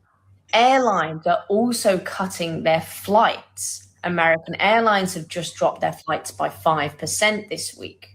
Now, energy prices are going up, and it's going to become a situation where some people actually cannot afford to leave the house because energy prices are so high. If you go to your local petrol station right now, the prices are already up, and the full effect hasn't even hit yet. I mean, don't get me wrong, the work from home situation, that sounds like a benefit for a lot of people. So I can get why for a lot of people that's awesome and that's great. But when you're having governments tell you only go out for essential travel or avoid any other travel apart from essential travel, not great. And remember, back in 2020, lockdown was only meant to be for 2 weeks. It lasted 2 years. And how far is this going to go to the point where it becomes mandatory? Because no one thought that was going to happen in 2020. But it did. So could we go down that same road again? Is it going to be the same as 2020? What do you guys think? Okay, hold on a second. If we were in 2019 right now and someone made a video saying, hey, here's what's going to happen in 2020, 21, and 22, including the 2 week to flatten the curve, which turned into 2 or 3 years, and all the other crazy stuff, you'd want to hear about it, right? To be prepared, to be aware, to know what's coming around the corner. Well, we have an idea as to what is about to happen because of the energy crisis that's looming right now and really in the midst. So listen to this. The International Energy Agency released their Sheltering from Oil Shocks report on Friday, and they listed steps. This is kind of like when we have advisories coming out of the World Economic Forum saying, well, we should probably do this if we want to slow the curve. This is another version of that, and this is what they're suggesting to do to be able to slow or stop the effect of the supply shock. So this is a 10-point plan, and if we were to follow the plan, restrictions to movement would be apparent. Now, to clarify, some of this is not confirmed. Some of this is opinion. Some of this is conjecture. We're wondering how exactly this is going to pan out. But listen to this. You got to read between the lines. Alternating days that you can drive on the road based on your license plate. Speed limits lowered everywhere. This is just what they've tabled. It's not confirmed. It's not mandated or anything yet. Car-free Sundays was suggested. This says 40% of flights cut, but that's not confirmed, but there would be less air travel. Working from home is already being suggested in Vietnam, Thailand, and all throughout Asia.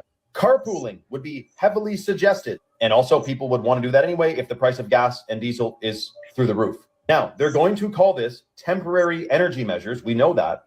However, remember, it was supposed to be 2 weeks to flatten the curve, and it lasted 2 years. They're calling it temporary energy measures during a war, but wars last decades. We know during Shmovid-Shmyteen, that took away many people's right to gather. This could affect our right to move. The Philippines officially now under a state of national emergency, nearly a month since the United States and Israel first launched strikes against Iran. And this declaration made by President Ferdinand Marcos Jr. painted a gloomy picture saying Philippine-flagged commercial airplanes could be grounded if the conflict in the Middle East continues and oil and gas shipments remain disrupted. But nothing exemplifies this state of emergency more than petrol stations across the country where prices have been soaring. And you can see here diesel prices already in the 3 digits, equivalent to more than $2 a liter, prices that were unimaginable just 4 weeks ago. And that's why senators have been urging the president to declare a state of national emergency. And finally, on Tuesday evening, the president relented. But what does this mean? It means that there must be enough funds to be able to give cash dole-outs and fuel subsidies. It ensures that there is continuous supply of food, agricultural products, as well as other basic necessities. It ensures that law enforcement is deployed. They're going through it. Yep. They're going through it, man. You know, it's crazy.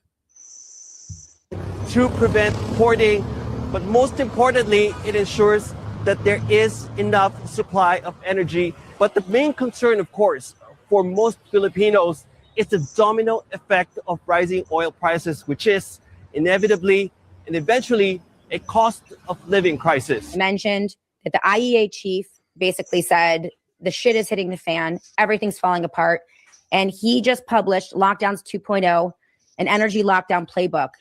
They released a 10-point plan over the weekend telling governments to restrict driving, ground flights, force remote work, and ban gas cooking. They called it sheltering from oil shocks, writes Aaron Day.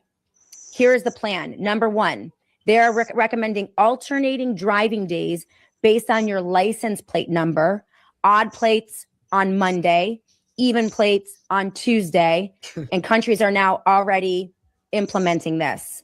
They are recommending mandatory speed limit reductions on every highway, not for safety, but fuel rationing by another name. You can still drive, just slower and less often.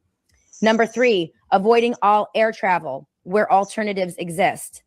They didn't define what that actually meant, but the ambiguity, writes Aaron Day, is the feature. It lets regulators decide after the fact whether your trip was essential or not.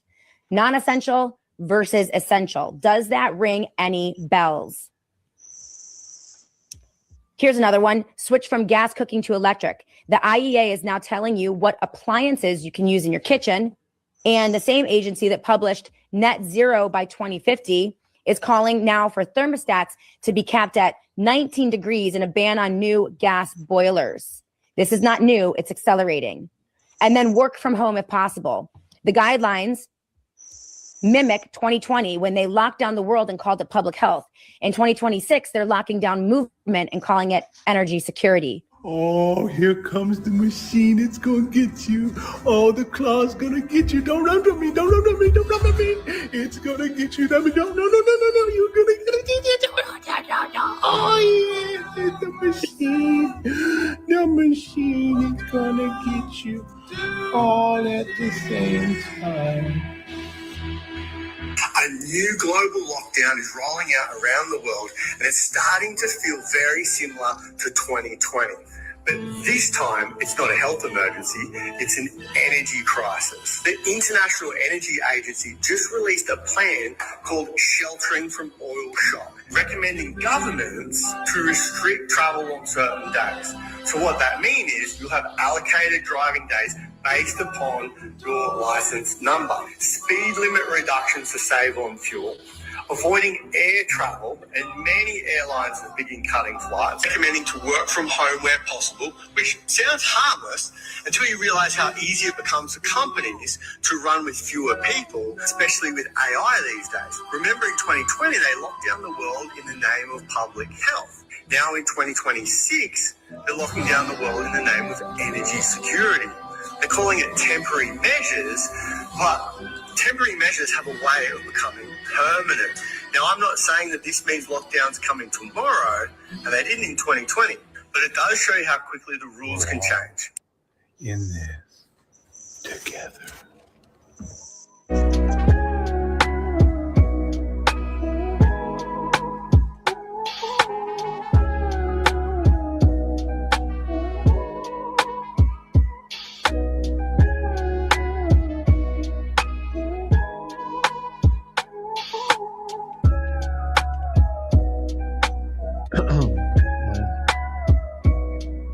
Yeah, man. So this thing might very well, happen.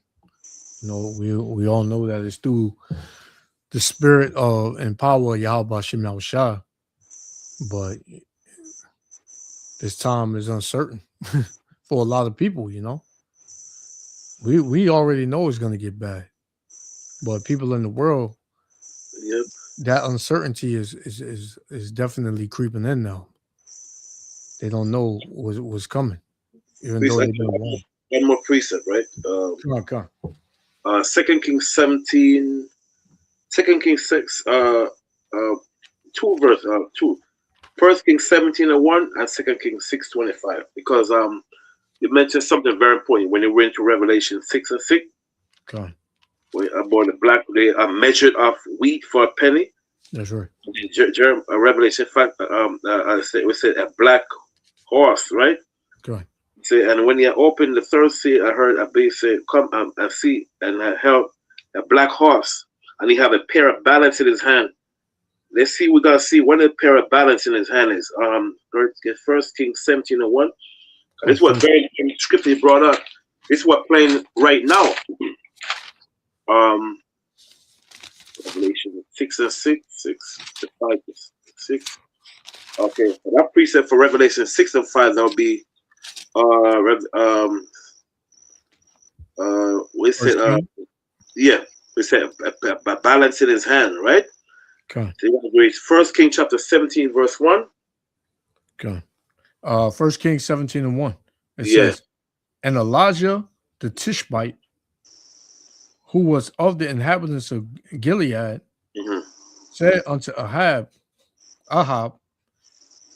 as the Lord power of Israel liveth, before whom I stand, there shall not be dew nor rain these years, but according to my word. Right, dew nor rain this year, right? Go ahead. And the word of the Lord came unto him, saying, get thee hence, and turn thee eastward, and hide thyself by the brook Cherith. Right. So now what happened, that verse right there in 17:1, that was the famine the Most High bring on the planet Earth, right? Okay. On Jerusalem. Now get 2 King chapter 6:25. When you read earlier, when it say a pair of balance in his hand, that balance represents a food famine, lack of food, shortage. Foods become scarce and so forth. People cannot afford it. Okay. That's a pair of balance that he have in his hand, right? 2 Kings 6:25. Oh, 6:25. Yes, sir. 2 Kings 6 and verse 25. It says, and there was a great famine in Samaria, and behold, they besieged it, until an ass's head was sold for 60 pieces of silver. You see, a ass head, right? Yeah. Go ahead. And the fourth part of the cab of dove's dung for 5 pieces of silver. Right, because there were food shortages. The same thing is going to happen in America, man, as we speak. Okay. That's why the Bible talk about a pair of balance in his hand. It's going to be food shortages. All the food you see in the supermarket at one time and so forth, man, nothing. Yeah. You're going to be eating freaking animals to survive, man. Donkey, whatever, whatever. I'm just using an example what we just read a little while, right? So that pair of balance is represent food shortages in the last days, man. We brought out earlier. Okay. I just need to get a precept on that. You know what I mean? One more. Let's the apocrypha. One more. That you could close it out if you want, whatever you suggest. 2 Ezra chapter 6 and 22. Because this is coming, man. You gotta see a lot of people. You know that food scarcity. That's what it means. Food scarcity with things is gonna be so expensive that people ain't gonna be able to afford it. That's right. It's gonna be a luxury Yeah. to eat certain things. Yeah. God, 2 Ezra 6 and 22, it says, and suddenly shall the sown places appear unsown. One of the sown places, the grocery stores and so forth, all them grocery stores, you see people go, you could go around the corner, you could get whatever you want from the grocery store. All that is going to be gone. That's right. Yeah. It says, the full storehouses shall suddenly be found empty. You see? BJ's. You got BJ, what's the next one up? Walmart, right? BJ, Walmart. All the Costco's. Cut. See? All these things gonna happen, man. And what are we gonna do? Like I say, that's what that's where our faith God comes in, man. So everything I just brought down right there, right? So like, I just wanted to add on to what you were saying because I agree that these people, man, they just let anything just happen to them. I know everything's a course of prophecy, but the prophecy is saying that these people is going to allow the government of this world to overpower them. Like these people, the American people are weak, man. Like they're just weak. They let the government do whatever they want to do. Oh, it's a shutdown, so you're gonna stay in your house. Okay, let's go. Everybody go in the house. Like they just become weak, man. Like they let these are just people too. They're not superior to you. You know what I'm saying? They're just people following a job, doing what a job tells them to do to you. You know what I'm saying? And it's like you people just allow them to do anything they want to y'all. So y'all deserve it. Y'all deserve whatever's going to come to these people, man. Especially when not in the truth, man. Because the ones in the truth is the ones that are standing up to this government, man. We're standing up to these people, these Edomites, man. We're speaking the word of the Lord, man. And the Lord is speaking up, man. It's fighting against this system, man. You know what I'm saying? That's why I want to try to quiet the people of the Lord because they don't want us to fight against what they're doing. You know what I'm saying? But these American people have become so damn weak. Like other countries. When the government do something that's foul or a violation, right to them, they be riding out there, going crazy out there. But American people don't do nothing, man. It's that Gen Z, man. It's that Gen Z. They just go by what the plan. That's it. Whatever the government say, that's it. You know, while some of the people that you know see, they do that now because they see everything's like But when the Most High open their third eye, their mind, man. The page gonna flip because remember the Bible says gonna be uproar among the sea and the wave road, man. The people then it's gonna be a big calamity in this country, man. Which is coming, and the government know that. That's why they try to be prepared. Because when you can't go inside and do what you want to do at 12 o'clock in the morning, that's when people party. Like what the brother said earlier, man. You know. You can't party. You can't party no more. You can't go to the movie like you want to. You know what I'm saying? Yeah, you can't go out and hang out. You can't do that, man. They're just telling you, like, how are you gonna let these people just control your life? I thought it was supposed to be the land of the free. That's what they keep trying to promote to us. But to me, it's the land of control. You being monitored every goddamn way you go, man. You know how many damn you can't even drive in the street anymore, man. While getting a damn ticket. Like it's so, especially in New York City, man. Like it's just bad. Like they control you with everything you do. Yeah. Yep, you're right. That's what they want to do. Cut. Exactly what they want to do, man. Come on. I got this last one, Elder. Okay, cut. Because this was going into when Jerusalem got sieged, but you can apply it to today. This is Ezekiel chapter 4. And I'm gonna start at 7. It says, Ezekiel 4:7. It says, therefore, thou shalt set thy face toward the siege of Jerusalem, and thine arm shall be uncovered, and thou shalt prophesy against it.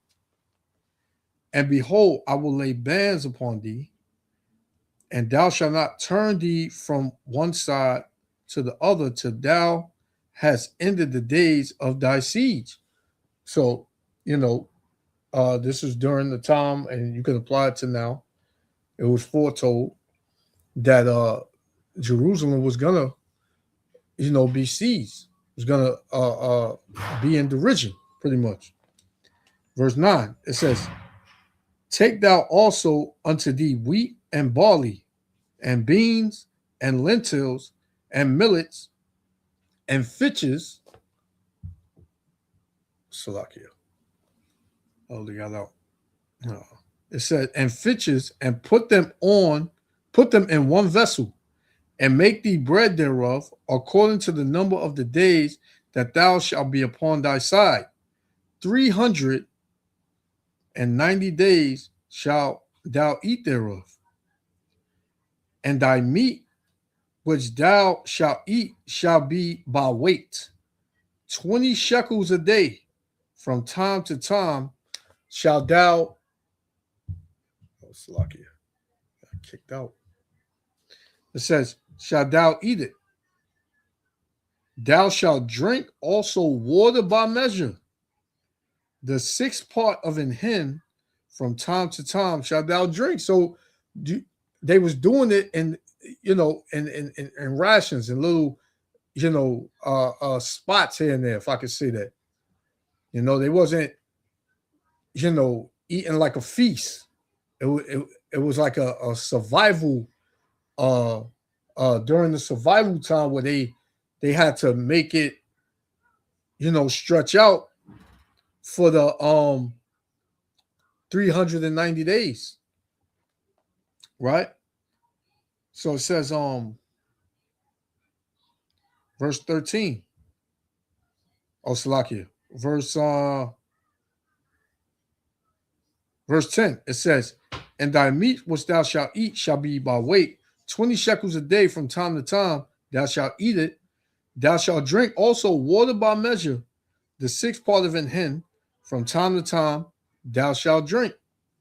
And thou shalt eat it as barley cakes, and thou shalt bake it with dung that come out of man in their sight, man.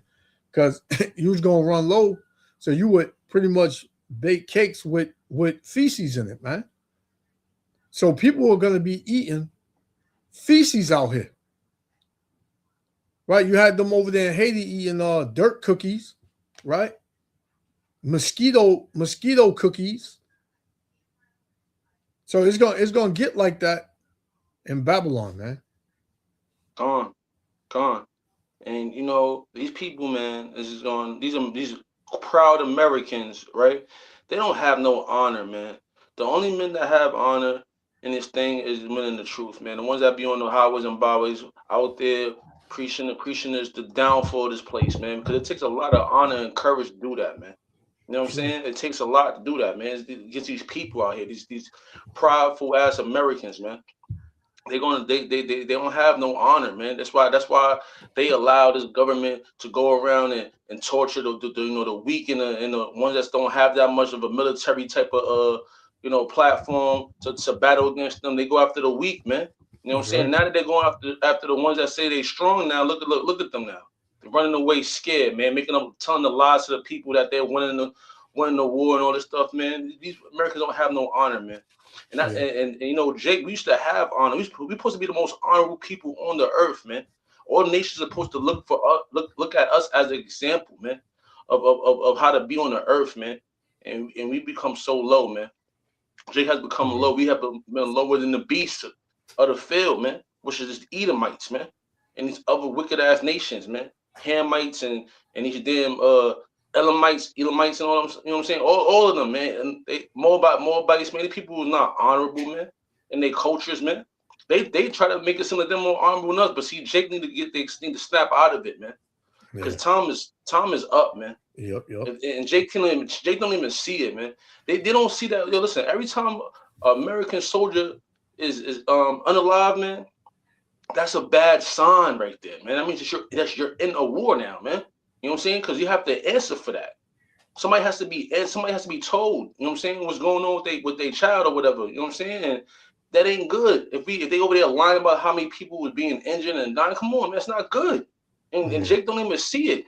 It's about to get turned up. The gas prices is going up. It ain't going to stop.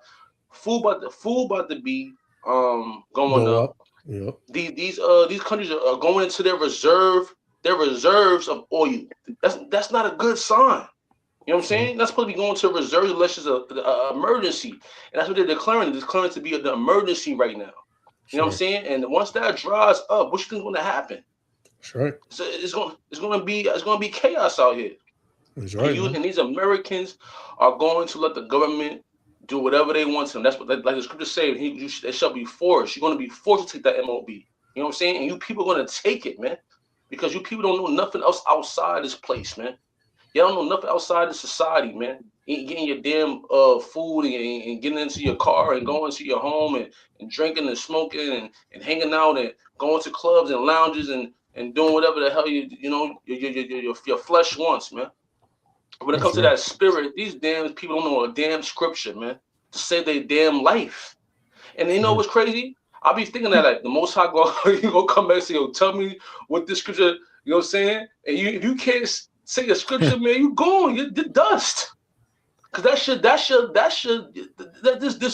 book called the Bible is your key. You know what I'm saying? It's not be destroyed, man.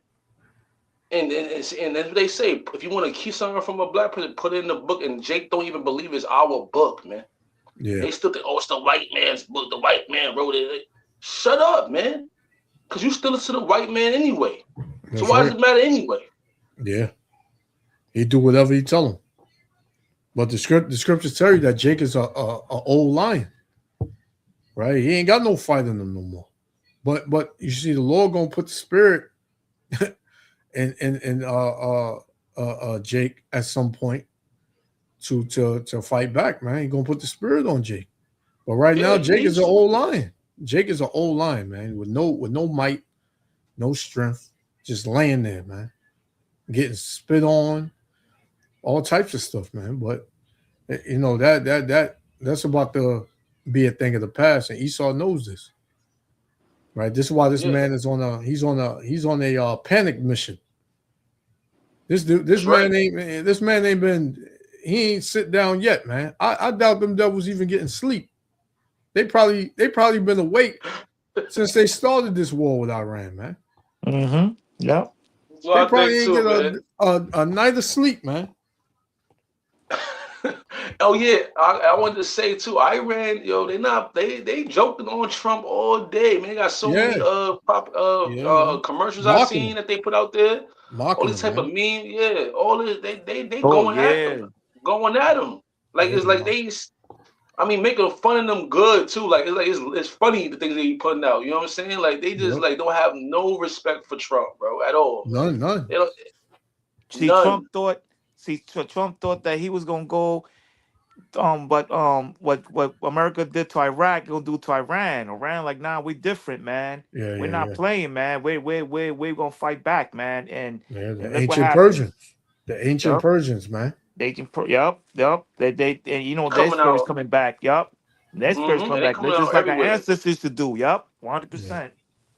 And they're gonna unite. They're gonna unite all these people together, man. Now look, they said Yemen's getting involved. Iraq said they getting involved now. You know what I'm saying? Iraq got a history with y'all already. They don't like y'all. You know what I'm saying? Exactly. So it's like y'all saying all these people that shot in, violated they country, and now it's time for payback, man. You know what I'm saying? Payback is here, man. The big payback, man. Yeah, like the America thinks they're never gonna get paid back. I mean, you had to know that, man. You had to know that. All the damn genocide and crimes y'all have done, people, man, on this country, man. In the name of the red, white, and screw. Yeah. You know what I'm saying? Like, no. Yeah, man. You gotta get it, man. And that video they showed with the missile they sent over here, man. And then they send it to the Baal statue. They know who y'all are, man. Mm-hmm. They know what y'all represent. They know who y'all be worshiping in the background. They know it all, man. You know what I'm saying? It's been exposed who y'all are, man. You know what I'm saying? So let it come, man. Because at the end of the day, man, their destruction is the salvation of the chosen ones, the elect, the hopeful elect, man, and the 1/3, man. That's that. So when this thing is up, man, you gotta just look up and hope that hopefully that chariot come and get you, man. That's what I pray and hope that the brothers that's sincere in this thing, that we all get beamed up, man. Sure. That's the only way out, man.